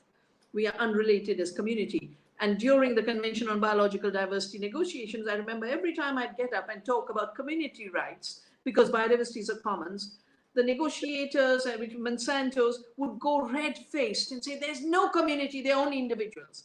Margaret Thatcher said that. There's only individuals, there is no society. So I think the big radical step is to remember we are interbeings. As Thomas said, we are shaped by each other. We can be in fiction alone, but we exist because of community. Our ancestors have shaped us. I'm grateful every day to my parents. I wouldn't be the kind of person doing what I do if they hadn't gifted me the values and the life that they gave. But we are also interbeings with other life. And I read a piece on during the Corona time, we got to declare war on the virus. I said, poor pathetic things. You've declared war on insects and you've driven 80% to extinction. 2 out of every 5 butterflies will be extinct because of your pesticides. And they're trying to make it look like even extinction is only because of climate change. No, extinction is because you created poisons to kill people first in Hitler's camps, then in insects, and now weeds and biodiversity of plants with the glyphosate. But we are walking biomes. We are a biome. Our gut microbiome is 100 trillion organisms. Our health and our disease depends on it. And now the best of doctors, the best of cancer doctors have given up cancer practice and are doing organic gardening. And I think in these 50 years, if there's been a shift, that the world has seen through practice that it is better to produce without chemicals and produce more and better food. And it's a solution to health, it's a solution to climate catastrophe, it's a solution to hunger, it's a solution to inequality. And that's one reason the poison cartel is so desperate. Syngenta says the world will starve if you eat organic, and every day there's a tax on organic. But chemical-free food, to me, is the future of being truly human, because in growing that food, you reclaim your humanity. In eating that food, you reclaim your true humanity. And I think the new prisons, the new colonization, the new technologies are what we have to watch for, to say, what is it that I have to defend in my humanity and my freedom and my relationships and my dharma. Thank you so much, Vandana. And it's all coming together here. Fadel, would you like to reflect? Yes, and Pat told us to get our torch. Each one of us will have a torch. So one message with that torch: remember that we can't decarbonize a system. We can't democratize a system that hasn't been decolonized yet. That's my first message.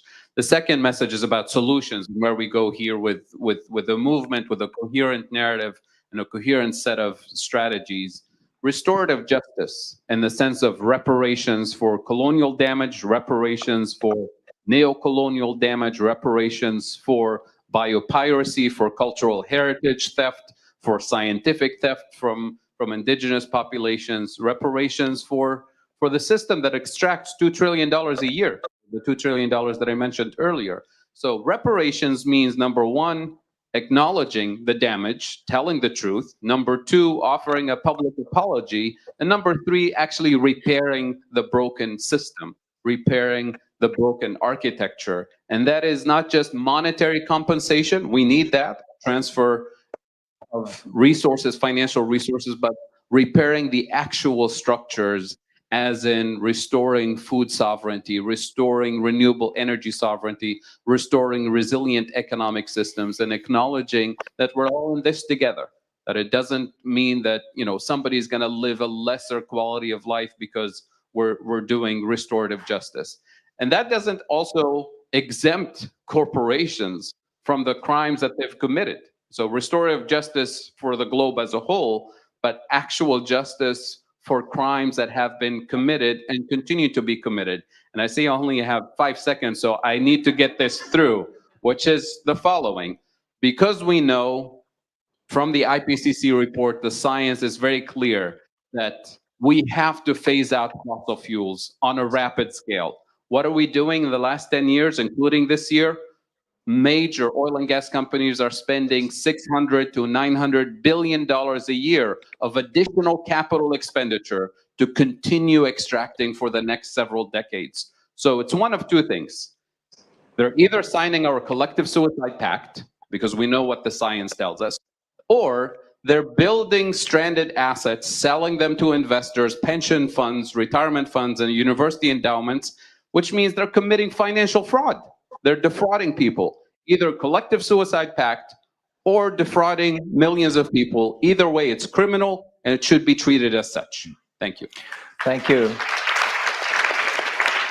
And thank you everyone in the panel and my fellow co-facilitator Vasna for a very rich conversation. I think we started a lot of side conversations and continued conversations that will be spurred by this. There's so much to say. I think we all will mull and conclude. But I think we just touched on some really important things that we talked about too seldom. I think Thomas said this is about a civilizational critique. It has been. It's not like what we're talking about is new things, but it's about reclaiming and rediscovering a critique we've had, but also building the confidence that we can actually change, which Pat and you, all of you touched on, right? This is something that is in our hands and we are the ones who will do it. But to dare to talk about this in this really profound way, not just the policies, but the underlying mindset, daring to call out this very notion of development. Is that a word we should even use? What is it that we're actually talking about? What is well-being and meaningful lives? What is community? Corporations, you know, the 75 report talked explicitly about, you know, nationalization, banning, regulating, going full on in terms of what needed to be done back then. They've gone so much more powerful 50 years down the line. Why don't we have this conversation at the kind of level it's needed, and so on and so forth.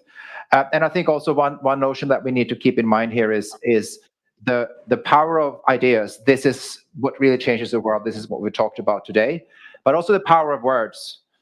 And we are good at that. And we also see the other side always appropriating our words. And we have to be, you know, ahead of that so we don't fall into the traps of, as Thomas very well said, you know, the other system, the dominant system, is very good at kind of neutralizing, capturing our words, and make us even worsen the whole project, this monster you talked about, when we really should have been calling it out effectively and dismantling it. So I think that's something for us all to be very, very clear on. And I won't say more here. There's so much to talk about, but we'll have days and years, and we'll all have our torch. And thank you, everyone, for joining us.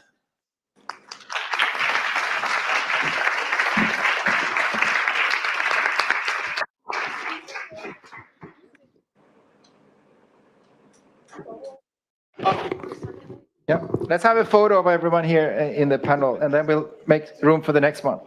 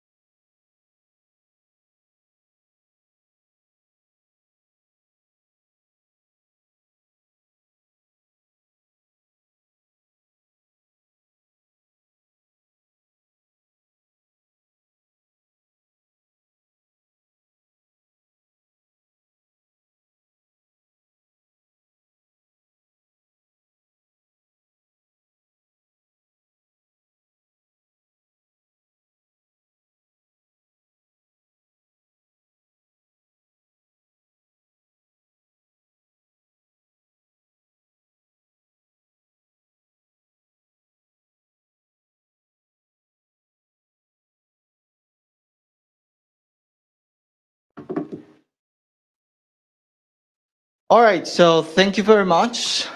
Are we all here? Hemanta? Where's Hemanta? Is he here? Oh no, he's coming late. Oh, he said he's coming late. Okay. And we have some other colleagues that are just arriving to the airport and are on their way here. So first of all, thank you very much for being here. And I will be wearing a mask because I have a little bit of a cold and I'm coughing a little, so I don't want. It's not COVID, don't worry. I got myself tested, but I don't want anybody to get sick. So first of all, and to my panelists and to everybody who is here, just to let you know that this is a hybrid meeting. So there will be people connected from all over the world to this session. That thanks to technology, ironically, thanks to technology, we will be connected.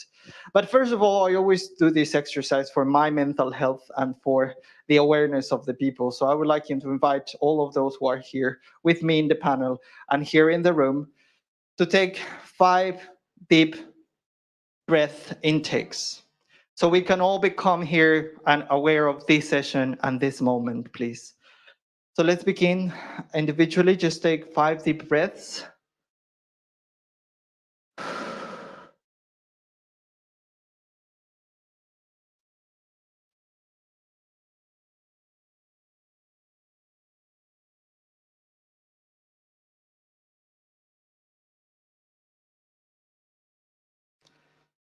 Thank you very much. We're surrounded by a world of information, by a world of lots of information, whether they're good or bad. And that's why I want to do this simple exercise to bring our attention to this very moment, to share the privilege of being together in a world community, but to share this privilege of discussing these very important topics. So it's been a lot of years after 1972, the first meeting that took place here in Stockholm. Thank you for all the warm welcoming of all the people here. There are so many angles from which we can see this evolution. 50 years it's easy to say, but it's hard to transit. So many things have happened in our world and so many angles we can see this evolution of what happens. You name it, gender, war, pandemic, so many angles where we can see it. In this session, what we will try to do is bring another angle. See how all this evolution has an impact or has impacted on the other ways around, how the multilateral environmental policy has been shaped. We will discuss about climate change from a multilateral space, which is the UNFCCC, the United Nations Framework Convention on Climate Change, but also talk about biodiversity from this multilateral body that is the Convention on Biological Diversity. It's interlinkages in this connection, but that go beyond that only relationship, and that the panelists will, their experience will help us understand all the connections, all the evolution, the impacts, the people's demands, and etc. So I will ask our panelists to introduce themselves for those who do not know them yet, although they're very well known around the world. But before you start your presentation, please introduce yourself. And well, I will try to do my best to control the time. So let's begin with no more delay. I will ask a colleague and friend, please, lady. Good afternoon to all of you. I'm assigned to do kind of like an opening to set our context. First, I'd like to introduce myself. I'm Lidi Nakpil. I'm with the Asian People's Movement on Death and Development. My colleagues and I have traveled all the way from the Philippines to be here. For me, this is just the 3rd time I've traveled out of the Philippines since the COVID pandemic, and this 3 times was just in the last 3 months. There's so much to catch up on since our lockdown, global lockdown for the pandemic, and it's really a big privilege and a blessing to be here with all of you. We started our movements, the movements I came from in the Philippines, I'm from in the Philippines. We started really working closely on climate change issues just over 15 years ago. Quite late, actually. We're kind of a late bloomer on climate change. Before that, we were in our struggle against the dictatorship, which we overthrew. in the mid-80s, our struggles for economic justice against the debt crisis, which is still a crisis that's going on. But we realized that, the climate crisis is one of the biggest threats to human civilization and life on Earth as we know it. Over 15 years ago, we pledged to be really active contributors to the struggle against climate change. And since then, I've found myself every year talking about the urgency of acting on climate, and it becomes even more urgent as each year passes by. And we all know why, because we have just a narrow window of time to act against climate change, to prevent climate catastrophe. And with each passing year and with each delay of governments, of corporations, of elites, those who are primarily responsible for climate change, with each delay, hundreds of millions of more lives are threatened every year. And not just threat or risk, we're also talking actually of loss, huge losses of lives, of homes, of infrastructures, of crops, of livelihoods, of jobs. And each year, we see some successes and victories as we grow our movements, as we become strong, we become smarter in fighting the fossil fuel industry, in fighting false solutions, but also each year they, meaning the perpetrators of climate change, keep throwing new challenges against us. Last year in Glasgow, we celebrated, in Paris, we celebrated an important win, and that was enshrining the goal of keeping temperature rise below 1.5 degrees, because that was not acknowledged by governments for a long, long time. Last year in Glasgow, we celebrated a win where for the first time in how many COPs were there before that? In 25 COPs. It was the 26th COP. For the first time, COP outcomes actually mentioned fossil fuels in the document. That was a win, but also another setback, because a few months before Glasgow, they started talking about unabated fossil fuels. Yeah, this issue of abatement is a huge issue because it pertains to one of the biggest false solutions challenge we are facing, and that is about geoengineering and carbon capture and storage and other technologies that perpetrates a myth that you can actually take out greenhouse gases from the atmosphere in order to compensate for continuing to pollute the earth. Also, sometime in the last 2 years, they came up with another major challenge to counter our challenge to call for decarbonization and zero emissions by at least, if not earlier, the mid-century globally. And this is now the net zero. And so we have net zero as a banner call of governments and corporations just to prove that they are climate champions. So every inch we make in our victory against climate change, they keep hitting us with new challenges. And one thing that's going to come up also at COP27 in Egypt is in our call for an effective response against loss and damage, which is one issue that we have been raising for many years.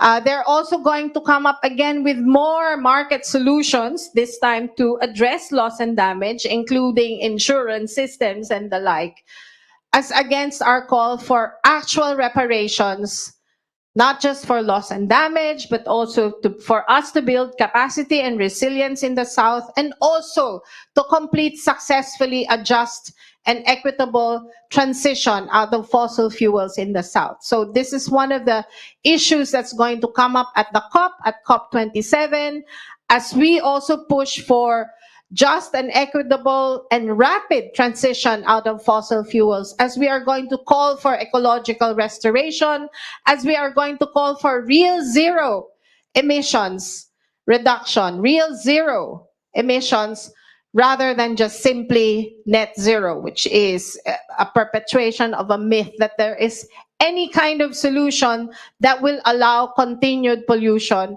of the Earth's atmosphere. So these are the challenges we face And now I'm going to ask Gadir to also mention the other challenges that are so interlinked with our challenge in the fight against climate change, and this time in the struggle to protect the biodiversity of our planet. Thank you. Thank you very much, Lady, for that excellent explanation of providing us with information about climate. And as you mentioned, when we think about emissions, sometimes, and for some strange reason, we forget that there's whole ecosystems, there's life within, a bit below those emissions. There are forests, oceans, all sorts of ecosystems and life. And all that is dealt in another convention, that is the Convention on Biological Diversity. That again, I say for some strange reasons it's disconnected from the climate debate. So just to, in very, very brief, in 2010, some Aichi targets, what they called Aichi targets, were agreed internationally, globally. They were supposed to be a set of targets that would guide humanity towards dealing with with all the problems related to biodiversity, you name it, terrestrial, water ecosystems, all sorts of ecosystems and problems related. As you could already foresee, or you could, I mean, it won't be a surprise to anybody, 10 years later, basically none of the Aichi targets were met. That's not really a surprise for anybody, that the multilateral spaces do not deliver what they promised they would. So right now, basically, we're at the stage that the Convention on Biological Diversity, since there is, I mean, the time of the Aichi targets is over, it has to decide on a whole global biodiversity framework. And what's happening right now is that the negotiations are just doing the same. We're ending up with a new set of goals, and governments are promising they will fulfill those goals after 30 years. But there is no accountability mechanism, and there is nothing that would really tell the world that this will be different than the last set of targets. And there are very important topics under discussion in the CBD.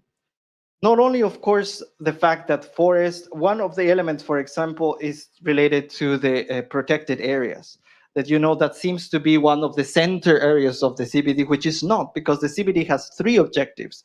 One is the conservation of biological diversity, but the second one is the sustainable use of its components. And the third one is the benefit sharing, the benefit arising from the use of genetic resources. And because we have three objectives in the CBD, that's one of the reasons why, for example, the US did not want to become a party to the CBD. And this is not something simple. I mean, that's just a very important fact. There are very important elements discussed under the CBD that, well, Niklas and others will address, but to name them: synthetic biology, you know, the new generation of engineering the whole life on Earth. A very complex issue that is called digital sequence information. And it's precisely in these moments when we have to address those elements, because it's 10 years. 10 years ago, when, for example, these Aichi targets were addressed, the capacity of humanity, technological capacity to sequence life was totally different. We required millions and millions of dollars, weeks, all sort of laboratories. 10 years later, with a USB, with some hundreds of dollars, you can sequence life. So we're in a very different stage, not too many years after. And again, the panelists will address that with a lot more experience than I do. Just want to warn you about what's going to happen. Also, just as in climate, there are definitely lots of incoherences. One is that governments, when they go to these kind of meetings in the CBD, they claim to be putting millions and millions for biodiversity. They all claim that they're doing the best they can for biodiversity policies. But when you compare the billions of dollars put to destroy biodiversity, and you see them in numbers, then you realize there's something completely incoherent in what the multilateral spaces are trying to deliver. So basically, I just want to, of course, we can provide further details and numbers, but I just want to give you a hint that these multilateral spaces, after 50 years, they need to be accountable for. We need, and civil society needs to be aware of these things. And it's not easy to transmit these messages from the privileged multilateral spaces to the grassroots organizations, to the territories, to those dealing with the pressure of the decisions taken in these multilateral spaces. However, again, I'll give the space to the panelists, and I'll ask Teresa please to continue, because she will help us understand better some of the scenario related to false solutions. Please. Thank you very much. Hello, everyone. My name's Teresa Anderson. I'm the global lead on climate justice for ActionAid International. We're a federation in 45 countries working for social justice and development.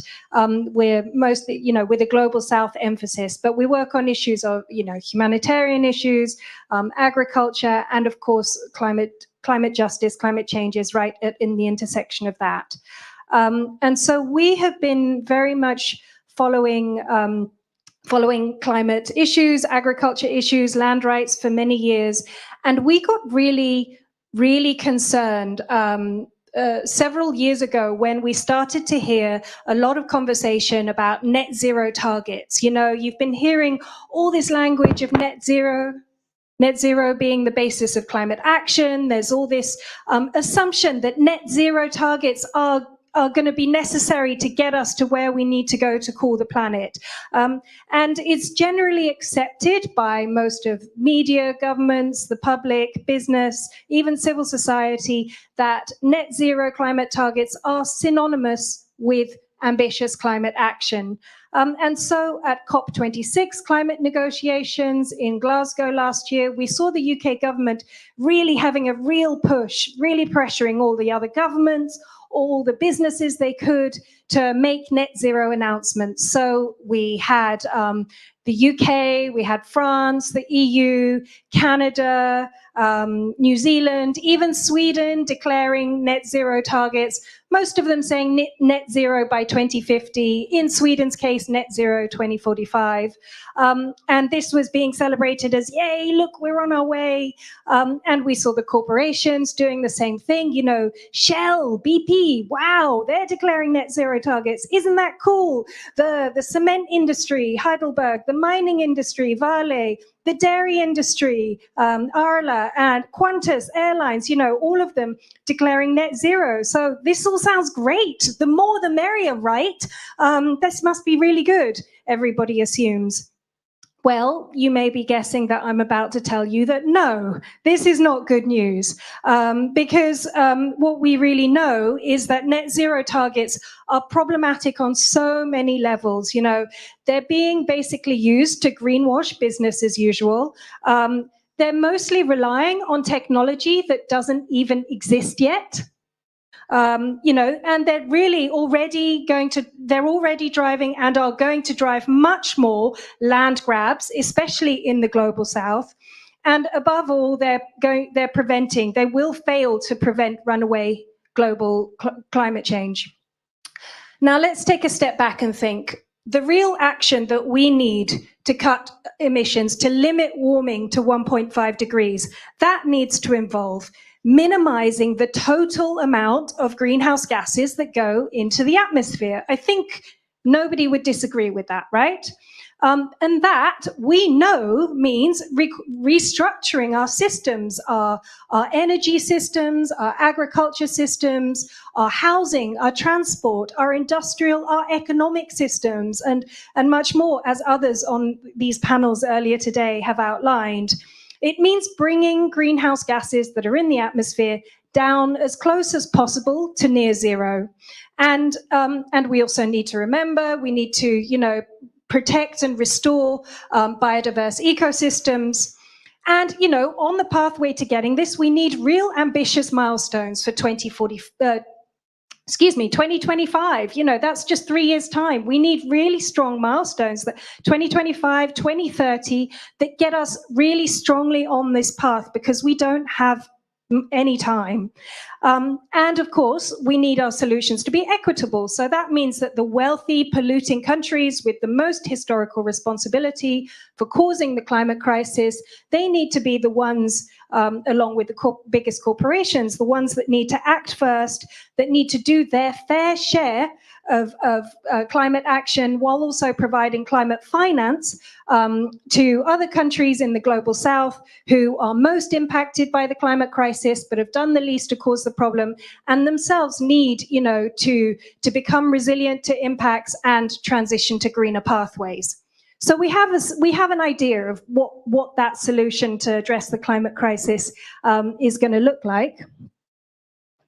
And so we hear all this net zero stuff. Okay, this simple 2 words, that sounds good. Oh, does that not mean everything that I just described? Well, no, it doesn't. Net zero sounds a lot like zero, but it is not zero, you know? And so, because to understand the very simple maths around net zero, just envision 3 sample scenarios of how you get to net zero. If I have 0 emissions, minus 0 emissions, that is net zero emissions. If I have 10 tons of CO2 in the atmosphere, minus 10 tons of CO2, that is also net zero CO2. And if I have 1,000 tons of CO2 and somehow subtract 1,000 tons of CO2 from the atmosphere, that is also net zero CO2. So they sound the same, but actually they're 3 completely different pathways. And there's so many questions associated with how we got to that net zero, you know, so we need to really scrutinize rather than take them at face value. You know, so how big is that net? How big is the amount we've had to subtract to get to that net zero? How have we removed, or how are we supposed to remove that CO2 from the atmosphere? And in doing so, who is it going to impact? And is it even possible? You know, because the bigger the net, the greater the amount of carbon offsetting, you know, the greater amount of carbon removal we're going to have to do, the greater amount of carbon capture and storage, theoretically, we're going to have to do. And that means that's the weaker the target. The bigger the net, the weaker the target, and the more dangerous it is. And in most cases, it implies heavy, heavy greenwash. So if we think about how we're going to remove CO2 from the atmosphere, we only really have one viable solution, and that is the biodiverse ecosystems of the planet, which we know that we have to protect and restore. But we also know that land on this planet is limited, and it doesn't compensate for the amount of rate of CO2 that we're pumping into the atmosphere through our fossil fuels and other polluting schemes. And so basically, you know, the world's fossil fuel companies are claiming to be green by saying we're going to plant trees, but actually the amount of land that they would require to plant those trees is utterly unfeasible. For example, Shell last year announced, you know, they said, yes, we're going net zero, we're the solution. And then they said, well, we're not going to tell you exactly how we get to net zero between here and 2050, but we'll tell you that by 2030, so in 10 years' time, we're going to plant trees. So now you know that when you buy Shell petrol, you're protecting forests. You're actually saving the planet by buying our petrol, they tell you. So, but of course, when you look at what they're trying to do, we calculated the amount of land that they would require to offset their emissions, but just on their pathway to net zero, would require land that's 3 times the size of the Netherlands. Now, Royal Dutch Shell is a Dutch corporation, but they're not planning to, you know, push the good people of Amsterdam and the Netherlands off their land. They're not planning to displace Dutch agriculture. No, they're planning to go into the middle of Africa, Asia, Latin America, and displace people and existing ecosystems there to plant new trees to claim that they are solving the climate problem. It's completely absurd. And so we know that that's just one corporation, and there are many others. And if you add up all of the net zero targets together, there is simply not enough land on the planet to offset all of the continued emissions that are planned under these absurd net zero targets. So we know that under net zero targets, it's going to be the global south that pays the price for carbon colonialism, yet again, for a crisis that they did very little to cause. So just to repeat myself, in conclusion, you know, I want you to all go away with the clear message that net zero targets are dangerous and, you know, basically greenwash business as usual. 2050 is clearly too little, too late, or even in Sweden, 2045. These, you know, their reliance on land to suck carbon out of the air is going to drive vast land grabs. And all of the net zero targets added together are more than the world can possibly provide. We need to scrutinize net zero targets, don't accept them at face value, and make sure that we, minimize their reliance on carbon removal from the atmosphere. Because what we really need to do is reduce greenhouse gases at source to real zero, and we all have to be careful not to get caught in the net. Thank you very much.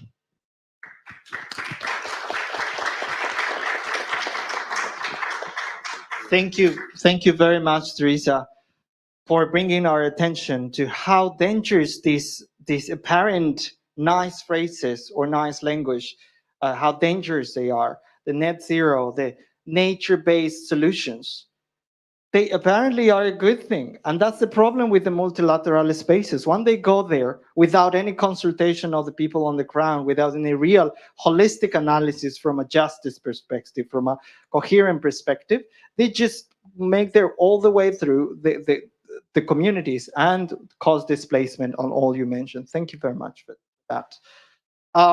So let's go to even more specific examples of how dangerous the multilateral spaces can become if we allow certain concepts or ideas to just spread there. So please, I'll ask Nicholas to go ahead. Please introduce yourself. Although in this setting you might be very well known, but for those who are online connected.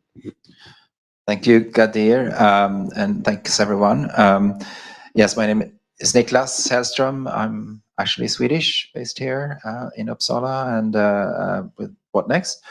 And I've been also engaged for quite some time now in the climate sphere, both following the negotiations, but also working with colleagues in the movements on the various struggles outside and connected across. And I guess just a few reflections on one sort of in a way the extreme end of or the extreme form of these dangerous distractions or false solutions that Teresa started to talk about as well, which is geoengineering. And I'm sitting next to Pat Munic from ETC Group, who were really I would say the first ones to really see this coming way back, early 2000s, I suppose. Pat, you can fill in, and nobody took it seriously, really. And we had some meetings back then to kind of try to alert people, because we saw that, this is something that will probably become a real beast to fight, and hardly anyone kind of could take that seriously. It was more like, what is this? It's just too outrageous. Nobody can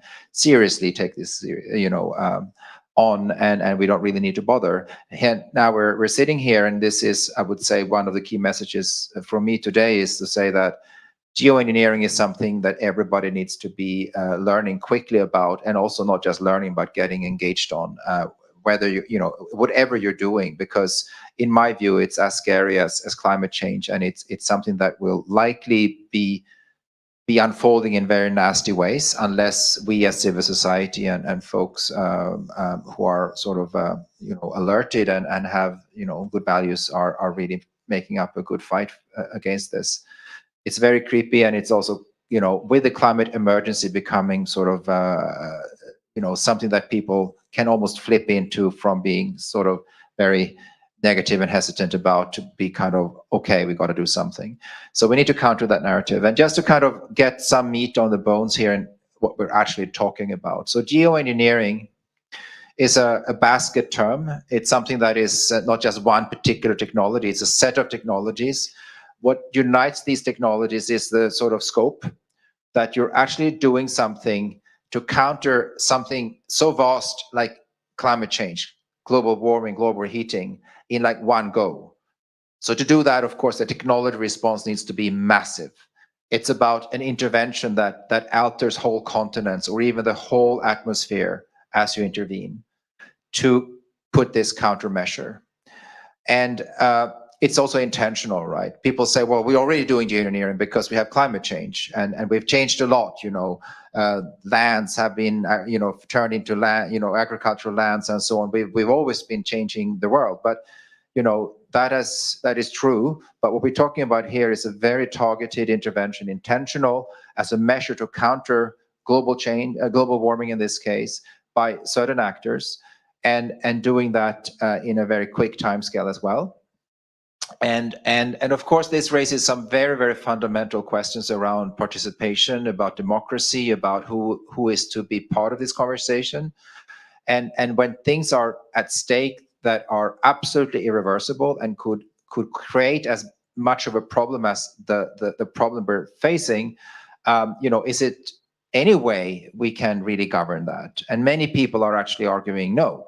And there's some really interesting movements around that I'll come back to. But before that, just to outline the kind of big brushstroke kinds of technologies in this basket, we have one set called carbon dioxide removal. So that's basically, we have too much carbon dioxide. Yes, we acknowledge that as a major problem. So let's pull it back. Let's pull it so much back that we're starting to reduce the warming significantly. Well, that's a massive drawdown, a massive pulling back. And how to do that? Well, there are some different ways. Let's plant trees, several times the size of India, for example, as has been proposed. Burn them so we get bioenergy. Capture that through carbon capture storage, which isn't developed in any way yet. And that goes back to the unabated coal that Liddy talked about. CCS is pie in the sky technology so far. Let's assume it's going to be applicable in this vast scale, capture all these burnt trees, and then push it down into oil wells, empty oil wells, not push all back up, which is actually what happens, and which is already being done, and keep it all there and basically pump carbon dioxide down into the ground. Or let's fertilize the oceans with iron to have massive algae blooms. And let's hope that these algae die, they sink down to the bottom of the sea, they get packed into the sediments, and they'll never come back. Then we're basically pumping carbon dioxide down. Of course, we're wrecking the seas, the ecology of the seas, the fisheries, everything. It's a huge gamble. So these are the sets of kind of removal technologies that people are still talking about. And of course, nothing seems to be working. But if they did, of course, the unintended consequences would be absolutely massive and impossible, inherently impossible to control. Now, the next set of technologies under geoengineering is solar radiation modification or management or whatever you call it, solar geoengineering. I think Pat just mentioned this. And that is really one step up on the extreme kind of scale, right? So basically, let's not try to take away the carbon dioxide. Let's just mitigate, let's just try to compensate the effects of all this carbon dioxide by blocking the sun. Let's have the sun become less effective in warming. So we kind of put up some kind of band-aid here. So basically, let's mimic volcanoes. Let's spew out massive amounts of pollution really up in the stratosphere, so we have some reflection of the incoming sunlight, enough to mitigate, to kind of make the heating less clear. And it actually works in the sense that we know volcanoes having decreased the average temperature for a year or two before these particles sink down. Gravity still works. Eventually they will hit the ground and the warming will pick up again. But if we then do this constantly, right, forever, because carbon dioxide stays in the atmosphere for hundreds of thousands of years. So we need to, if we do this, we need to continue forever, basically, for hundreds or thousands or tens of thousands of years, continuously. Now, the point here is, we're stuck in this kind of, the proponents of this say, look, we might not want to do this, but we might have to because, we're not taking real action.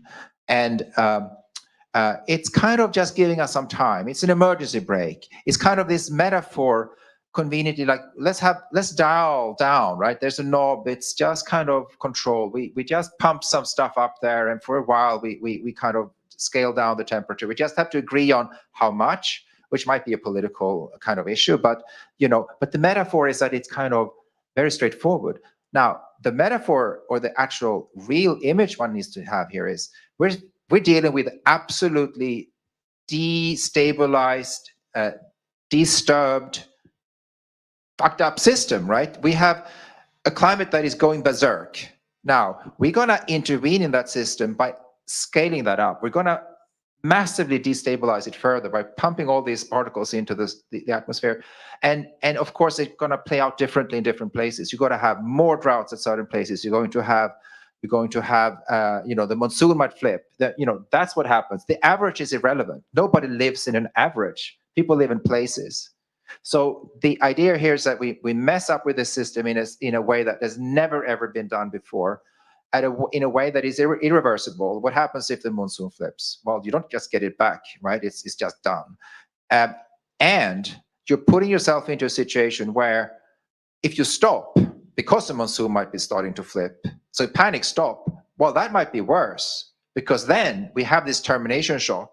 All of a sudden, these particles aren't blocking the sun, we continue to pollute, and boom, we have a temperature rise of, say, degrees in years, which no ecosystem can handle. So we basically tear everything apart in a way that is like the worst sort of weapon of mass destruction you could have ever imagined.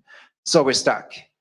And this is what's going on now. This is what's becoming normalized. And we had a fight here in Sweden a year ago where a Harvard-based project called ScopeX was trying to do the first real-life experimentation of flying a balloon high up in the stratosphere to release some particles, not in dangerous amounts, but with the pretext was we got to study this so we understand how to do it if we need to scale up. But it was really crossing a red line of normalizing something that is just too dangerous to ever be conceived. So why do you need to do these kinds of tinkering and experiments and research when that will just take you down a slippery slope? So the reaction from civil society and researchers, but even more so the Sami people on whose lands this would be undertaken, was absolutely fierce. It was a beautiful coming together of these stakeholders or these parties. And it was a great fight that eventually, in just a few months, led to a partial victory where the Space Corporation, actually a state-owned corporation up in Kiruna who does fly these balloons, pulled back because they realized this was far from non-controversial, and they were starting to feel the heat.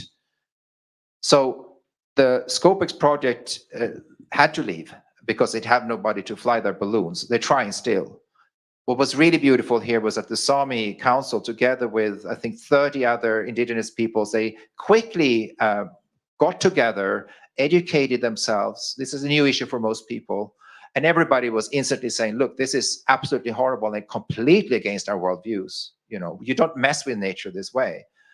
And they all put up a big fight and took the fight from their lands in the north of Sweden to Harvard. They wrote a letter to the Harvard board and said, scrap this project, shut down ScopeX, which was also a really powerful way of shifting the sort of narrative and the site of contestation. But this is ongoing.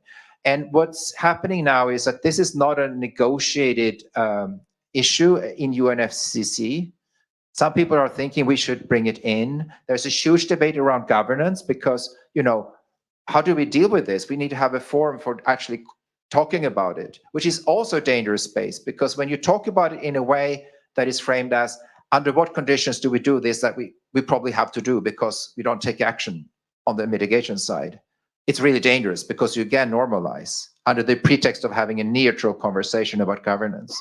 And the worst space to do that is probably UNFCCC, which is a geopolitical space dominated by the powers that are sort of promoting this or seeing this as a way out.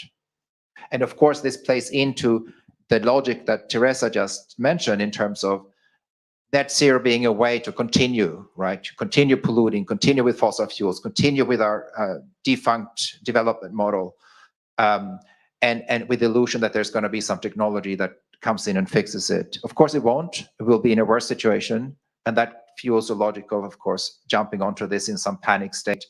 But again, I think the conclusion from our end is that can never be such an option. It's just inherently ungovernable. And I want to conclude by saying that we need to be watching this spaces. UNFCCC is we have to really see where this takes us. CBD, the Convention on Biological Diversity, has been a good space, and Pat can tell the story of how he and his colleagues at ECC Group conceived of and brought the idea of a moratorium into that space and succeeded. And it's still there 10 years plus down the line.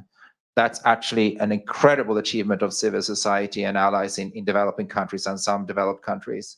And we need to fight that and keep that in that space. But it's also dangerous terrain as things are moving.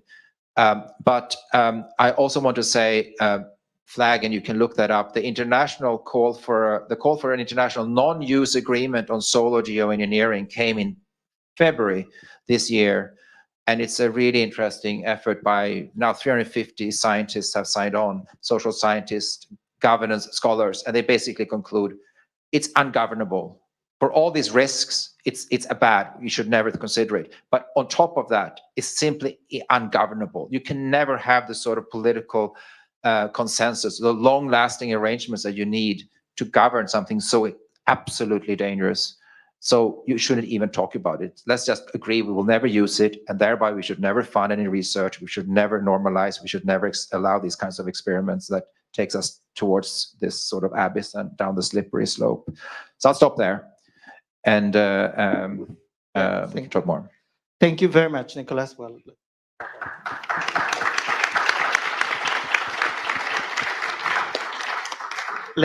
thank you very much, Nicholas, for sharing that. And yes, stressing out that, for example, while there's a discussion in the VTU and the CCC, some parties that are also parties to the CBD ignore the decisions taken in the CBD about the moratorium, for example. And it's very scary to see that we're living in some sort of sci-fi world where some take decisions to affect the entire climate on territories and without any consultation or without any process to find any sort of even acceptance or even informing the territories. Thank you very much for that. So talking about the connections, I would like to welcome a friend and colleague here, just arrived from the airport. So she will briefly give us some of her thoughts and an explanation of the CBD from the youth perspective. And then I was thinking, the original plan was to take a break. We may not have time to take a break, but we will do a little stretching exercise to keep our attention. And then we will go into a final round of reflections. Please, Melina, introduce yourself. Thank you, Gajer. Thank you, everyone. My name is Melina Sakiyama. I'm from Brazil, and I am one of the co-founders of the Global Youth Biodiversity Network, which is the youth coordination platform at the Convention on Biological Diversity. And yeah, so as Gajer said, I just arrived, but I just wanted to bring up a little bit of the points. And I'm going to start with what you said, Nicholas, in terms of narrative. And I think we are dealing now with a very dangerous narrative in the sense that we are trying to look at everywhere else except of what needs to be done. And the Global Youth Biodiversity Network conducted like a global youth consultation on the vision for a future in harmony with nature for the past, I don't know, now with the pandemics, I lost count, but since 2017, because we were preparing for the negotiation of the post-2020 Global Biodiversity Framework, which is the next 10-year strategic plan for the Convention on Biological Diversity. So the plan expired in 2020 because of the pandemics. We're still like forever negotiating that. And the expectation is that this is going to be a global framework for all, and that it should put biodiversity at the center of decision making so that every other decision should take into account its impacts and its consequences on biodiversity. So based on that, our youth constituency, we did this consultation process. And for young people, it's really interesting. Like, it was really like kind of saying the basics and going back to the obvious. So it was clear for the people that are working on the ground that what we need for a framework to be successful is that it has to be rights-based. It has to deal with, like, it has to balance and even the field. That means that we need to address inequalities, and it needs to sort of like be it has to have means of implementation, meaning resources like inclusion, participation, and so on. And then like what suddenly happened with the narrative is that like, although all the civil society movement are trying to bring the focus on the rights, on the equity, on the indirect drivers, they're causing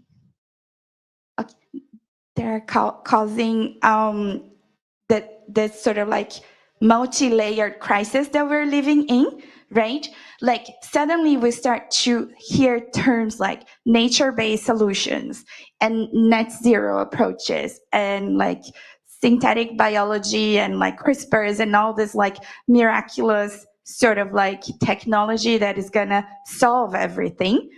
And it's becoming a very dangerous thing, especially so for the CBD, like especially the net zero and like the nature-based solutions started to pick up track. And now in the CBD, we have a framework that is called ecosystem-based approaches with clear guidelines and clear definitions on what that means, right? But they don't want to use that. They want to go and create a new framework, right? Because if you create a new framework, it's easier to co-opt everything that has been done and decide again, what do you mean by everything? And so like it's been a real struggle, especially within the youth constituencies, because nature-based solutions looks nice. It sounds nice, it's very attractive, but there is not a definition yet. It was something that was started by IUCN and they have a definition, but I mean, we know, I'm from Brazil. I know that these things mean nothing when it comes to implementation in my country. Like, it doesn't mean if you have like agreements or definitions, like what happens on the ground is like that we have weak governance, we have corruption, we don't have participation, we don't have like legitimated process to involve people in the decision-making process. So what is it going to happen? It's going to happen another REG Plus. It's going to happen any other policies that are decided in very small like rooms by very few people with very few diversity, like of people that think the same and think that this is going to work out in the whole of like the world. So like young people start to sort of like pick up on those different narratives that are happening. And like we have been doing a lot of like capacity building and awareness raising, because it's been really difficult to keep up with the cooptation of narratives. And I think that's what I really would like to highlight here in this space, because like the new terms and the new strategies that comes with a lot of like ulterior interests or like commercial interests or like political interests from like people in power is really much faster than what we can do as civil society in terms of like explaining, demystifying, like neutralizing the narratives and start to focus back again on what is important. And I think like what is happening at the CBD at the moment is that we feel that we are kind of stating the obvious when like our priorities are focused on rights and equity. And then at the beginning, like the negotiators and the community were really sort of allergic towards the discussion on human rights and rights-based.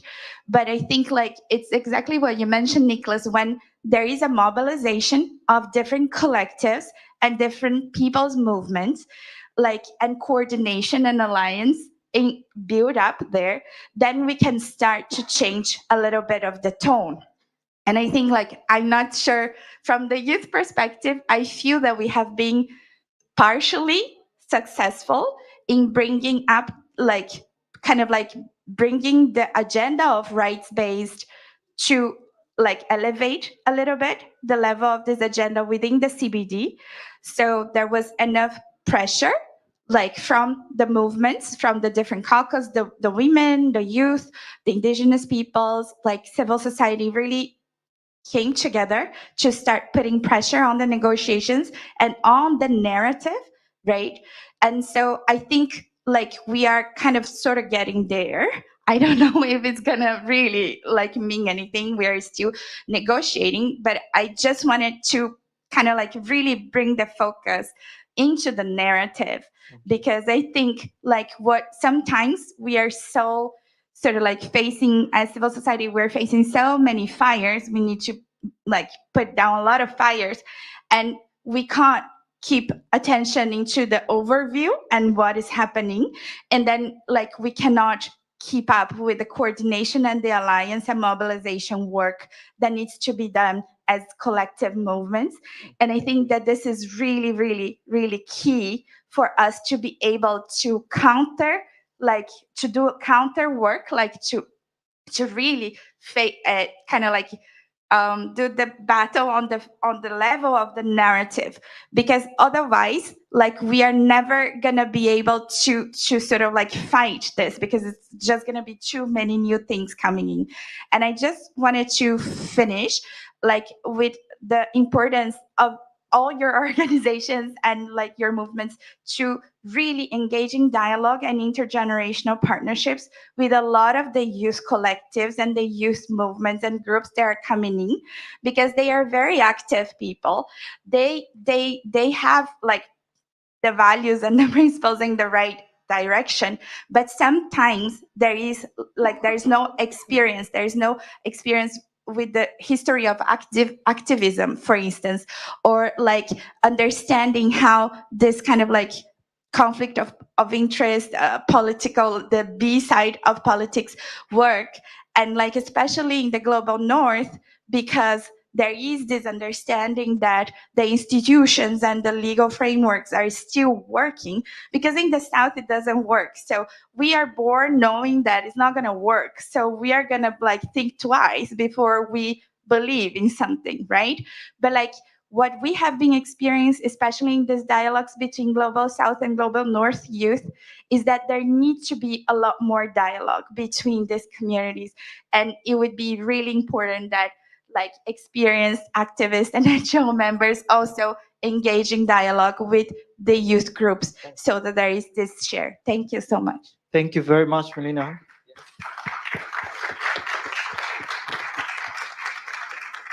For bringing the important vision of the youth, but also the important elements you mentioned about narrative and how narratives being co-opted and how difficult it is to fight against those narratives that enjoy so many resources and money and, well, you name it.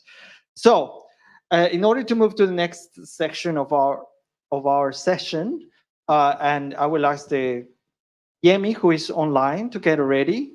And while Yemi is online and getting ready, our panelists will our next round of panelists will address. I'll just to briefly ask you, those who are here, and for us to stretch a little bit. Yeah, you can stand up, please. Let's stretch a little bit to keep the attention. I know that some of you have just arrived. Or it's not easy to deal with so much information, but let's make our whole bodies listen, not only the ears. And while we check and we ask Yemi to speak up and see if he's connected. Yemi, are you there?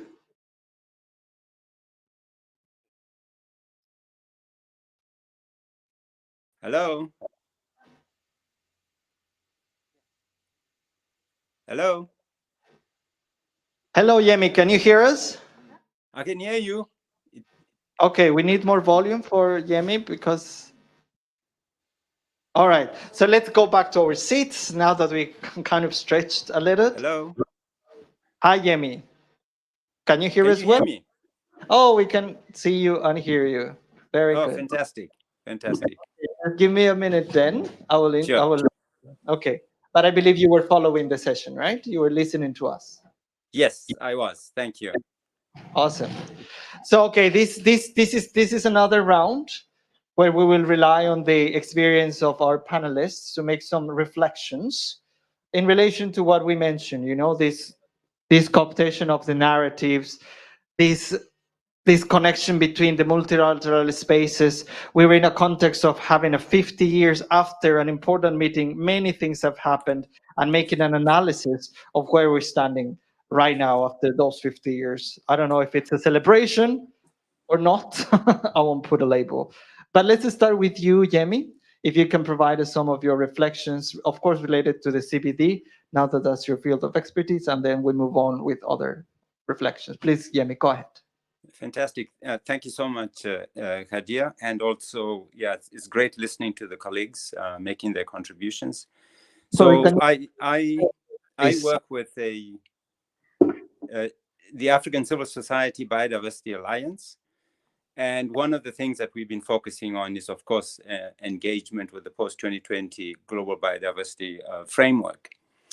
But during that engagement, one of the things that we've begun to realize is that, in fact, we do need to engage more vigorously with the UNFCCC.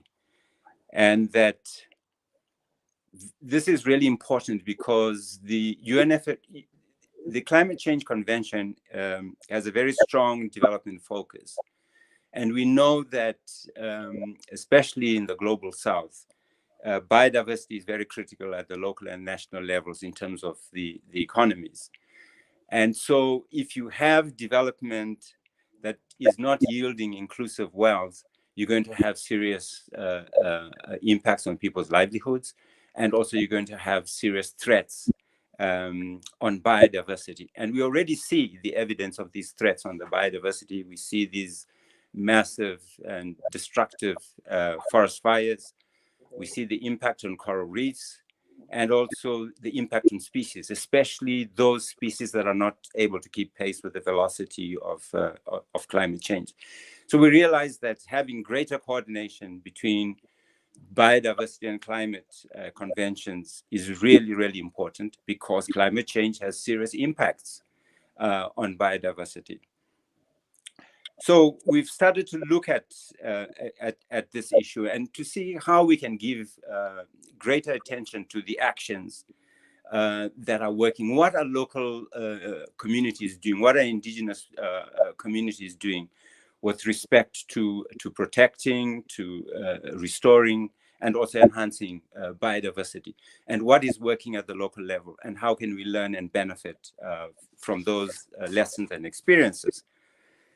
So some of the things in reflecting that we think, we need to focus on, and I think that one of the points was raised, I think it was, I can't remember, Teresa, that raised this issue, that the first thing that we really need to do when we look at reducing the threats of climate change to biodiversity has to be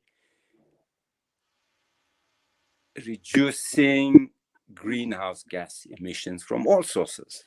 Whether these are fossil fuels from deforestation, from food production systems, or animal production and all those things.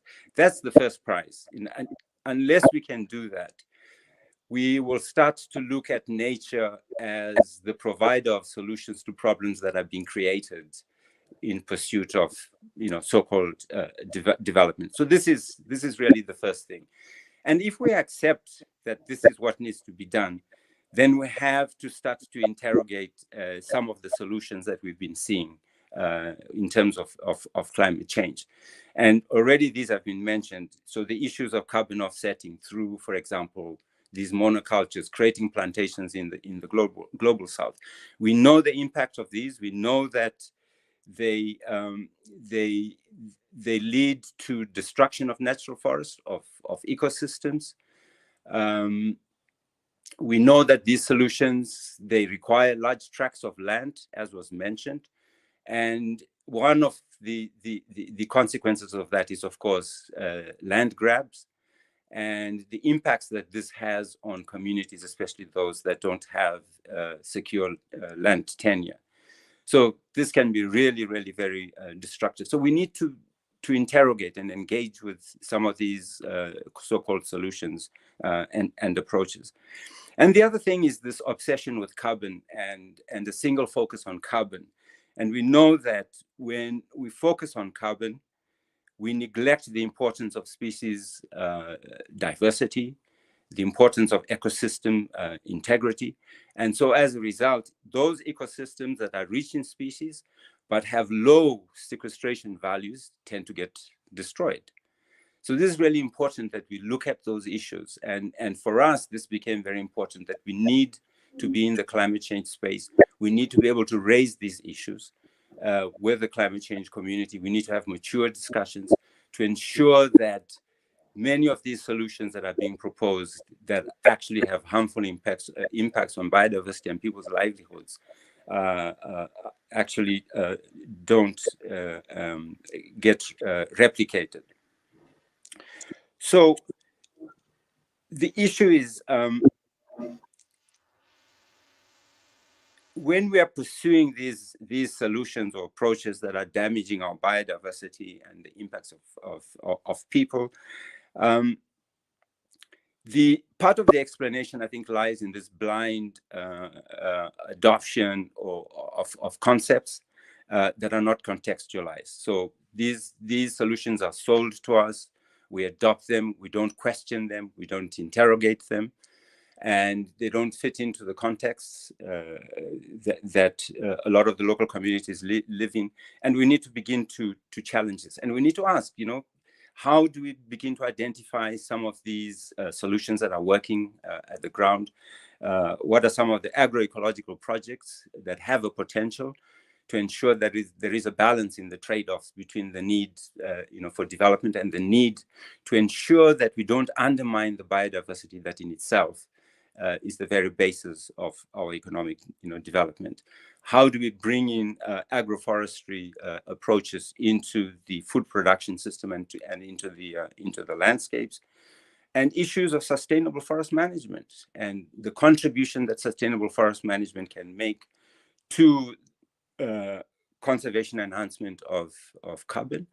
And often, you know, many of these projects like REDD+, they tend to put carbon as the primary benefit of these interventions, when in fact we need to make greater investment in issues of governance, strengthening local governance systems, investing more in biodiversity conservation, and in ensuring that we're not separating people from, you know, from nature, because it is the local people and the local communities that understand the complexity of managing biodiversity and its contribution to, you know, to our livelihoods. So I think that it's important as we engage in these discussions that we have this perspective. So one of the things that we don't do a lot, especially when we come into our engagement with the UNFCCC, is bringing into those discussions how the local communities cope with the threats of climate change to biodiversity. I think what we need to do is more and more to embrace indigenous knowledge, local knowledge, and to share the lessons, especially of things that are working, interventions that are working at the local level, to build from the bottom up, and to see how we can bring formal science and traditional knowledge, you know, closer together. You know, how can we support those efforts to ensure that we're not just informed by so-called science, but that that local knowledge and traditional knowledge is also informing many of these interventions, and that we can project and share these lessons of what is working at the local level.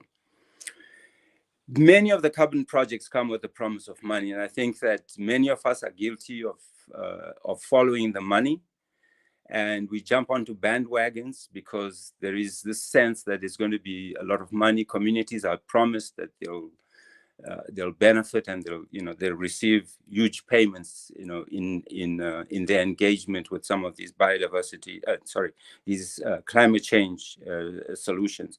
I think we need to start to resist this attempt to just following money at the expense of biodiversity conservation and long-term resilience of society and nature.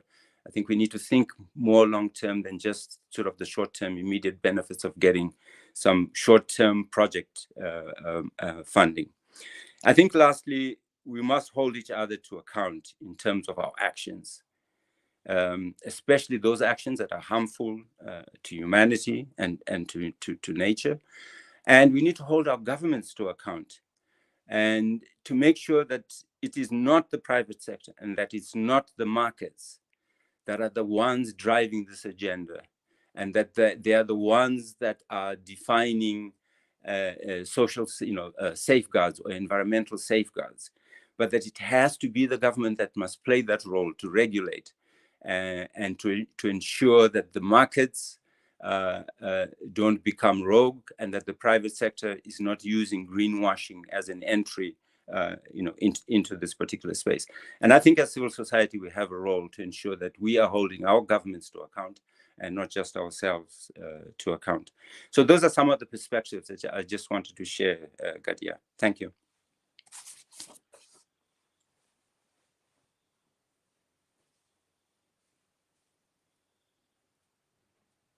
thank you for your time and being connected. I know that for many reasons, I mean, I said that at the beginning, and we're very privileged for being here, for sharing again. The COVID pandemic, if gave us a lot of reflections. Among them is to really enjoy the privilege and be more aware of this privilege. You know, it's not a right to travel and to be somewhere else, but we consume emissions. We risk even our lives in this point in time with our health, etc. So I thank you very much, Yemi, for being connected, and thank you for all for being here again. So the next round, we're gonna use the time for, and use the experience, the vast experience of Pat to give us some reflections in this multilateral space of some his experience. If you can be, since we don't have much more time, just please be as concise as you can. But we didn't want to miss to go without your reflections. Then we're going to ask Sridhar and Hemanta to give us some concrete examples, you know, to bring all these multilateral things to the ground. What do they mean in the real life? And then we will finally have a final wrap up by Azad and his experience, but also by some of the panelists who may want to say some other words finalizing this. And hopefully, if time allows, some questions or reflections from those who are connected online or those who are here with us. So please, go ahead. Thank you very much. I will be fast, and let me try to describe what I think is a success of civil society related to fighting back from the agribusiness over the years, and try to project where we've been and where we're going, and also the strategies now being presented by agribusiness to really, because they haven't succeeded in controlling the technologies in the way they wanted to try to control the structures of governance of agriculture in the world. So we can go back to we shouldn't say in terms of technologies that this is new. Back in the 1920s, the biggest seed company in the world was General Electric. General Electric became a seed company because they discovered radiation technologies and thought that they could sell more X-ray machines to radiate genetic changes in crops to the rest of the world. So they became the biggest plant breeder for a while. Then they discovered it wasn't going to work, and they gave up on it. When the Green Revolution came along, it inspired the petroleum companies, the fossil fuel companies, to move into agriculture in a big way, because they saw that the new Green Revolution varieties in the 1960s, 1970s were going to require, they thought, more fertilizers and pesticides. That was their stock and trade. And so suddenly, for a period of years, Royal Dutch Shell bought more than 100 seed companies around the world and became the world's largest seed company. Didn't work as well as they had hoped it would, so they backed out of it again, and that caused a crash among many small family seed companies and created a crisis for access to seeds for some years. Following that, the hope was that there'd be something called biotechnology that would create the opportunity for control of the first link in the food chain, control of the seeds. And we first worried in 1981 in civil society that the strategy that we were seeing, which was of pesticide companies buying seed companies, meant that, of course, their research would be to make sure that their plant varieties required pesticides. We said that in 1981, when the new biotech seeds first came into the marketplace in the middle of the 1990s. Lo and behold, they had developed herbicide-tolerant plant varieties, genetically engineered plant varieties that needed their herbicides. Not a surprise. And another failure for the companies, because they crashed into the opposition of civil society around the world, challenging that strategy, and they've been very confined in their ability to make progress there. It was also an extremely expensive and extremely sloppy technology, and that was embarrassing for them, that it just didn't really do much and didn't really work very well. By the end of the 1990s, it was quite clear that they would move on to another space. And the space that was predicted by civil society was that they would move into what we called then intragenetics. They would manipulate the DNA of a plant variety to change its characteristics by gene manipulation, not by moving a gene from one species to another, which was very embarrassing. So they went for intergenetic manipulation. Well, it was a theory. They didn't come out with it until a few years ago, and they call it, again, gene editing now. It's the same idea. There's CRISPR-Cas9, all these phrases we've been hearing about to edit the DNA itself, which I thought would be less embarrassing in the media, easier to get through governments, get by the farmers as well. and still control the marketplace. Now they're running into trouble with gene editing and the strategies around synthetic biology, thanks to the CBD Alliance and other allies around the world who've been fighting that in the Biodiversity Convention and in the UN Committee on World Food Security as well. That doesn't stop them pursuing that strategy, but the opposition is at least growing in it. While they were doing that, they moved on to look at biodigital information, digital sequencing information. How can we control the information flows around living materials, especially in agriculture, to dominate the marketplace? Which again created a new space that we were beyond the time of Monsanto. We're into the world then of Amazon and Google and Microsoft and other companies who specialize in digital knowledge, specialize in controlling that knowledge and how to sell it to farmers, take it from farmers and control agriculture that way. So that is where we're in the struggle now. But again, they've had another problem, which is that embarrassingly enough, while they've been dominating the food chain, especially the beginning of the food chain for decades, they're in a situation where they've had 4 food crises in 22 years in this century.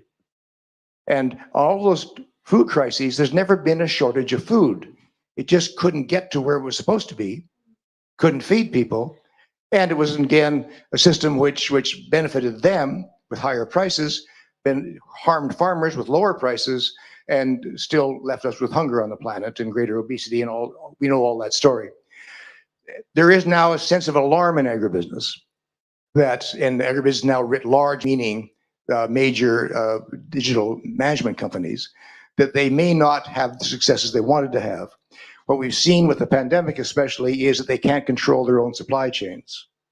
That the supply chains that they're proposing for the food system keep falling apart. Because like everything else, if you can't get access to microchips, it's not just our cars that can't drive, it is also that they can't make pesticides, that we can't manipulate the fertilizers. That some of the demands, if you want to make, for example, brake fluid in Korea for Korean cars, you need the same urea that the Russian fertilizer industry needs for fertilizers.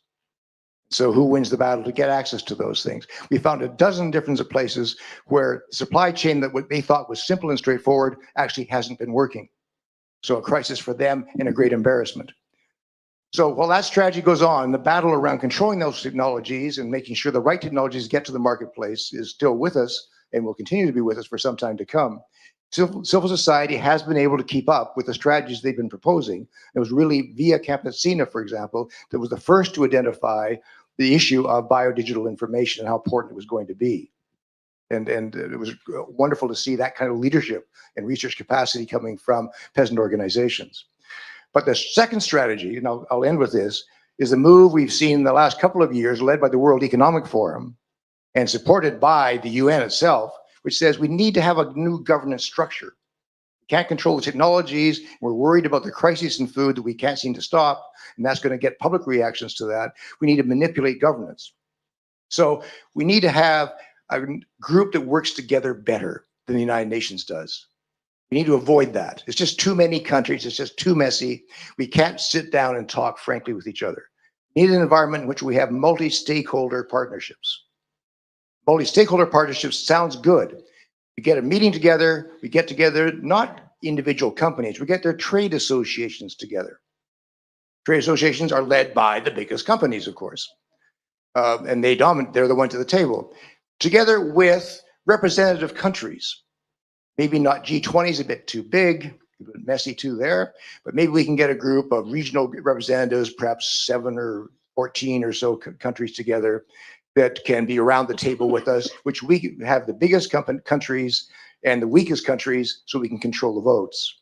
Then, of course, to make it look better, besides having the corporations at the table and having key leading governments at the table, we need to have civil society there. And so we look for the softest, gentlest, most bought off, paid for civil society we can find and invite them to come to the table. Those who sort of fell into the Stockholm syndrome. They fell in love with the United Nations and being controlled by government or corporations. So those are the ones who are going to then meet, but of course they'll involve the United Nations. They'll do as they've done with COVAX and the pandemic experience, which is they'll decide for themselves, they'll come back with their solutions, and the United Nations will ratify those solutions, which of course the United Nations does by never voting, but simply smiling for the photographs. And that is the strategy that's underway now. One, to manipulate the control of the information around agribusiness in the food system, and has moved into a more scarier version of that. And secondly, to change the governance system of the food system, where the corporations really are in control. The latest move, scariest of all, around the control of this information is to really leave it in the hands of the big asset management companies. You know that if we have three companies in the world, BlackRock, State Street, and Vanguard. BlackRock itself has almost $10 trillion in assets that it manages. Vanguard's around, I think it's around $8 trillion, and I think State Street's a bit below that. But they together, each one of them, literally, but especially BlackRock, has significant investments in shares in every single agribusiness on the planet. It's a publicly traded company.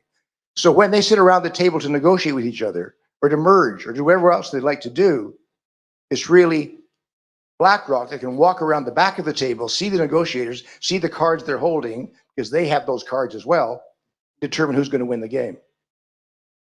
So the food system has gone from where we talk about Monsanto and the fears about Monsanto, or before that, a century ago, General Electric. We're now in a situation where it's really the asset management companies that are really trying to determine the fate and the future of our food supply. When I first got into this work, almost half a century ago, we used to go around saying that the Lord's Prayer, give us this day our daily bread, shouldn't be a prayer to Monsanto.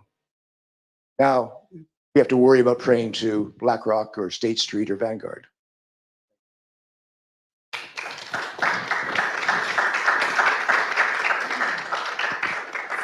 Thank you so much, Pat, for sharing your experience, walking us through the history of the multilateral space and all these kind of practices and strategies these big companies, these big players use against them, that is repeated, and we have to foresee them and be aware of.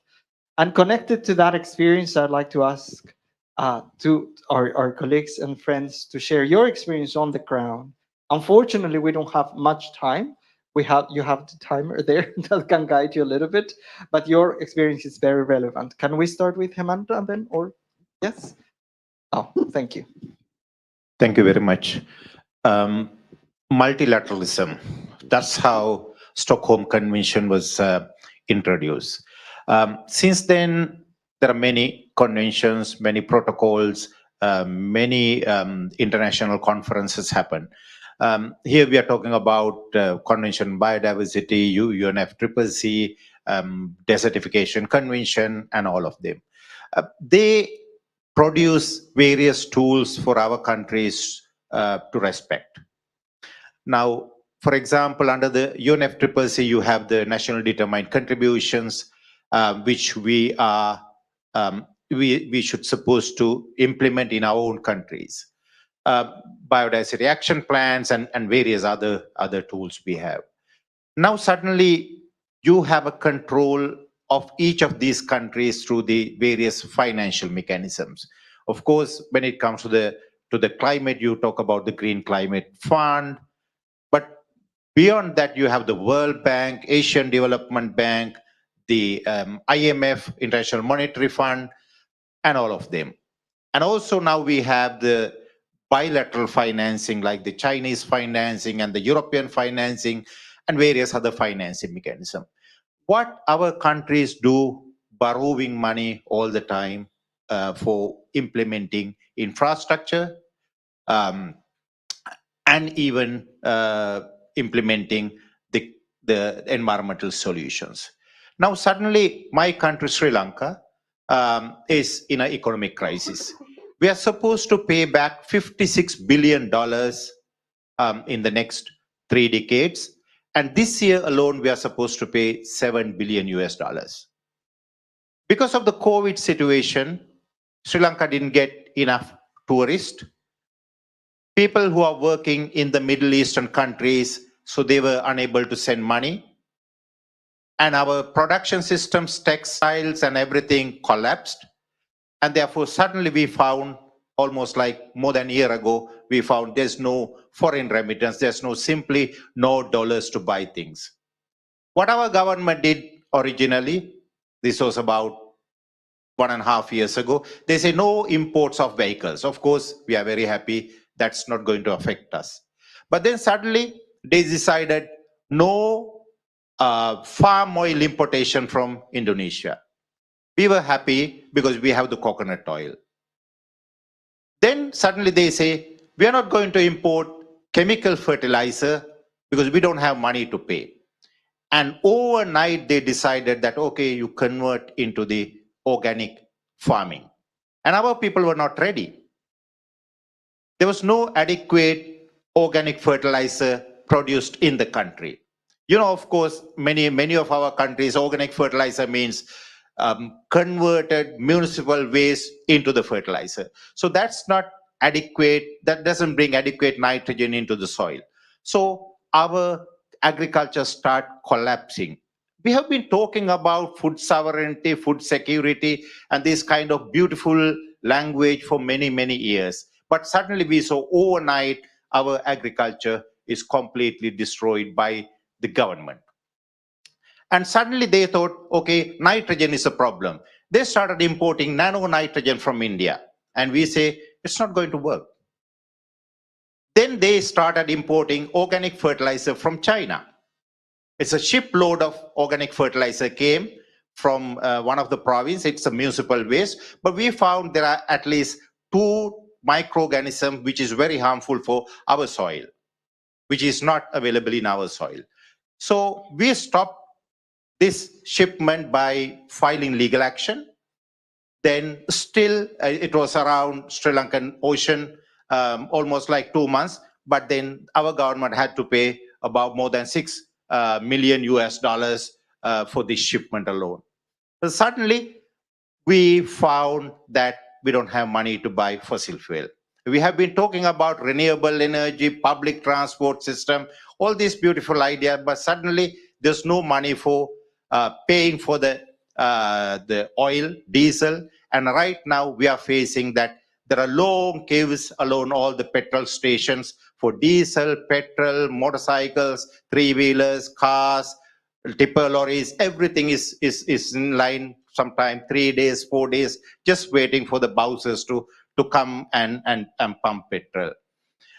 So suddenly we found there's no money for LPG gas. So the whole urban system has collapsed because they don't have money, they don't have LPG gas. And suddenly people look for kerosene oil for cooking, but then kerosene oil is also not available. In those areas, you cannot find firewood. Definitely in the urban setup, you cannot have the firewood cooking.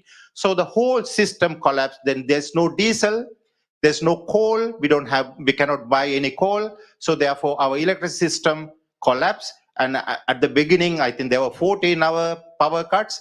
But suddenly, because of the rain, we started getting with hydropower. Still, we have about 5-hour power cuts. You know, the problem is that although we are supposed to respect to all these international discussions, international agreements, etc., surviving at the national level is a problem. Now we found that our politicians have looted a lot of money from public money. Many of the money came for some infrastructure projects, which Lydia has been talking about, illegitimate debt for many, many years. It has already happened in my country. Some $400 million came for an irrigation project, completely missing. The project is not there, but the money has already spent. And there are certain infrastructure projects. 1 kilometer of infrastructure may be around 2 billion in Sri Lankan rupees, but they have spent about 7 billion for this particular kilometer, 1 kilometer. So where the money has gone? So the money, according to the people think that, so they have invested, the politicians, especially the big family who has about 8 politicians in the same family in this parliament. So they have looted this money, the corrupt money. Now it has gone to spend buying things in Uganda and Seychelles and Dubai and Australia and all these countries. Now, when a situation like that comes, you know, the people are suffering right now. We are having a whole civil space is limiting for us, and starting last 52 days, the people are on the streets, some people are struggling, and at one point the government somehow organized people to come and attack this people struggle, but then the other people came and protected the local the people who are in the people struggle, but then started burning houses in politicians' houses. It's chaos right now. And now the government say, we still don't have money to buy fertilizer. Maybe within next 2-3 weeks time, you may reduce your 3 meals to 2 meals. That's the kind of democratic governments we have at the moment. Now, when I share this story with our people, our people from the other region, from India, Bangladesh, Pakistan, Nepal, and all of they say, we are following the same path. At one point, I remember the Malaysian chief Mahathir Mohamad said, don't learn from Sri Lanka, because Sri Lanka has a lot of debt to China.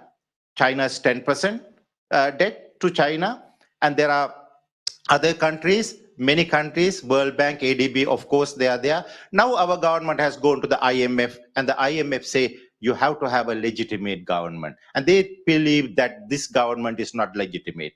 So we are in a real trouble. Now the IMF is not coming. And yesterday I saw the news that the government has requested about 700 million from US dollar from World Bank, and they have refused. And now who is going to be the savior? That's very important. It's going to be the debt for nature swap. That's the proposal coming under the UNEP in Sri Lanka. So they are asking some NGOs to come and buy some debt, Nordic Bank to come and buy some debt, Chinese government to convert some of them. And it's interesting that when we say that we had a criticism about the Chinese money, and some people say, we should not treat the Chinese debt, the Chinese loans like the same comes from the other places. But right now, China is not ready to do the restructuring. So they say, okay, you have to pay back. If you cannot pay back, get a bigger loan and then you pay back that money. So now we are in a real chaos. I don't know, the civil space is very, very limited at the moment. Starting last week, they have started arresting Buddhist monks and the activists. Any moment, it can be a military situation in Sri Lanka. So what the people will do if they don't have enough food to eat? Now, that's the big problem we have to ask from all over the world, where the southern countries mostly have the problems with, I mean, when it comes down to the not having 3 meals a day or 2 meals a day. And so one of the daughter this morning shared that some of the infants died, her cousin died because you cannot find a liter of petrol for the motorcycle. It's happening almost every day in Sri Lanka. So it's so bad, and so many people have committed suicide. Now we have all these big conferences, all these last 50 years. We have the SDG goals, we have all other agreements, but unfortunately, when it comes to the local people suffering from lack of food because of transportation, because of the high debt and all of those, so what can we do? I think that's the reality we have to bring here when you are making the decision making. Thank you so much. Thank you so much.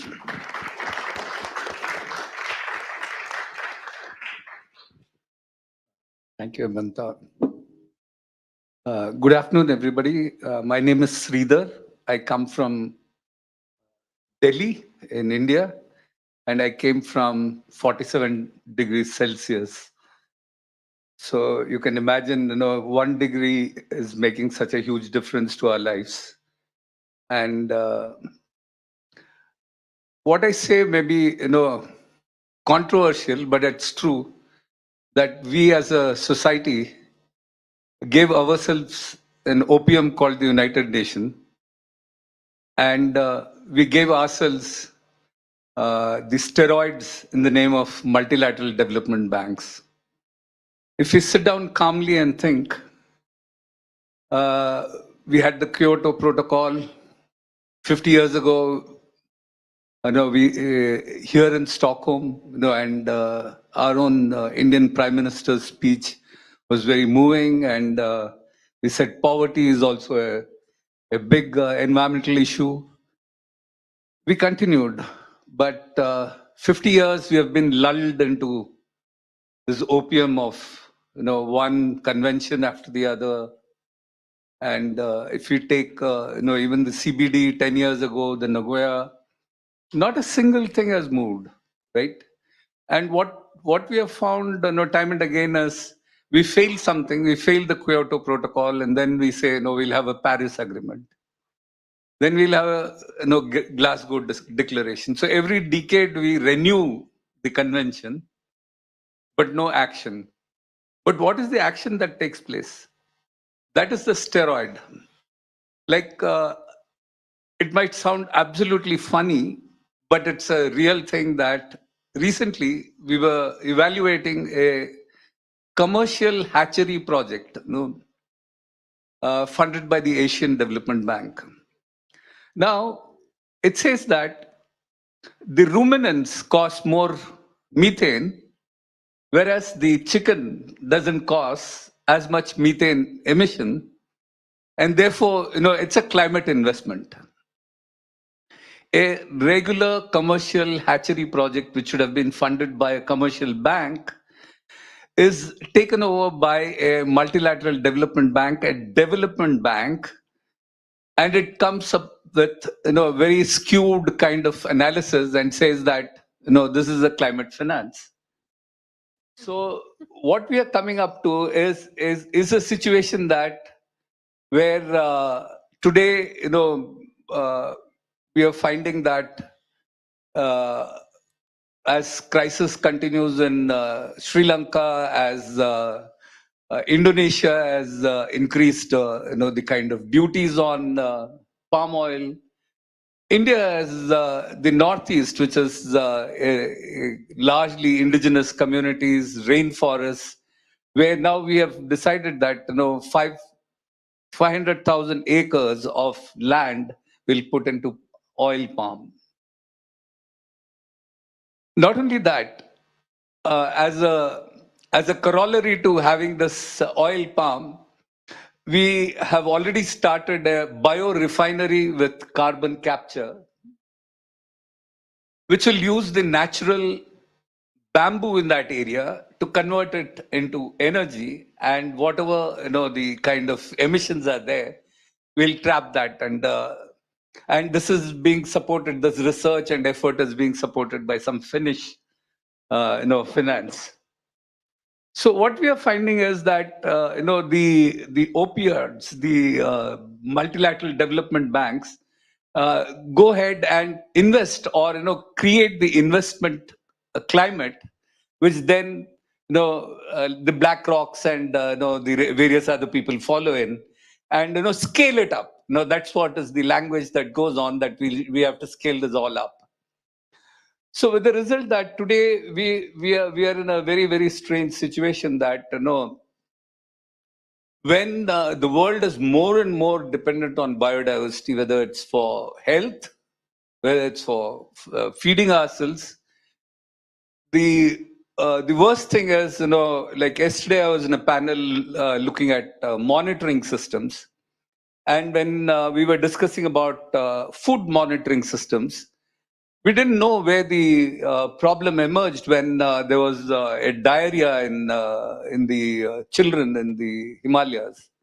Whether it was the genetically modified seed, the brinjal that the children had, or whether it was something which was in the soil, whether it was so whatever tests or today's tests only go to the last sample, and so we don't have a linkage of the custody of the sample also, and we don't know where the actual impact has begun. So we are faced now with a situation that we are dramatically reducing our biodiversity, on which our future depends. And at the same time, we are pushing for, like you heard, all the kind of false solutions that are being perpetrated. And in this kind of a scene, the only kind of way is how do we seriously question, these kind of conventions which lull us into thinking that something is happening and something is happening collectively. And how do we stop these people who are, financing this kind of a destruction? And I hope collectively we'll all be able to do that. Thank you very much.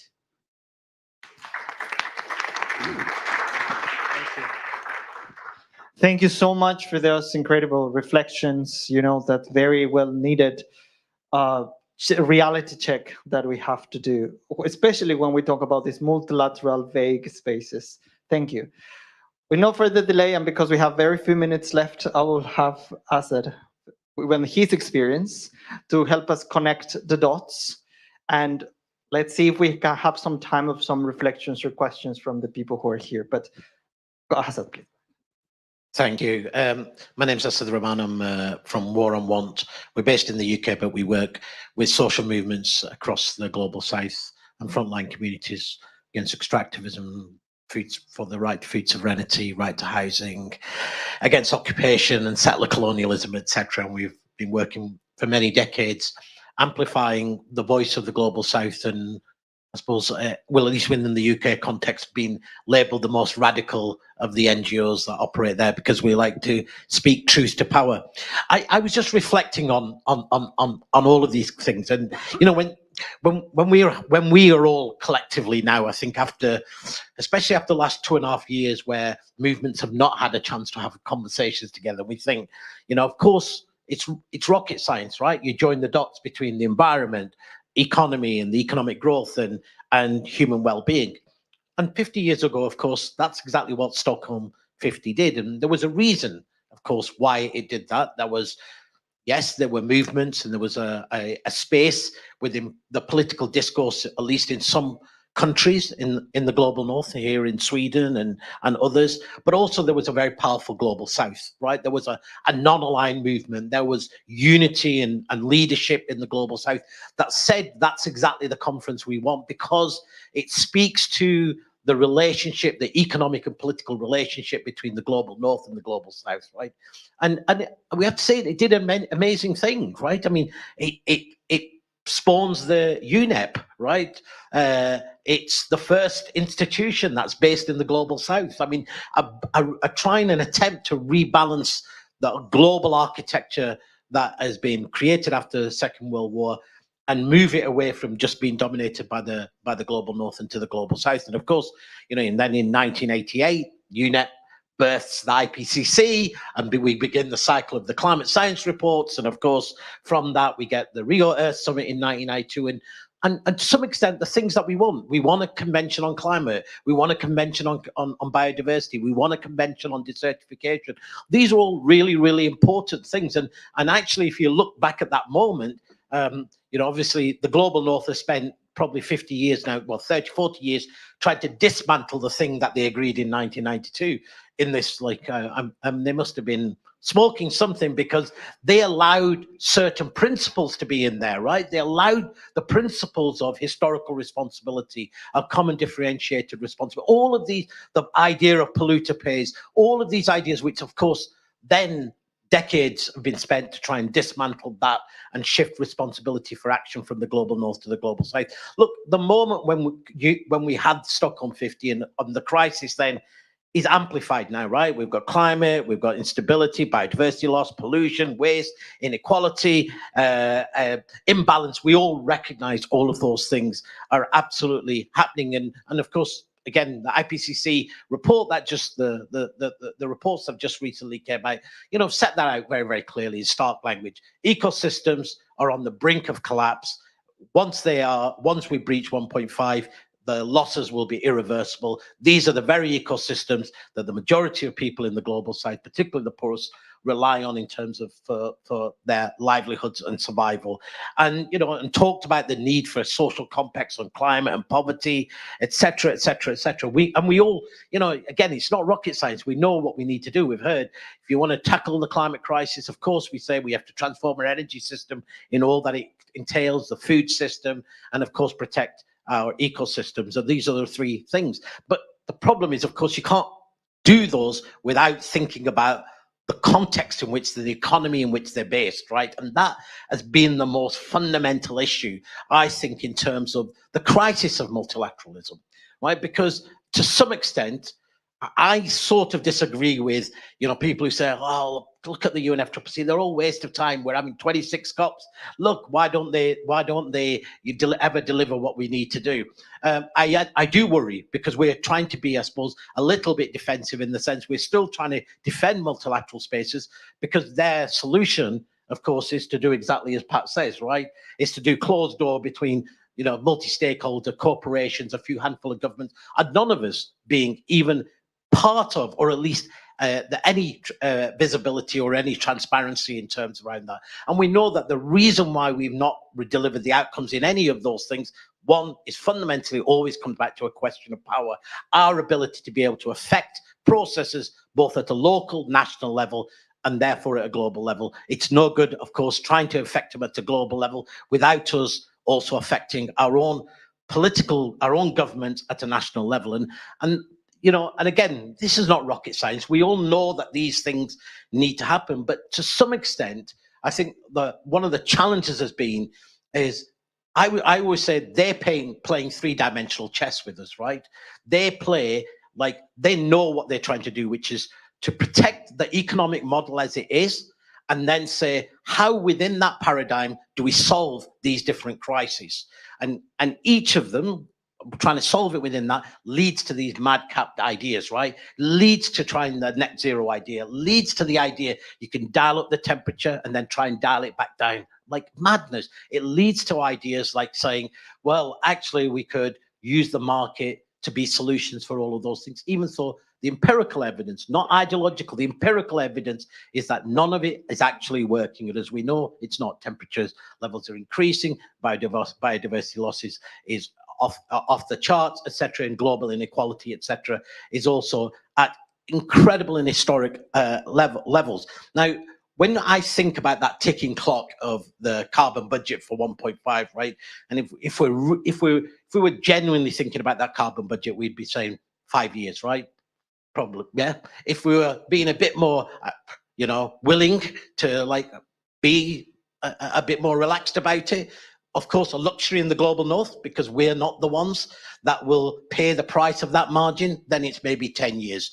But we already know, as we heard, I'm originally from Pakistan. I spoke to my family. We've got 53 degrees temperature in Pakistan. 53 degrees. And this is not a one-off. This has been the third heat wave in every couple of years, and the government's response has been to dig mass graves, right? This is not people who have got an opportunity to be able to say, let me go home, put the air conditioning on, or let me go to a fountain or eat some ice cream. We're talking about people who have absolutely no choice but to be out in the fields working, absolutely no choice but to be in those conditions. And, we know that temperature level is roughly what Death Valley in the US is. The reason it's called Death Valley is, of course, human beings can't tolerate that kind of heat out in the open. So we know that gamble that they're doing is calculated, right? It's always calculated. When I used to work following the UNFCCC negotiations for many more years than I would like to admit to, I still remember sitting in meetings with European policymakers and European civil society, and the discussion when we fought for limit temperatures to well below 1 degree, and they were arguing for temperatures are safe at 2 degrees. The idea that was implicit within that, which was actually you can gamble with some people's lives, and you can gamble with some parts of our ecosystem. You can gamble because, as I used to be told, I said, you've got to learn to live within the system. Right? That's your problem. You're not willing to live within the system. And of course, what you're hearing here, of course, is that system is actually killing people. And it's very hard to be able to say, if you're in Sri Lanka now and you've been told you've got no food, no energy, no etc., or whether you're in India, Pakistan, or anywhere else in the world, right? In Brazil, live within that system. People we know can't. And in these last 2 years, I just want to think, when they play three-dimensional chess with us, I'm sorry, I've just got all these images in my mind. I always think, okay, they're playing three-dimensional chess, right? But there's odds on there. well, maybe they're playing Russian roulette with us on all of these. They say really mad things and then they dial it down and they put something else. But, you know, in Russian roulette, it's usually one chamber has got the bullet in, the others haven't. And they're playing with the idea that actually there's bullets in every single chamber. And no matter what we stop, and it's important we do stop them, they have another bullet somewhere else already immediately able to go. So I think we're being told to shut up. So you know, the last 2 years of the COVID pandemic, I think has been really illustrative, right? Of course, both the hypocrisy of how the global north talked about the pandemic. We all remember no one is safe until everyone is safe, etc. We'll all build back better, etc. And of course, we see vaccine apartheid. We saw the global north compete with the global south for everything from life-saving treatment, and continuing at the WTO just down the road here, continuing to block, even now, vaccine treatment. Why? Because, of course, the big pharmaceutical companies are making $1,000 profit each and every second, and they want to be able to protect that. Now, in that moment, you know, this is why I find Stockholm 50 an important moment for us as a movement, because here is the first time we're able to begin to discuss actually what does that COVID recovery look like. Now, you know, we've heard for 2 years or 2.5 years, we saw it at the G7 and the G20, we saw Biden talking about it, but there's never been an opportunity for us to actually be able to engage. And we know the data, less money is going into low carbon development, to sustainable development in the COVID recovery now than it did in 2018. That in this last year alone, the billionaires, the 2,883 billionaires in this world amassed an incredible 16 trillion in additional wealth. At the very same time as the poorest people in the world, workers in the world, lost $13 trillion in lost income because factory gates were shut on them. So there is a profound challenge I think we have got. So I'm going to shut up. I think this is, Arundhati Roy says this very, very well. She talks about, you know, what they've done is woven a tapestry, right? And in this tapestry of all, you have to unpick 1,000 threads of all these injustices. But there are threads that, like a jumper, that if you unpick them, they unravel much more. And that is partly what, you know, many of us and Liddy and us, you know, for decades have been trying to talk about. How do we have a response which is a set of people's demands that can go between these different spaces, that our movement can be more than the individual part, that we're not simply about resisting all of these things, but also about positively putting forward our vision of what do we want. And we know what we want. We know living wages, social protection, universal services, all of these things. Again, not from an ideological point of view, because actually the science and data shows that they are the most important mitigation efforts. They're the most important adaptive measures, the most important fact to deliver, to tackle inequality. But fundamentally, a link between all of those demands and what's happening in these multilateral spaces is a question about governance and who controls and democratic control. And if we want to change our energy system, it has to be democratically controlled. If we want to change our governance and our multilateral system, then the fight about democracy within these spaces is as critical. Okay, shut up. Sorry. Sorry. Thank you very much, and thank you to all. Bye. Thank you. We still had 47 seconds.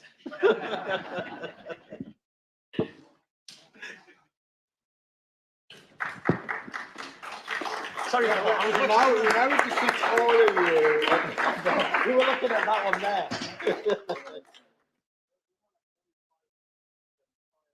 Usually you guys hang around.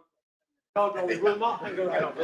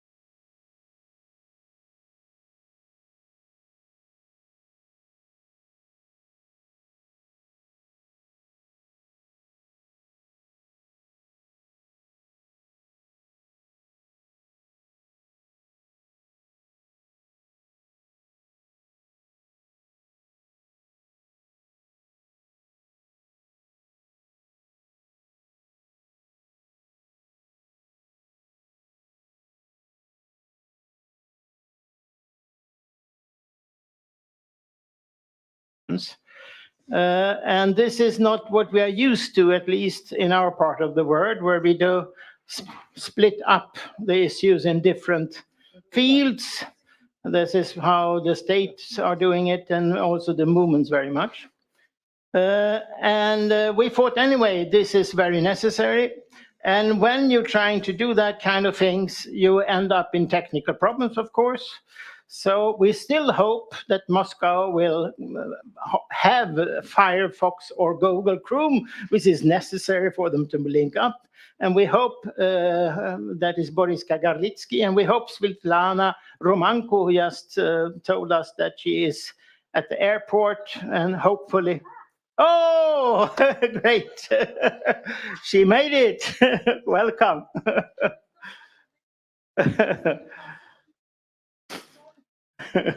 Well, great. Well, Ukraine made it. We'll see what happens with the technical connections with Russia. So what we are trying to do is the impossible. And as you know, it's easier if we only address one issue at a time.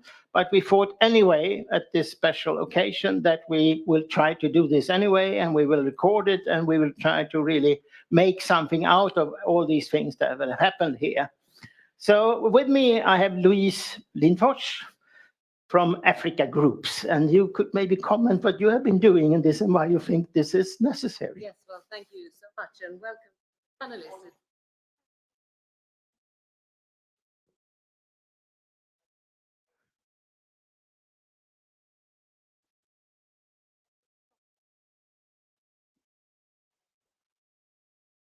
Is it on? Yes, there we go. Thank you so much, Tord, and welcome to all the amazing panelists that will enlighten us in this very tricky topic, as Tord mentioned. Myself, I'm working at Afrikagrupperna as Secretary General, and we have also been working on the different layers of this transition that we are in right now. And the calling here to end both Cold Wars and hot wars, so to speak, are also linked to all the other transitional phases that this Earth is facing, of course. The climate issue is the most pressing one, and it's linked to all the other inequality systems that also includes corporate capture, corporate responsibility, etc. So it will be very interesting to hear all the perspectives from the panels, and also we will invite questions from the audience later. And we wish you all a very warm welcome.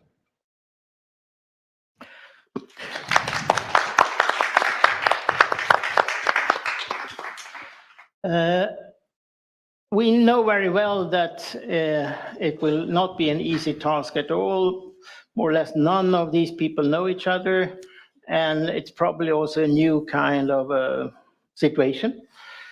So it must be very uncomfortable, and yet they are willing to speak, which is of course very nice for us. And with other words, you, and as we are not so many here, are very much invited to help our audience and the moderators in sort of creating this kind of feeling that, yes, we are together in this fight, and we have to learn to listen to many other voices.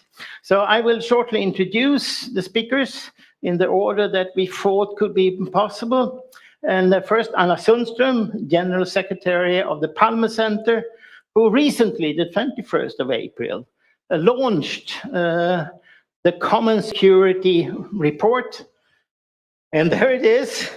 Interestingly, together with the International Peace Bureau and the International Trade Union Confederation, the biggest sort of international trade union movement with some 200 million members in total. So the interesting with the Palme Center is that they also recently have launched initiative for just transition. So it cannot be better actually for the theme we have. And of course they are very much involved in now struggling for the need for Sweden to not step back, rather double the foreign aid in this situation where we know it's really very different. There will be a demonstration on the 8th of June, if I'm correctly informed, which I think is one of the good answers on this militarization going on, where we address the whole global power structure. Secondly, we have Vasna Ramasar, who is also in a very fascinating moment, Global Tapestry of Alternatives, and Adelanta, which is 8 global initiatives working together. What is the great thing with Global Tapestry is that they not only say the necessity of looking at radical alternatives, social and ecological, but it has to be connected to resistance. Not that that network is doing all that, but they want to relate to other movements who are directly involved in struggles. And I think this is also so important, which sometimes in our part of the world is missing. But as the Global Tapestry is very much based in the Global South, there is a sort of very common thing. You cannot separate them. And what is very interesting, this is a movement with a lot of young leadership, which is certainly exactly what we need today. Thirdly, Svitlana Romanko, and I would say the biggest environmental movement on earth. Laudato Si. At least I was enormously impressed that the new Pope chose the name Franciscus. And not only that, really have put a lot of effort into the understanding and the need to save our planet and save the creation, sort of. So that is, I think, a very important part of our common struggles. And to recognize this, that the religious movements of very many different kinds are utterly important in this struggle. So then we have Maximilian Isendal, who is a farmer in the north of the country and also part of Via Campesina Sweden, which happens to also be a huge, huge trade union for farmers, as big as the International Trade Union Confederation. So we have the TAS movements present. And then we have Barry Bickman, who has been the spokesperson for all the anti-racist movement on earth at the UN anti-racist conference. So we have really a mixture. And finally, Lars Strake from Network for People and Peace, who is former chairman of No to NATO, and a broad sort of view on the issues of peace. So with that, we would like you to have a start, and they have been given 6 minutes sort of to introduce the themes, and then we hope for interventions from the moderators, from the audience, and of course dialogue here in the panel. We are very well aware of that this is an impossible task, but we think we have to start. And we have to start now to look at the immediate situation, not in terms of a long history backwards or long history, but what can we do right? And how can we describe the interconnectedness of these different struggles we all are involved in? So Anna Strömström, please take the floor. Thank you so much, and I am very happy to be here. And even if Tord now says that the task is impossible, I'd say that it's still very, very important. And we know that we are facing a multifaceted challenge globally. And I think that this is also why it's so very interesting and engaging to have these various perspectives, because we need to work together to address all of these challenges at the same time and together, because we cannot treat them separately. And that plays also very well into the concept of common security. And as mentioned, we at the Olof Palme International Center, together with the International Peace Bureau and the International Trade Union Confederation, a few weeks ago launched this report, Common Security 2022 for Our Shared Future. I have a few copies with me, but you can also, of course, find it online via the website commonsecurity.org. But of course, the concept of common security is nothing new. It is nothing that we launched through this report, but rather a concept that today marks, or this year marks, its 40th anniversary. And it was established through the Independent Commission on Disarmament and Security Issues that was headed by Olof Palme in the 1980s. And they presented its report in 1982 at the height of Cold War, and developed then the concept of common security that then, after the 1980s, for a couple of decades, also very much influenced the relationships between the superpowers, but also, of course, the international community, the establishing of OSCE, the Organization for Security and Cooperation in Europe, as just one example. Of course, since a couple of decades, we've now seen how we've drifted away from the concept of common security and the notion it stands for. And the concept itself is very, very simple, and is based on the idea that nations nor populations can feel secure if their counterparts feel insecure, and that the feeling of security is something that we need to reach together through cooperations. The concept itself, it's based on a few principles, such as the right to security for all nations, and that military force is not the legitimate means for resolving disputes between nations, and also that reductions and limits on arms are necessary for mutual security. So in a way, the time we now live in resembles very much the 1980s and the Cold War, when the relationship between the superpowers was at rock bottom and the risk of a devastating nuclear war was high. So by the introduction of the concept of common security, the simplicity is also the beauty, namely that security is something that we create together. More and more powerful weapons are not the answer. So again, we stand at this same crossroad, faced with the choice between an existence based on confrontation and aggression, or one to be rooted in a transformative peace agenda and common security.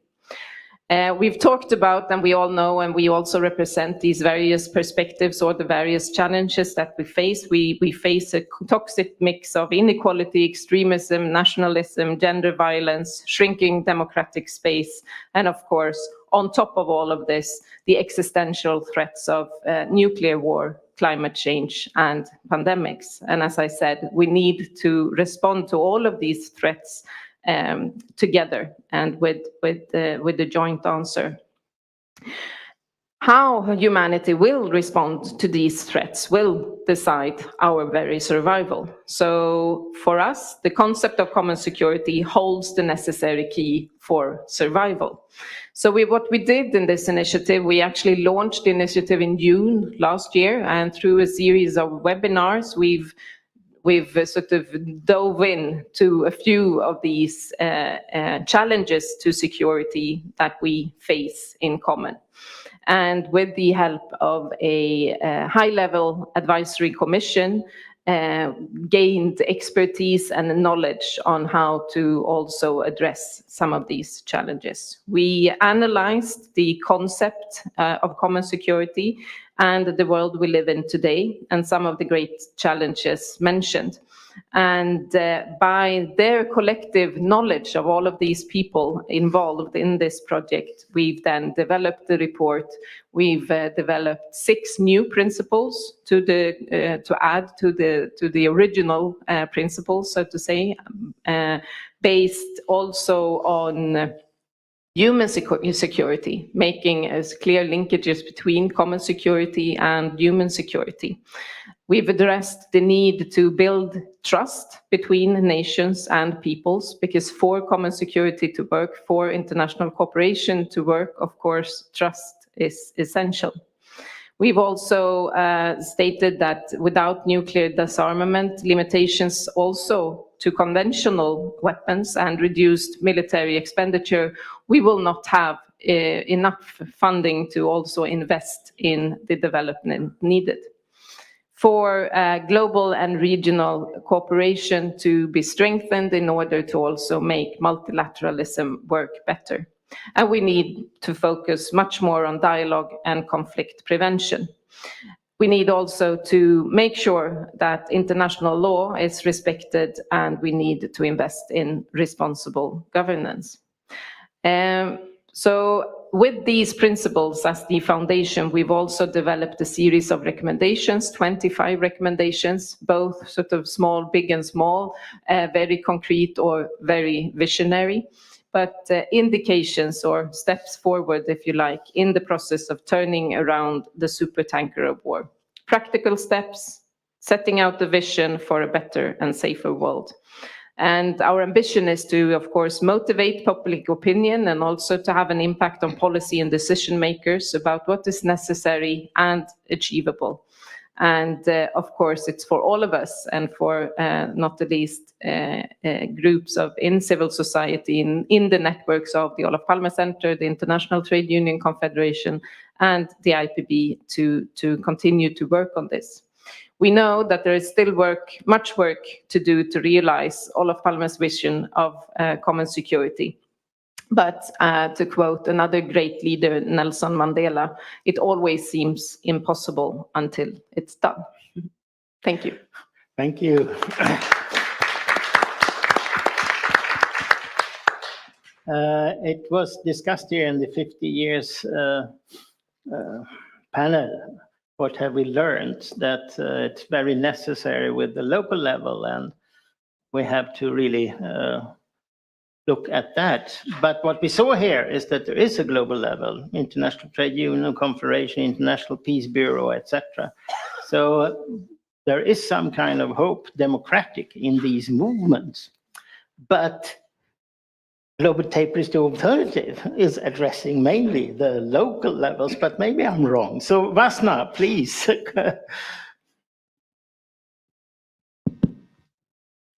Hello, everyone. It's lovely to see you all still here at the end of a long day.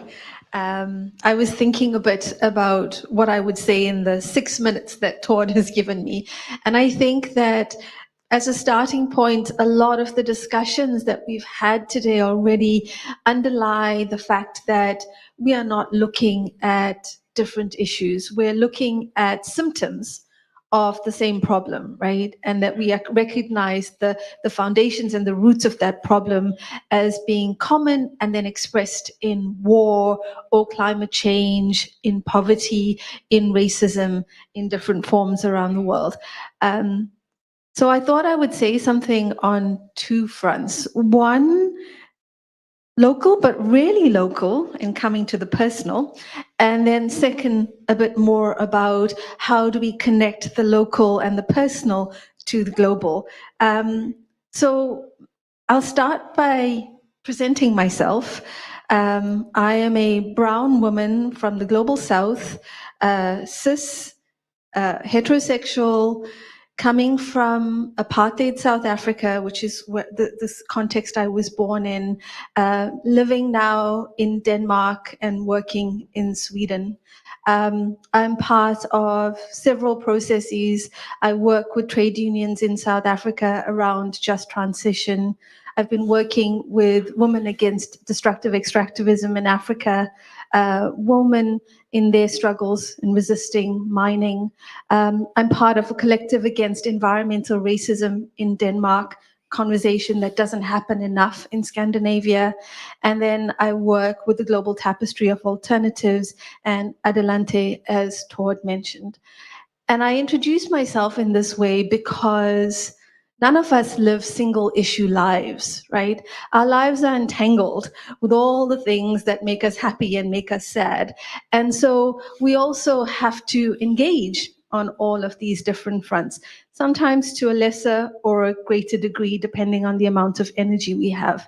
I was recently at the World Social Forum in Mexico, and one of the things that was really clear there was that because of the multiple crises that we face right now, people are really desperate to get their voices heard. And so we had several sessions where people were just shouting, and whoever shouted the loudest got heard, the different struggles that we're facing. So right now in Europe, we're really focused on the war in Ukraine. But we're all very aware of what's happening in Yemen, what's happening in Palestine, what's happening in Syria, and that those all need to be tied together. We've also talked a lot about global north, global south issues, and I was listening into the session of Indigenous leaders just before this one, talking about their own defense of life and territory. And I think for me, one thing that's really important when we talk about these issues is that these are people's lives that are being affected. This is a lived experience that some of us, many of us have, whether it's of racism, whether it's of living through war, whether it's of having to move places because of climate change. And so we might be sometimes thinking about this with a big vision, and it's really important to have those big visions like common security, but we also have to bring it down to this is the personal lived experience of people, and we should never forget the humanity part of that. And that sort of brings me to the second part of what I wanted to talk about, which is how do we move from the lived experience, from the local, from the culturally differentiated aspects of the pluriverse that we live in, to trying to connect it into this global sphere, where in the session before that in this room, they talked about, multilateral agreements and the global governance, and how do we make an input at that level whilst still not becoming caught up too much in the globalization rhetoric that Thomas mentioned in the session earlier today. So I work with the Global Tapestry of Alternatives, and the idea behind it is that this is a process, and it's about linking together the different movements that are happening around the world, about trying to weave a tapestry where we're all threads that are different, but that we do have this common vision and that we're working towards. At the World Social Forum, we developed a manifesto and a declaration on global crises and radical alternatives and the need for convergence. And in that, it's recognizing the root causes of the crises, also how that has led to the kind of conflict and violence and militarization that we see today, as well as the ecological crises. We focus on the fact that we need both the resistance, but also the creation and the renewal of alternatives. But most importantly, and perhaps most directly related to the session today, is the fact that when we're talking about system change, the kind of transformation that we need that connects the local to the global, that connects the different movements to each other, is that we have to tie these together. We have to build from what's already in place. We have to contribute to common struggles all over, whether it's the east, west, north, south, that we have to actually affect political decision-making. And I'm reading directly from our manifesto, that we need to link movements of resistance and constructive alternatives, especially the prefigurative grassroots-based politics, that we need direct action, that we need to actually promote local democracy and sovereignty, and that we build also a common dictionary of terms. But that has to be pluralistic and culturally diverse so that it actually is acceptable to everyone. So we know what we mean when we're talking about alternatives or development, and we can be critical of them at the same time. And that we need to do this in the ways that we organize, that recognize that we all will have different ways of knowing, being, and thinking in this world. So I think that there's space from the very personal to move into the very local, but critically, we have to combine these together if we actually want to have an impact on transformative change. So I encourage you to join us in that conversation, and I can share some copies of the manifesto, but also the Global Tapestry of Alternatives and Adelante as two processes that are welcoming participation into how we make the transformative change happen. Thank you, Tor. Thank you.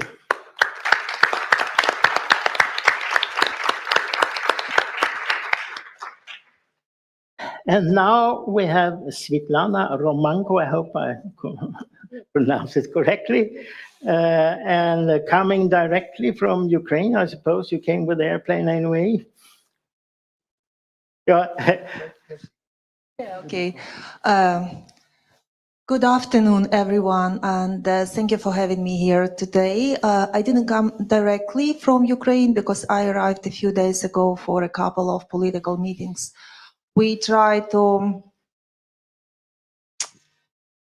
use this decisive moment in a modern history and to deliver the truth about the fossil fuels and fossil-fueled wars and conflicts that have been there on the planet for many, many years. Why the war in my country is for a moment attracting that many attention and compassion? Because it's truly about suffering of people, incredible sufferings from one side, because we have 11,000 of criminal cases already confirmed, war crimes confirmed by institutions who gathered them. It's incredible genocide. It's hideous genocide. It's terror. It's violence that is happening on the big part of our country. And I do remind that our country is the largest country, second largest country in Europe after Russia. Surprisingly, because Russia is does not belong to Europe that much, having been divided into two parts, Asian and Eastern European. But more importantly is that yes, that's very even tough to speak about this destruction and these horrors that are happening in our country. And it will be 100 days on June the 3rd. So it's another reminder for us that maybe fight for our freedom may lead us to what science has told us to do: stop burning oil, gas, and coal. I just remind why this war is so horrific, because it's been raging under the leadership of very clear dictator Vladimir Putin, who had owned incredible just number of revenues based on made from oil, gas, and coal for many, many years to build the military, to create the military build-up as we have for now. For example, from the fresh numbers, European Union every day still sends 1 billion euros to pay for Russian oil and gas, but maybe from today morning they will send it until the end of a year, let's so saying. And Putin spends 900,000 millions every day to feed his war machine against Ukrainian citizens. And it's truly devastating what is happening. Some cities that don't exist anymore, and we never will be able to visit them, to see them as they were before. And I won't be going that deep into the explanation, because I believe that you are following the news, and we all hope that this war can be ended soon. And for doing that, I, as a climate justice activist, with many others, with hundreds of organizations from all over the world, we launched a campaign at the second day of war, which is called Stand With Ukraine campaign, to ban all fossil fuels from Russia and same ban all investments into Russian infrastructure, oil, gas, and coal. But not only that, this is only the first step. We have immediately phased out oil, gas, and coal everywhere to stop feeding wars and conflicts. I've been working for Laudato Si movement until recently. I just got a leave of absence with Sam to do the important work that I am doing, to run this social and peace and justice campaign. Svetlana, just do you like this? Yes, thank you. I think it's Yeah, it difficult. was a long way, and I hope you still will be able to hear me. And Laudato Si movement is the formerly global Catholic climate movement. This is a social justice movement, and working for them and leading the campaign on divestment. Only in the last year, we divested 5.7 billion of US dollars with our partners from the church institutions, from fossil fuels, everywhere, from all over the world, from many countries. And meeting people who are basically sitting on the carbon bombs in Africa, in Eastern African crude oil pipeline, in Vaca Muerta, in Argentina, and also in Indonesia, where coal plants, in Colombia, everywhere it's the same. It's huge injustice. It's climate crisis, climate chaos, which has not been even attempted to be tackled by the governments and fossil fuel companies. And the suffering is the same everywhere. I truly believe that we seemingly can overcome not only the wars that now is raging on in my country, but we also, it can be also a last war on this planet. But if we won't act fast, it won't be the last war, because Russia is the largest world importer of oil and gas, second and third place respectively for oil and gas. They deliver an enormous amount of barrels of oil, and still they are doing that. It's very hard to break the dependency from and break free from fossil fuels, because of course we all are dependent on them. And but I would even say that it has become an addiction that created and put us into the dictatorships and tyrannies and autocracies all around the world. And even now, just one observation of what is happening right now. Fossil fuel companies who were using the war in my country for their, I call it peace washing. It's another definition very similar to greenwashing, because they are trying to justify the increased exploration. And for example, in Canada, not only in the countries of the global south, mostly there, they try to colonialize those countries once again. It must not happen. We all must oppose and rise up for a clean energy transition, because clean energy, as my very good colleague of mine, Bill McKibben, said, that you cannot own sun and you cannot own wind. They won't raise prices, increase your prices for the next year. They won't put you in danger of war and conflict, and they will bring you finally justice. I believe that our fossil fuel addiction, in a less extent, because we don't own those resources.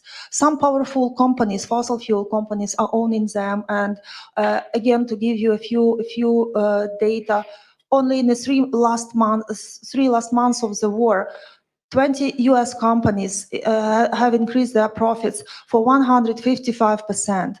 In total, it's 30.3 billion US dollars. In Europe, it's the same, and we see new exploration plans. And we should not let this happen again. As an activist and a peace, climate, and justice activist all together, it's very important that our voices in solidarity, Ukrainian voices and global South countries' voices, and voices of people from other countries are making the difference, and they sound in a robust, solid, and unified way.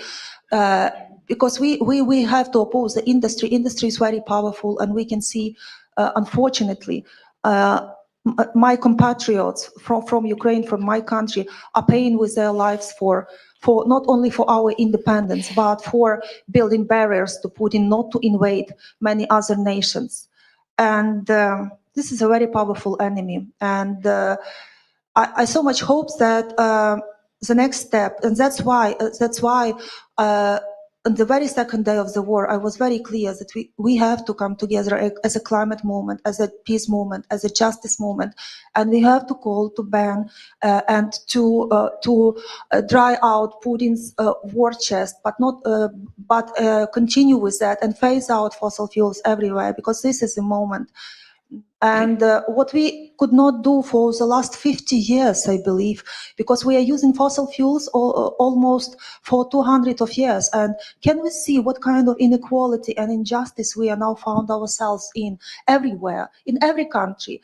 In not only in the global south, in the UK, I know that the cost of living is very, very much higher, and people also, a very huge percentage of people cannot pay their energy bills anymore. They face energy poverty, and in every country, people suffer, and we have to respect this, and we have to be united movement who opposes the dictatorship and tyrannies that are empowered and fed by fossil fuels. And the last thing I would say, how we Ukrainian, I am all for to win this war, to overcome Putin's aggression, to stop massive destruction, because only to rebuild Ukraine we will need $4 trillion US. And the economic decline for now is from 35 to 60%. Again, it adds to how people live their lives if they still have their lives. For example, I am very happy because I am still alive and I can be here and I can tell you the truth, and I can find support with the broader climate movement. And to end with, thank you so much for your attention. I just again repeat one phrase, try and be optimistic, because we, as far as we are alive, we have to fight for not only for existence, for our rights, for our freedoms, because freedom for every person, freedom is essential, and equality is essential, and justice is essential. That's a pivot that drives us towards the winning this war. And I want to end that the fight for the freedom in my country, finally, I said it at the beginning, but it finally can lead us to what science told us to do for many years. Stop burning fossil fuels, oil, gas, and coal, because for now it truly contains the blood of Ukrainian people, children, and mothers. And I'm so sorry for that. Thank you so much for listening. And next speaker.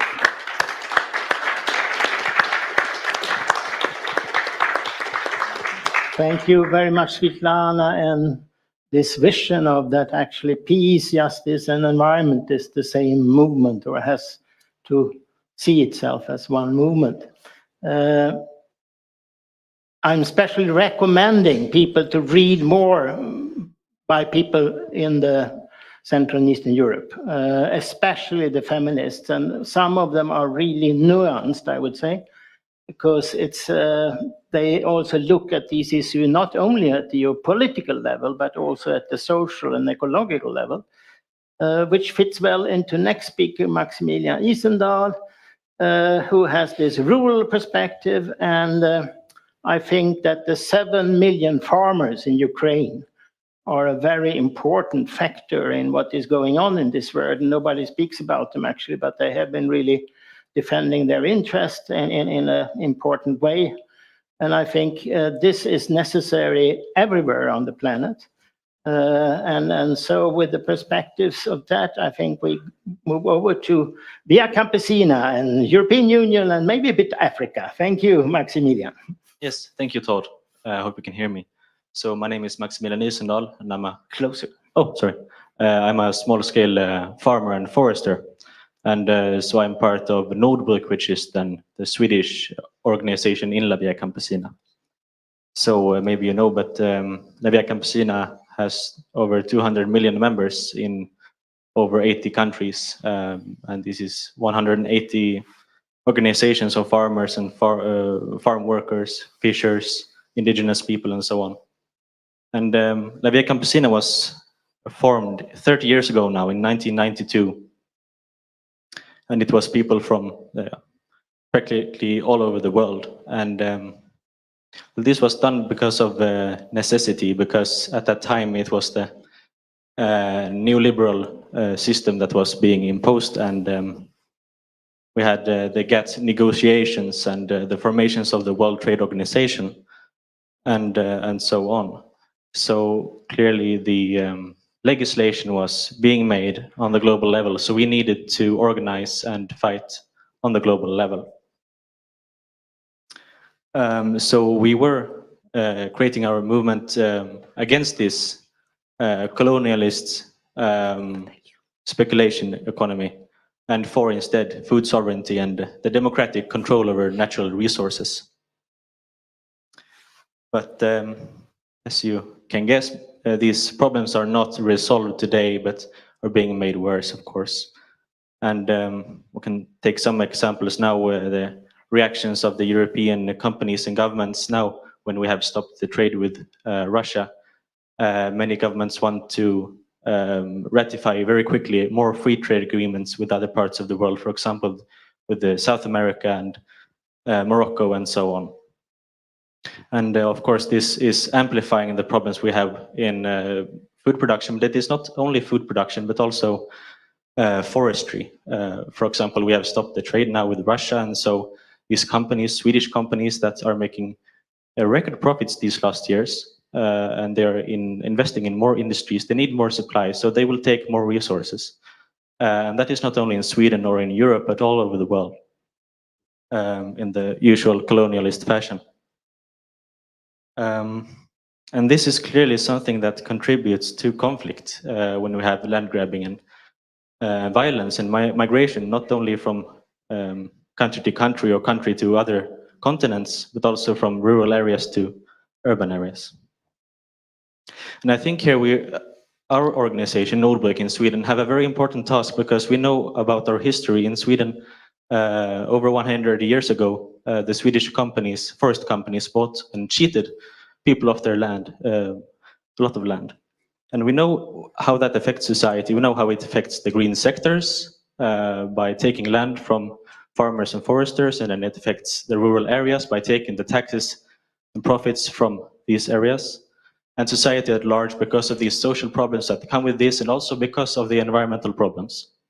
But it doesn't also stop there. It actually has, as we know, very bad consequences globally, because these companies that have grown, that we have allowed to grow in Sweden, they are taking much land from other places in the world also. And not only taking land, but also changing legislation and so on, which is very, very negative for democracy.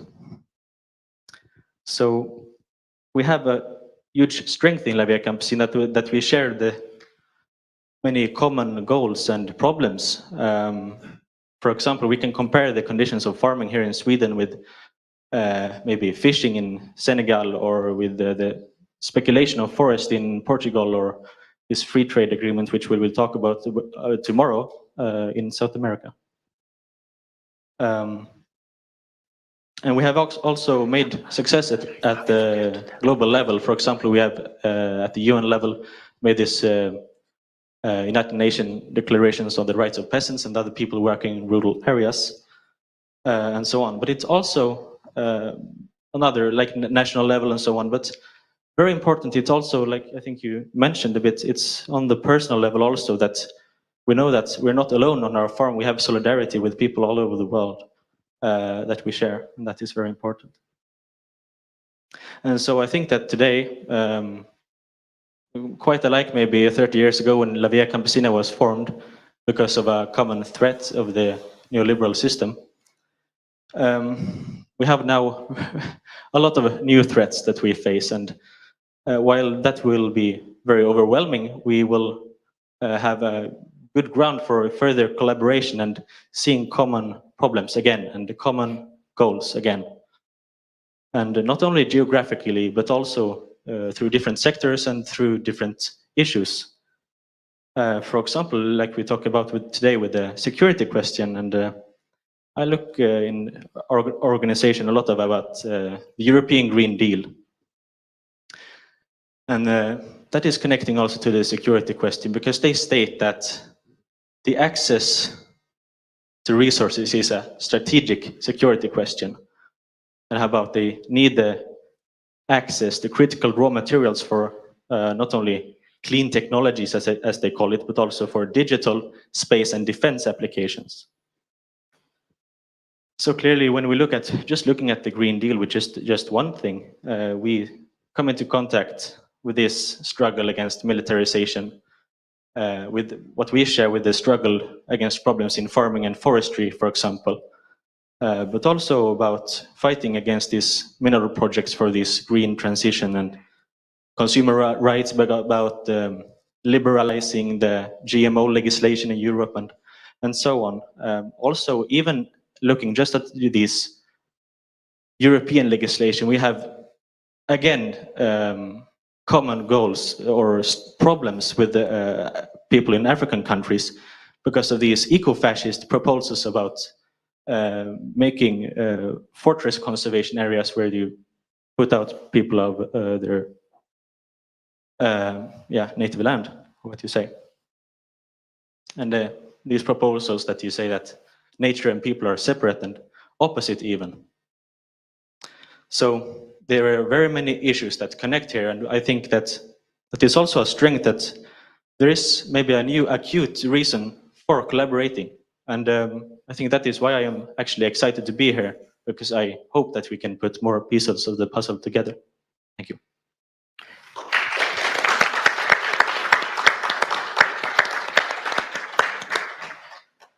And that fits well into next speaker, Ariel Bickman, from the anti-racist movements in Suriname originally, if I'm correctly informed.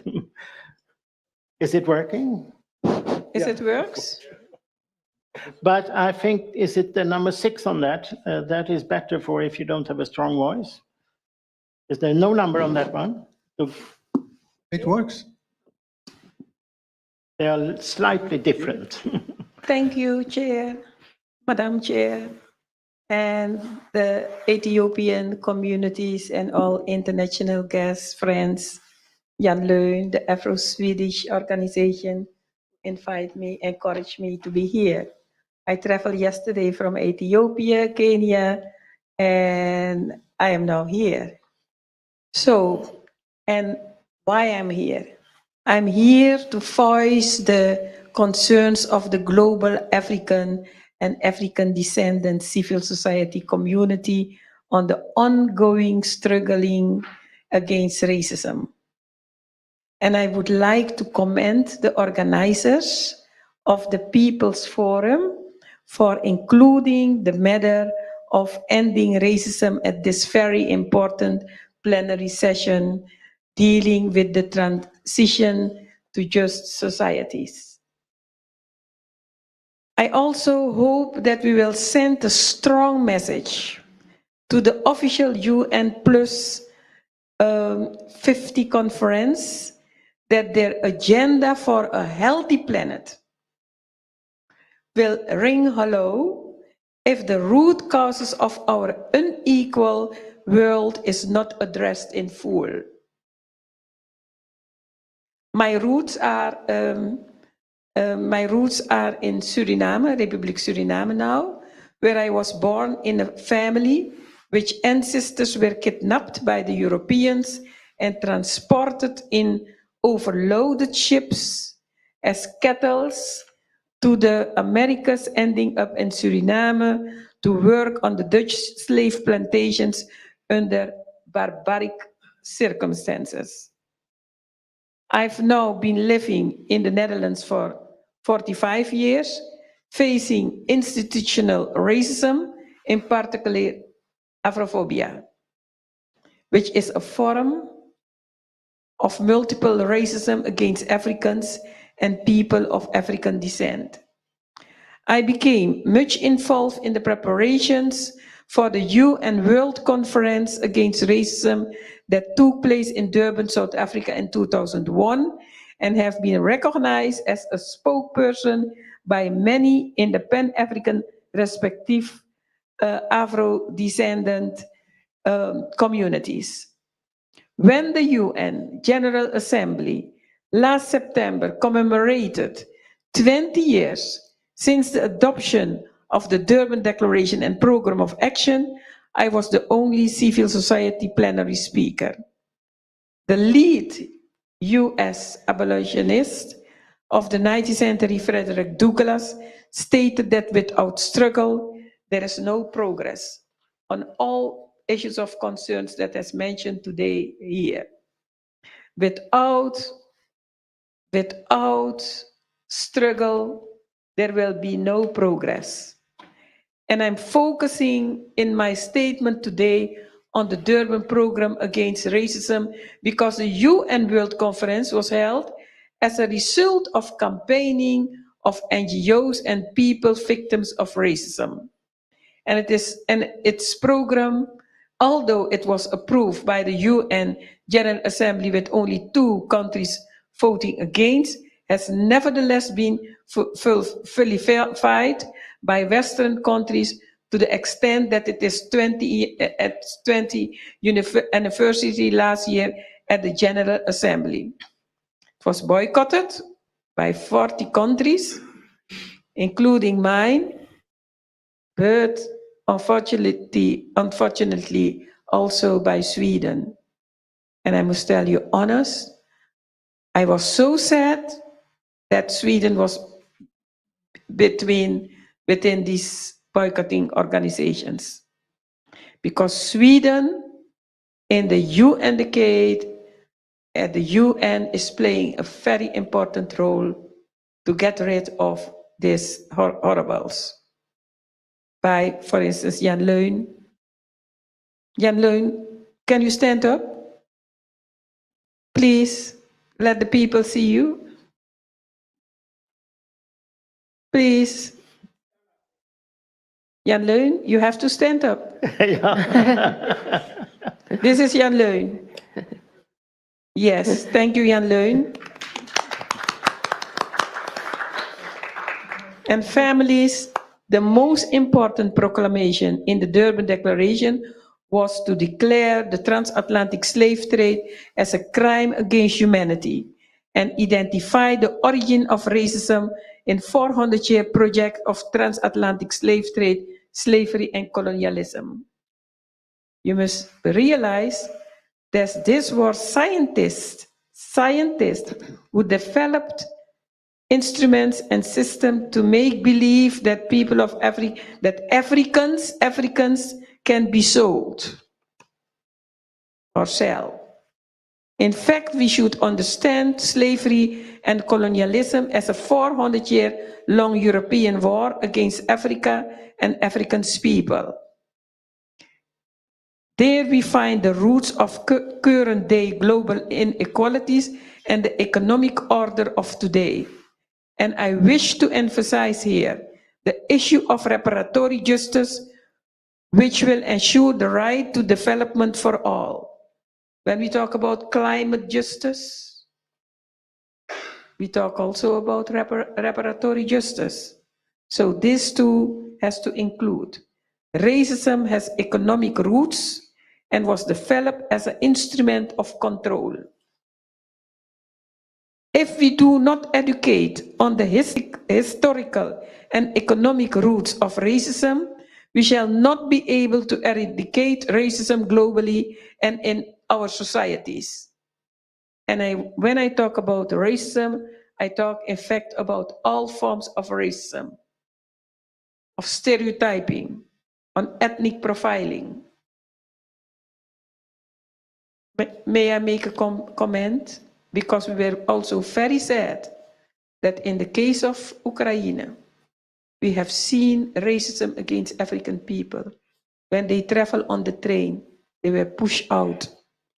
Because what some people think is that Europe is existing only about, you know. If we do not educate on the historical and economic roots of racism, we shall not be able to eradicate racism globally and in our societies.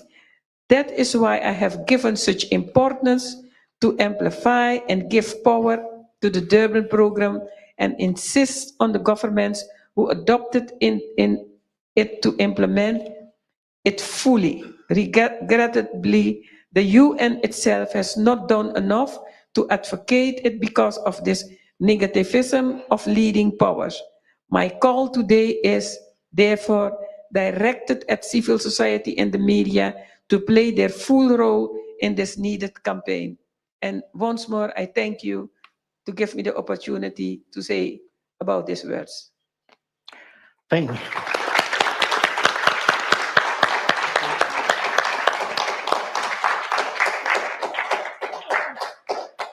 Yeah, what Max spoke about here was the European Union, and I think it's related very much also more specifically to the world situation. Josep Borrell, the foreign policy spokesperson, said in November at the Global Progressive Forum that Europe have always been the leader of both civil and military technology and should remain so, explicitly including military technology. With other words, the declaration is that Europe should maintain its role through any means possible.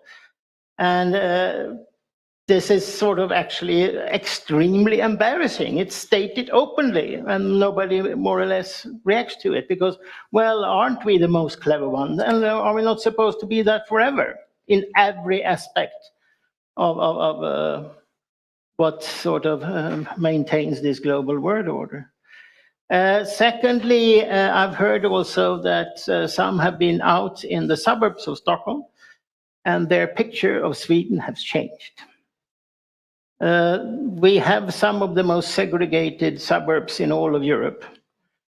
And Jan Dunn here have shown us the central role of Sweden in the slave trade. Not the direct, there was some 2,000 slaves from this fort in what today is Ghana. But the cannons were built in Sweden, that were the military technology of that day, which was the source that actually, otherwise actually Europe was not more clever than others. But in military technology, and the cannons were produced here, and the special iron that was used for buying the slaves, where was that produced? Did it go any slave ships from Liverpool to Africa without, no, the Swedish iron? So we are very much more integrated into the whole construction of the modern sort of dominance and racism. So with other words, we have some homework to do. I talk about the racist word order. I think that's a good concept. But next speaker, when I said this to him, he refused to say that that should be the only key issue. So now let's see what Lars Drake has to say. This from the peace movement and also with wider concern. He has been working also at the Agriculture University in Uppsala. Okay, thank you. I want to say something about what is big and what is not big. And the biggest thing, I'm talking about killing people or making a situation where people die. And the worst thing that can happen, it hasn't happened, otherwise we wouldn't sit here. It's a large-scale nuclear war. Then we will either all be dead or a small fraction of the humanity will still be there, suffering a lot. That is depending on how large this. But when it comes to other issues, I think you will be a little bit surprised about some of the things I want to say. If I start from the bottom, there are, of course, thousands of things you can bring up, but it is non-state terrorism. We're talking about maybe 20,000 people per year.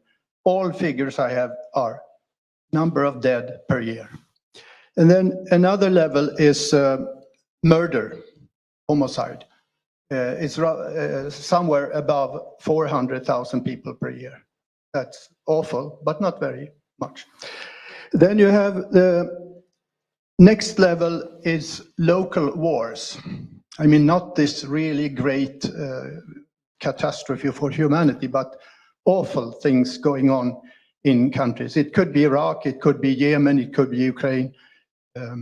They kill roughly 500,000 people per year. If you include First and Second World War, it would be rather 1 million. And it doesn't only include people killed by a cannon or something, a grenade, but also people killed indirectly because of the war. And then if we go further up, we come to the level of 1 million, road traffic, car accidents. When we come to the really high level, it's environmental issues.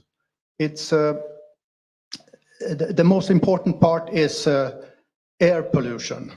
And the most important part of air pollution is actually not burning fossil fuels or the effect of diesel gas emissions and so on. That's big, but it's not the biggest. The biggest is burning coal and from wood coal sort of, and wood to heat and cook food on an open fire in several developing countries. That could actually kill 4 million people a year. You know, it's really big, and that's because the emissions come directly to the people who are involved in this. And I've been around a couple of East African countries, and once you come from the countryside entering a village, you can smell that. So it's at least at lunchtime. But it also includes production and emissions from and spreading of chemicals from chemical factories. So humans produce these stuff. Of course, these chemicals make life easier for us, and it actually sometimes saves lives also. But still, it comes up to at least 5, or I would say between 5 and 10 million per year. The worst thing is lack of food and nutrients. And it's not that we don't have food in this world. Globally, we have more than enough to feed everybody on this planet. And we have had that capacity for at least 100 years. So that's not new. It's the distribution. Some people cannot pay for the food. That is the issue. And this kills roughly, or I would say at least 10 million people per year. And in that, I would include polluted or low quality, not clean water that gives diarrhea for small children who die. So that's directly linked to poverty. And the other thing I said just before with pollution from burning wood in developing countries is also a poverty-related thing. So it's more than 10 million related to poverty. For the things that are coming, because this is what has been going on for many, many years, number of dead people on that level. But what is coming, for the first thing is antibiotic resistance that has been created over the years. We got this gift from God when it was developed, antibiotics. It saved a lot of people over the years. But now that we have misused this, as we are creating, and it could be the level, at least on many years, on the level of 10 million people. So it's really big. Concerning another very large issue is climate change. It hasn't caused a lot of deaths up till now, but the risk for the future through a couple of things. One is impacts on ecosystems, which it's very difficult to know how much that will be, but it could be really big things there, very big things. But concerning the climate change, it's not that it got so warm that you die of the heat. It's the reason, the problem is that rain doesn't come in the places where it has come. It will come in other places. And areas that are relatively dry today, if they get less rain, you can't use them for agriculture if you don't have a very good irrigation systems, and probably you in that area you don't have enough water. So this is a very serious thing. And also when the sea level rises, there will be large areas like Bangladesh, but also several other smaller areas which will not be, we can't use them for agriculture. But also northern parts of United States, southern Canada, Siberia will actually have improved conditions, and also Sweden and several other countries up in the north. So the big issue is not that we can't produce agricultural products. The big issue that they cannot be produced in the same places where people live today. So maybe 100 or even more million people have to move. What kind of pressure will that put on human, both political and social systems? Can we cope with that? Will that lead to other kinds of conflict? And as I said earlier, local war, smaller wars is a big thing. And they can continue, even though we have less wars today than a few hundred years ago. We still have a lot of people who are killed by it. And these things can lead to new conflicts.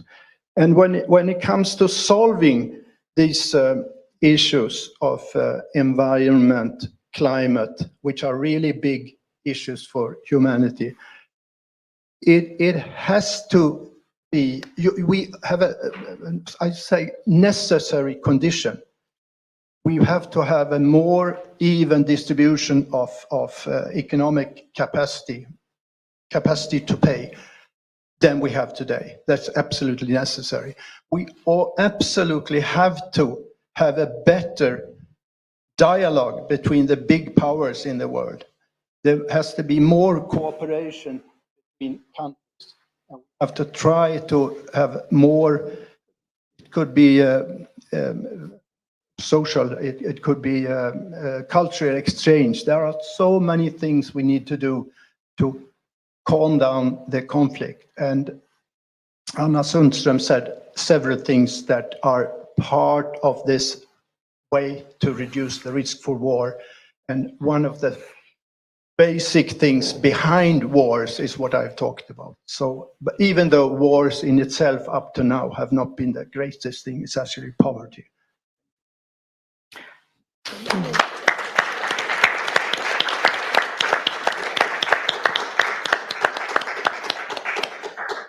Thank you very much. It seems like we have some technical issue with Moscow, with Boris Kagarlitsky. He did participate together with a person from the Ukrainian peace movement recently in Helsinki, and it's on the internet. We will provide that on the web page here in the future, so you will have that as also in this. He has arrived. Hello, Boris. I was always there, Todd. Your mistake. I was there and I am there. Do you hear me? We hear you. So, okay, very good. So go on. I'm listening to you. I'm listening to you. Tell me. Tell us what's wrong with me.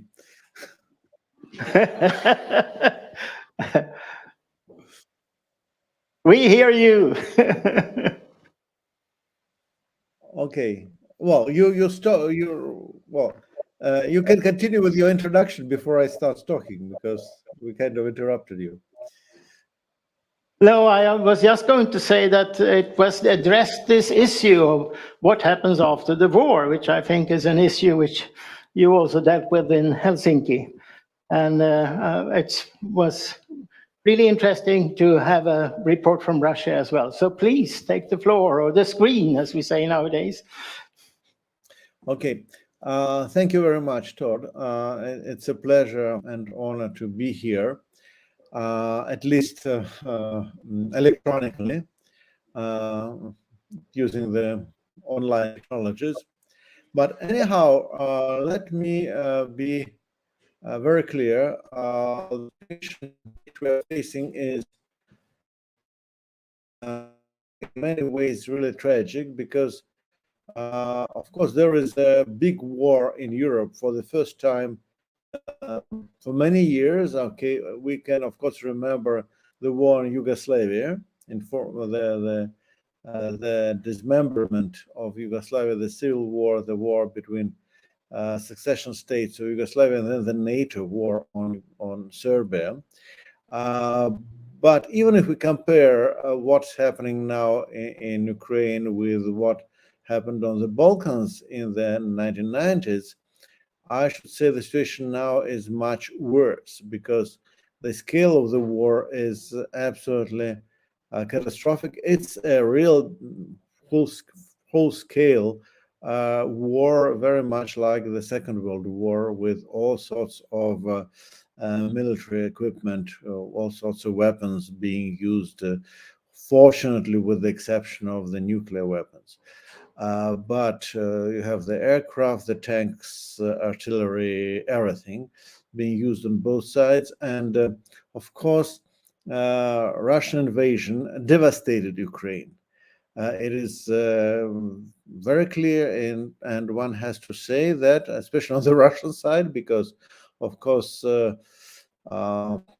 well, yes, it's very clear which side started the war. The war was started by Putin and his team in the Kremlin. It doesn't mean that the Ukrainian government, Ukrainian state are perfect. They also did a lot made a lot of steps and did a lot of things which actually generated crisis in the southeast of Ukraine in 2014.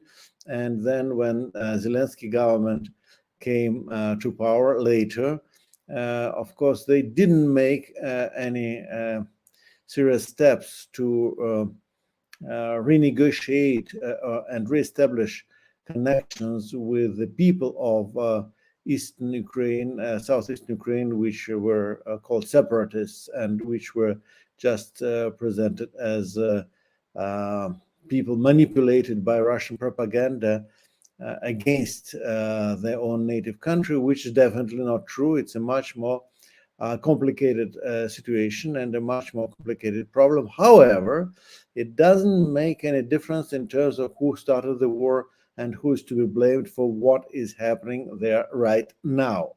No matter what happened before, it is very much the Putin's team, the Putin's gang, which is responsible.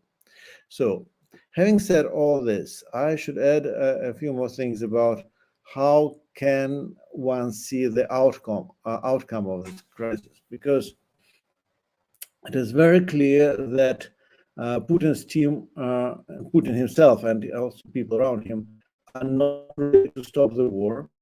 And what you get online in Russia, what you get on television from the government sources is appalling, because what they podcast is how they should conquer and take over parts of Ukraine. What are they going to do there? Who are going to be the people that are going to perish to run these territories? So it's a war. And in that sense, no matter how we call for peace, it's going to work as long as these people in the Kremlin situation. This is not Rodrigo, shall we take out the camera? Russia is not winning the war. It's definitely not winning. Yeah, I have no link. It's very much in the same situation as in Boris, oh no, well, we have some problem hearing you. After the failure in the war, after the military failure, the country had to change. The country had to change. The Russian will change. I don't know how it's going to happen. Rodrigo, we don't hear him, and you know we don't hear him. Shall we say to him to do something? Boris, we cannot hear you. I suggest that I'm online. So, if you take out your camera, it may be easier to get contact.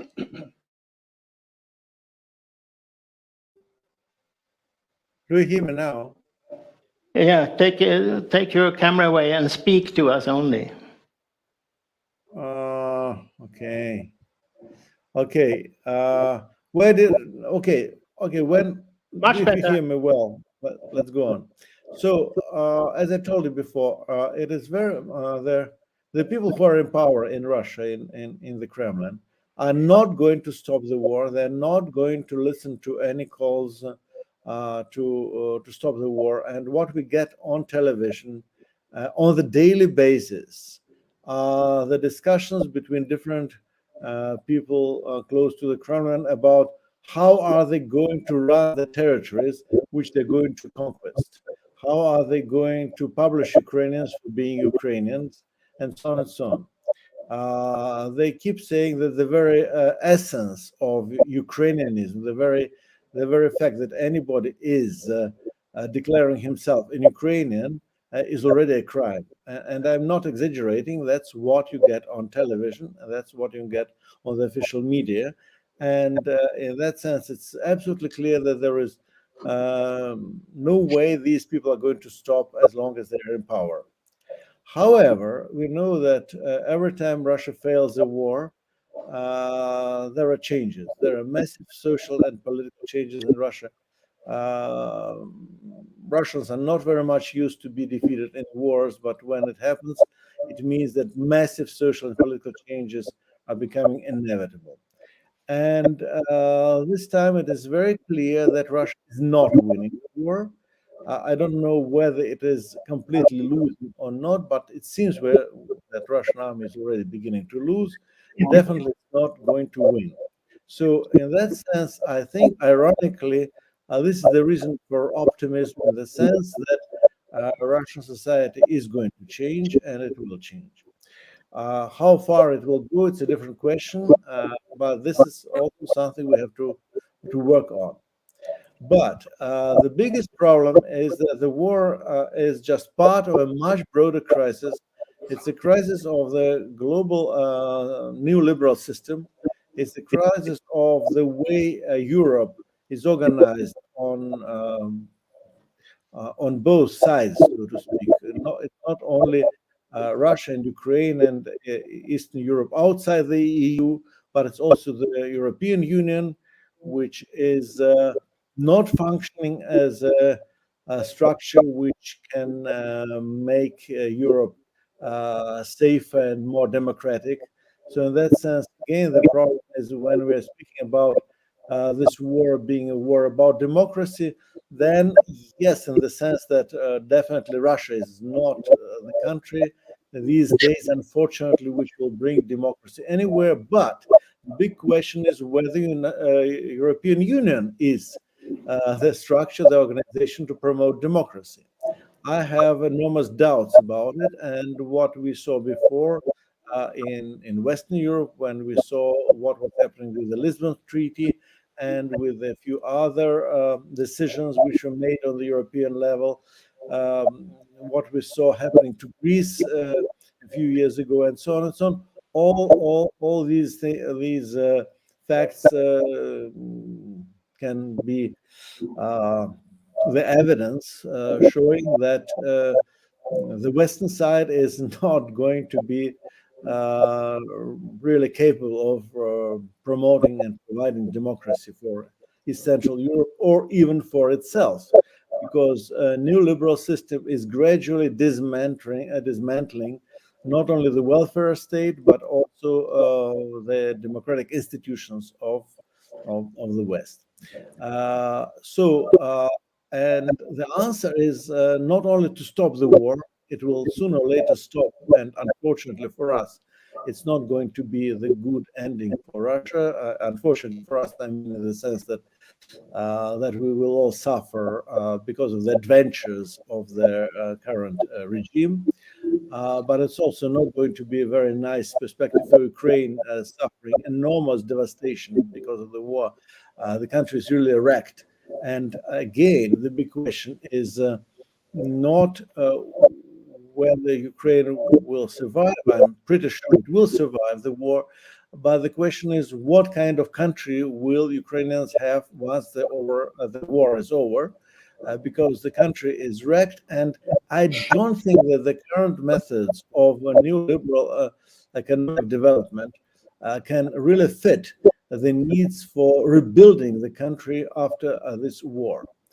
So in that sense, what I'm saying is that neoliberal order is not working and will not work after the war. It's not going to prevent the next war. It's not going to show us the way forward.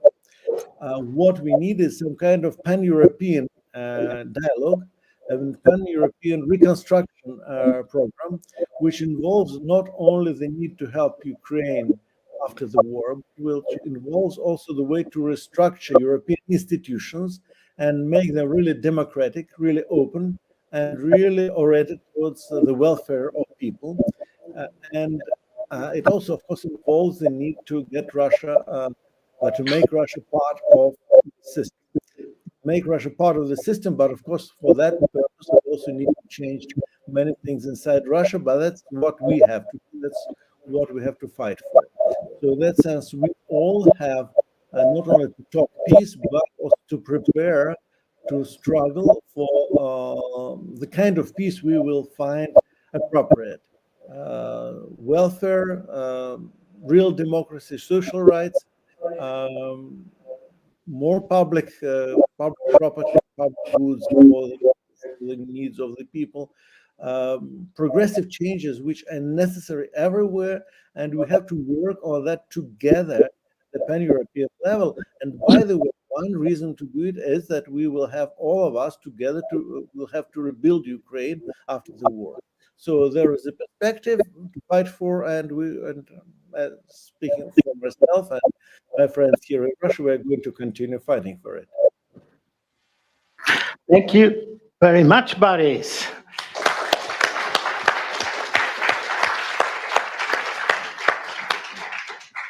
I guess you all, including the panel and the audience, feel now sort of overwhelmed by all these different aspects. And I hope that both the Ukrainian and Russian message actually is hopeful. Because did you hear? They said much the same thing. They both said, Svetlana said, it's a question of peace, justice, and environment. This is seldom said by the environmental movement in the West, and some movements are only addressing justice, others are only environment, others are only addressing peace. No, for the Ukrainian here, Svetlana, they were combined. And the same thing with Boris. But he says it's also our task to address Lisbon, which was a key point made here concerning 50 years experience, what have actually happened. The neoliberalism in the West is feeding the neoliberalism in the East, and they feed each other. And the only thing we are supposed to do is hate each other. And that's why this work with common security is so important, and how this linkage with all the issues. So now you understand why I always go to Central and Eastern Europe, where I find a lot of interesting things going on. And this connecting, they always address refugee issues, peace issues, economic justice, ecological issues in the same meetings, because they don't have so many NGOs. They have these, they have to address their immediate concerns. So maybe that is sort of, do we really believe this? Is it so that neoliberalism will not completely survive this war? It has no solution. After this war, there will be an end to it. So now as the question is, what do the audience, is there anyone who has a question? I see a lot of faces here. Yes, please. Do we have a microphone?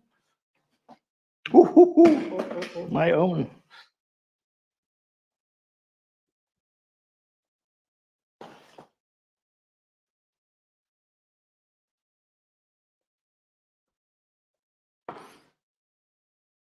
Yes, please. Yes, thank you.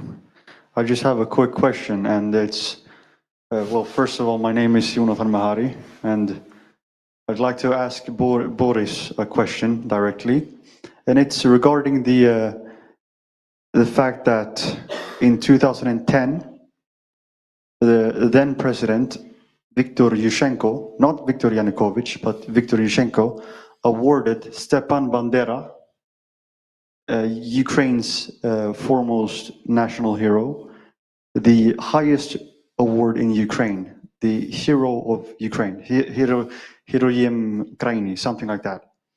And this awarding of the highest award of Ukraine to Stepan Bandera was promptly met with criticism from Israeli politicians, from European politicians, German politicians, Polish politicians, because Stepan Bandera was essentially the foremost figure in the Holocaust in Ukraine. And he murdered hundreds of thousands of Jews, Poles, Roma, homosexuals, and other Slavs. He was a collaborator with the Nazis.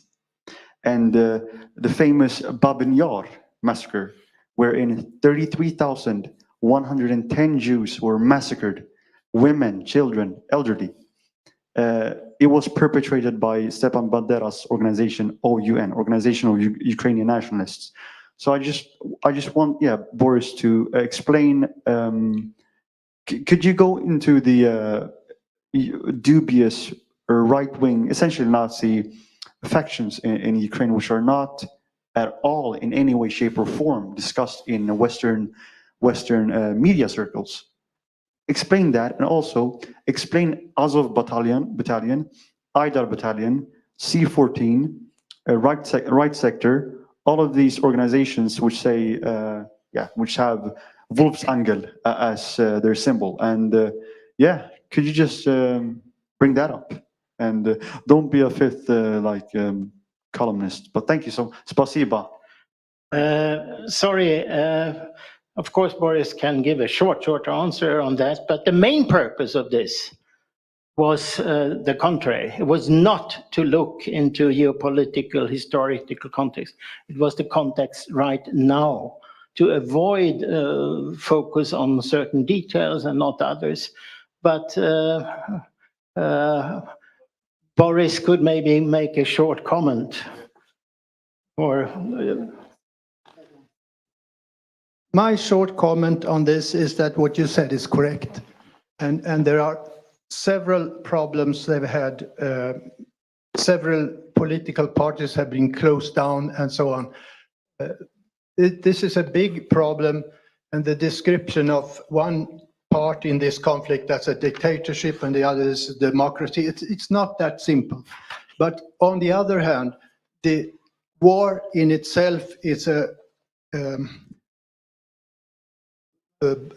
violation of United Nations law.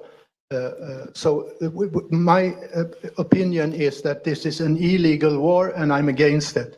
But the background, there are several things that explains, doesn't motivate and defend, but it explains what is going on. Sorry.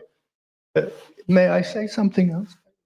Yeah, but keep to the present, and this geopolitical historical context is certainly not the main subject. Here. The issue was if the EU policy and also United States policy concerning cutting off of imports from Russia, if that's a smart thing to do. And I believe that we should reduce the use of fossil fuel because climate change is a really serious problem. We should really work on that.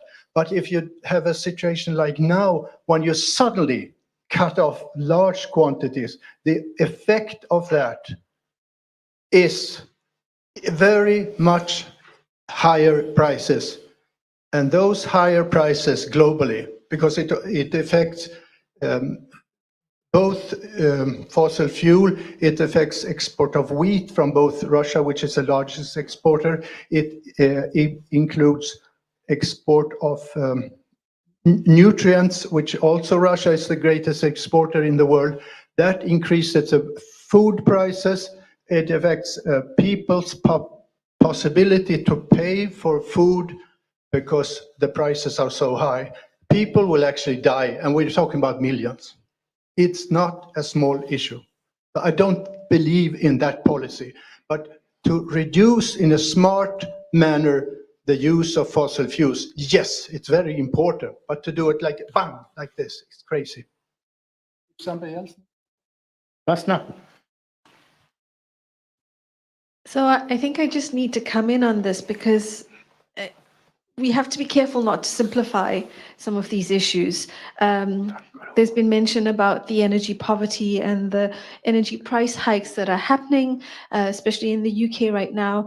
There is also, at the same time, the North Sea oil and gas companies giving huge dividends to their CEOs and starting bonuses that are in the £2 to £4 million. We are also seeing the tax havens that the British government is refusing to actually look into. So there is not just a direct relationship between stopping fossil fuels and energy poverty. It's a lot more complex than that. And we also have to look at how the military industrial complex is at work in this. In all of these issues. So I think that there's a lot that we also need to question. What is the role of the state in these situations? Yeah, I don't know. I can't see Boris. So I don't know how really if he wanted to make an intervention or not. No, okay. Thomas Balgren. Yeah, thanks. Climate, peace, justice, and racism. I just wonder, as one who looks forward to contributing to also the peace work of the peace movement in my part of the world, Finland and Sweden are joining NATO, or I hope not. Let's fight that. But that's a process we're into. So one thing we're facing now in this part of the world is how to combine the issues in the best possible way. Boris was speaking about pan-European security structures. I just wonder what you think about the proposal that we would look more at Yemen and Ukraine in the same picture, and look at the consequences for the global south of the war in Ukraine. Look at the links between fossil fuels in Yemen and in Ukraine, and see whether the common security that brings justice and peace and an end to racism, whether that security structure would need to be broadened the horizon to be less Eurocentric and more global, or is it correct for us in the year to come to focus more on producing initiatives for pan-European security structures? It's you see where I have my inclination, but I'd be pleased to have around if I may on this issue. I think we have to collect some more comments, and then we have a final round. We are actually supposed to be out of here in some 10 minutes. So I just collect. You wanted to? No, please collect and then we'll... And let them make them short. Hugo Braun, Attack Germany, please. Yeah, my name is Hugo Braun. I'm from Germany, from Attack Germany. And what I can tell you about Germany today is that the peace movement is alive and right now organizing the resistance against an armament project which is the biggest since the Second World War. 100 billion euros is that armament project. We never had a 100 billion project to fight the hunger in the world. We never will have a 100 billion project to save the climate in the world. But that's not only a national, it's a global project of armament, European global project of armament. And I think we need, apart from the national struggles, we need a European and a global perspective of this resistance against that NATO armament policy. And one of those steps was mentioned with the Palmer report, with the World Social Forum, And our contribution is the European Summer University we are organizing at the University of Mönchengladbach in August in Germany. And another project will be the 20th anniversary of the European Social Forum, which is organized by our Italian comrades in November in Florence. That's the way we have to go. Thank you. And I just comment when I'm working here that we as organizers, of course, don't have specific opinions on every issue. We think it's necessary to link them, but it's up to every movement to maintain their integrity. But we do hope that this kind of dialogue contributes to some further cooperation, as have been proposed here from Germany at the pan-European, maybe, or at least European level. I had the question to you. Tapestry of alternatives. I love it. You talked about the root causes, and I didn't hear what was the root cause. I'd like to hear that. Well, that would be good then. And when we have a final round for the speakers, and maybe we should go in the other direction then, so Vasta could be the last speaker. Yeah, but we do have really little time. Okay, I missed you. Okay, come very quick up here, and then I give the microphone here. We can do a round of the Final root round. causes. Oh, okay. It's a lot strong. Oh. Yeah, yeah.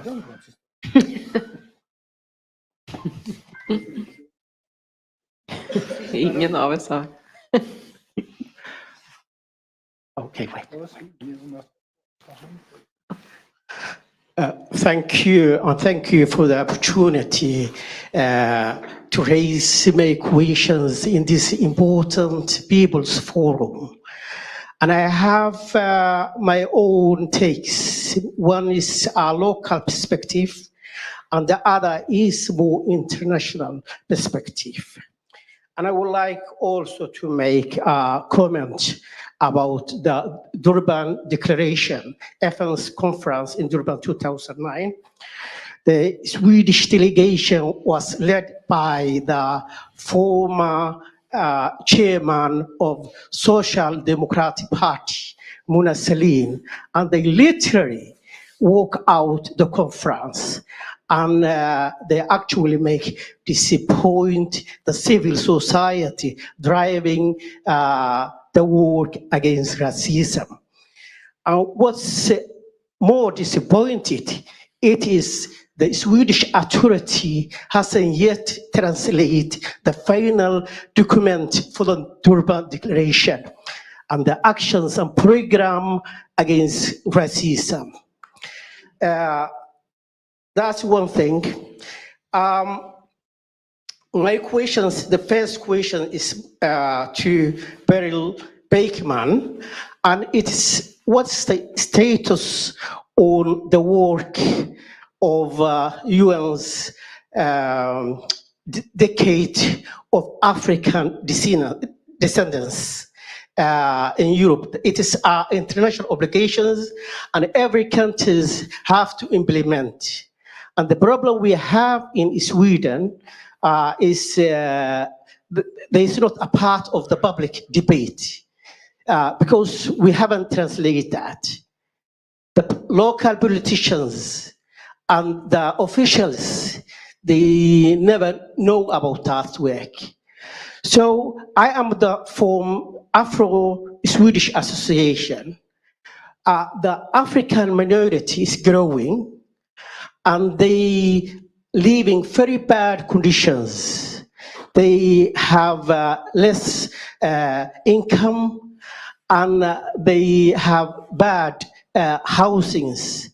And the thing is this, the Afro-Swedish women, they are highly educated, much more highly educated than the average of Swedish people, but they don't have same opportunities. And I think also very disappointing, the movement of feminism in this country. And they never take part of the conditions of Black minorities in this country. And my last question to the very distinguished panel is this: how can you talk about international solidarity when you can have, especially people based in Sweden, how can you have international solidarity when you don't have solidarity with the minority in the majority white people in this country? And lastly, want to come to international justice. We see the big powers like Russia and United States is not part of the international criminal courts. And to talk about human rights, it's actually our race. It doesn't anything worth. Thank you. So then the final round.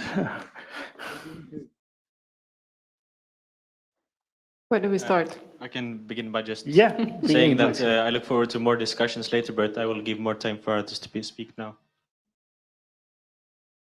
Okay, so maybe I go. So yeah, I'm sorry if I didn't articulate it well enough. I felt like we said it a lot of times here, but the starting point for me is the recognition that the hegemonic system, which is an oppressive system, is one that is capitalist, colonial, racial, patriarchal, anthropocentric, ableist, all of those things, and that those are not separate things. Those are all absolutely entwined to each other to further particular interests. So that's what we're fighting against. And that's a lot of what we're seeing in terms of climate change, in terms of the refugee so-called crisis right now. All of these things are symptoms of that. And then just if I can quickly respond on the comment made, at least your last comment I can talk on.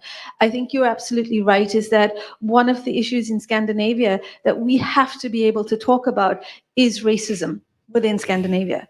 And that we also need to look inward as well as outward, because I think a lot of people have this image of the good work that's been done in the global south, and forget about the work that needs to happen here. And this is conversations that we've been struggling to have in Malmö and also for me in Copenhagen. And yeah, I think it's really important to be self-reflective about this.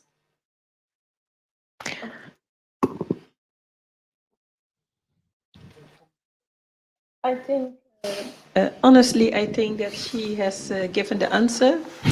And according to my experience, it looked like that Sweden was always not behind, but in front, in progress at the United Nations.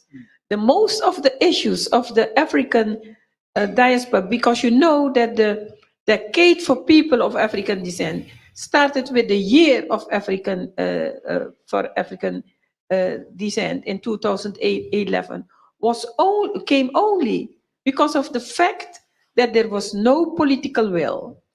And I think that it is very important that the civil society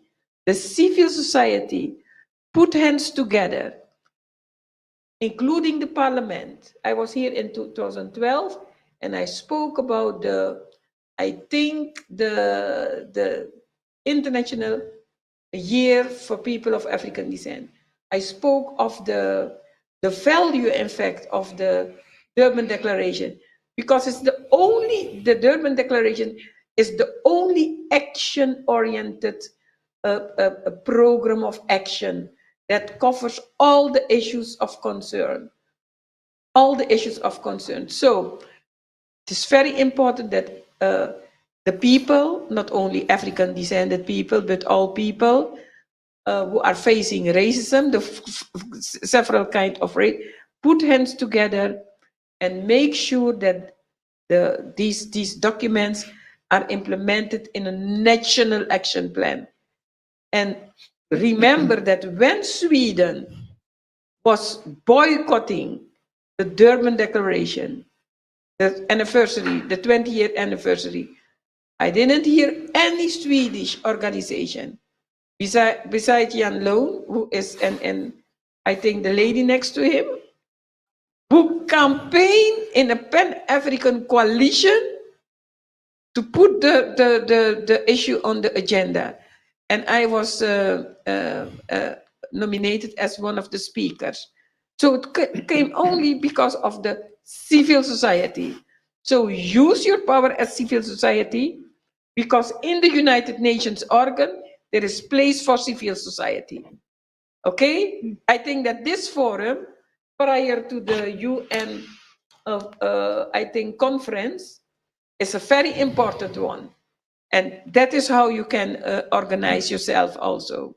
Okay? Let me put hands together with other European nations and let me go for it. And you will see your power. Thank you.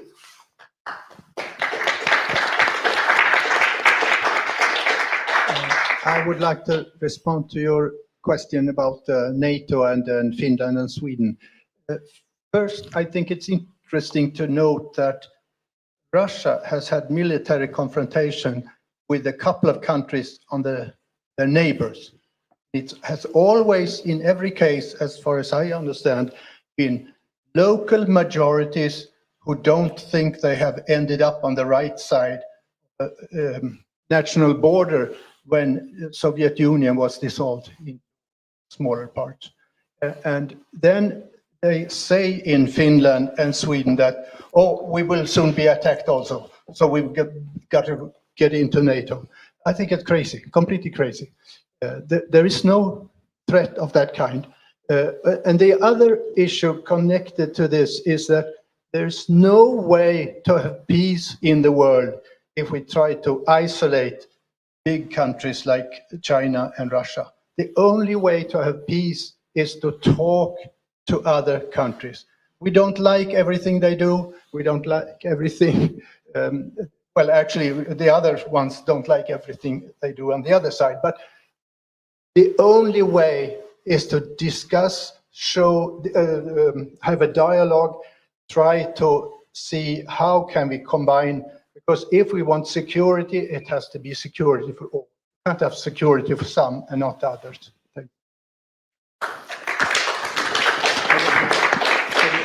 Yes, thank you. I think that what you also started with to state that this will be an impossible task to have a controlled discussion. I think we also find ourselves now with a lot of new thoughts, need to continue, of course, the discussions. And I think that what we can agree upon, even if I think that we come from different movements and maybe do not have everything in common, of course, we can agree upon the importance of also working even more together and to overcome the silos that we have been once and again coming back to, that we have too much organized ourselves in silos, but now it's time to really join hands and work more integrated, as we see that the threats that we are facing, they have the same root causes that you have also been mentioning. And of course, for us, we feel that the concept of common security, and you also mentioned the basis of this, is a key to how we can really achieve this. To talk to each other is very important, even if we do not agree on everything. But if we cannot agree upon the fact, which is the basis for common security, that military solutions is not a legitimate answer to solving conflict, then we are truly facing great problems. And I think that that might be maybe what concerns me the most, is the flagrant disrespect for a rule of law, for international rules and conventions and the world order as we created it to prevent new world wars from happening. And somehow we need to come back to that, to the respect of rule of law and international regulations, and to continue to have dialogue, even with our adversaries. Yeah. Maybe I could link Via Campesina with the Africa groups with the final things. It's So that what we see here anyway is that there's no time anymore for separating the issues. And what have happened in Sweden is, especially with the chairman of Via Campesina, former chairman Torgny Österli, who recently died, unfortunately, is that we bring together, when we have guests from the Global South, together with the people struggling for the same thing here in Sweden. And Africa Group has been one of the cooperation partners together with Friends of the Earth and with Via Campesina. And it seems like the Africa Group is really placed in the middle of this discussion, both in terms of the demonstration you will have on the 8th of June, really addressing the situation, I think, in a very interesting manner, but also as we see that the racist system that has been built up is especially directed against Afro-descendants. So could you please just make the final word shortly and then we end? Okay, thank you. Yeah, I just try to also grasp everything, but as you said, it's been a multi-dimensional conversation, of course. And key is, of course, democracy and the concept of human rights also linked to nature rights and ecological analysis of those. And the intersectional analysis, as many of you came back to, and how it's linked also to ecofeminism and ecological perspectives. And the root causes then, of course, the neoliberal capitalist system, and what we need to end this dependency on extractivism of fossil fuel, etc. So to adjust to this really green transition without the extractivism will call for inclusivity, representation from youth, indigenous people, also at these forums, to take back the multilateral arena and to take as stakeholders, us as civil society, the power and the opportunity to actually be on board in the conversation with all of you, all the peoples that are engaged in these questions. Thank you so much for hearing us out and listening to this amazing panel. Hope to talk to you more soon. Thank you.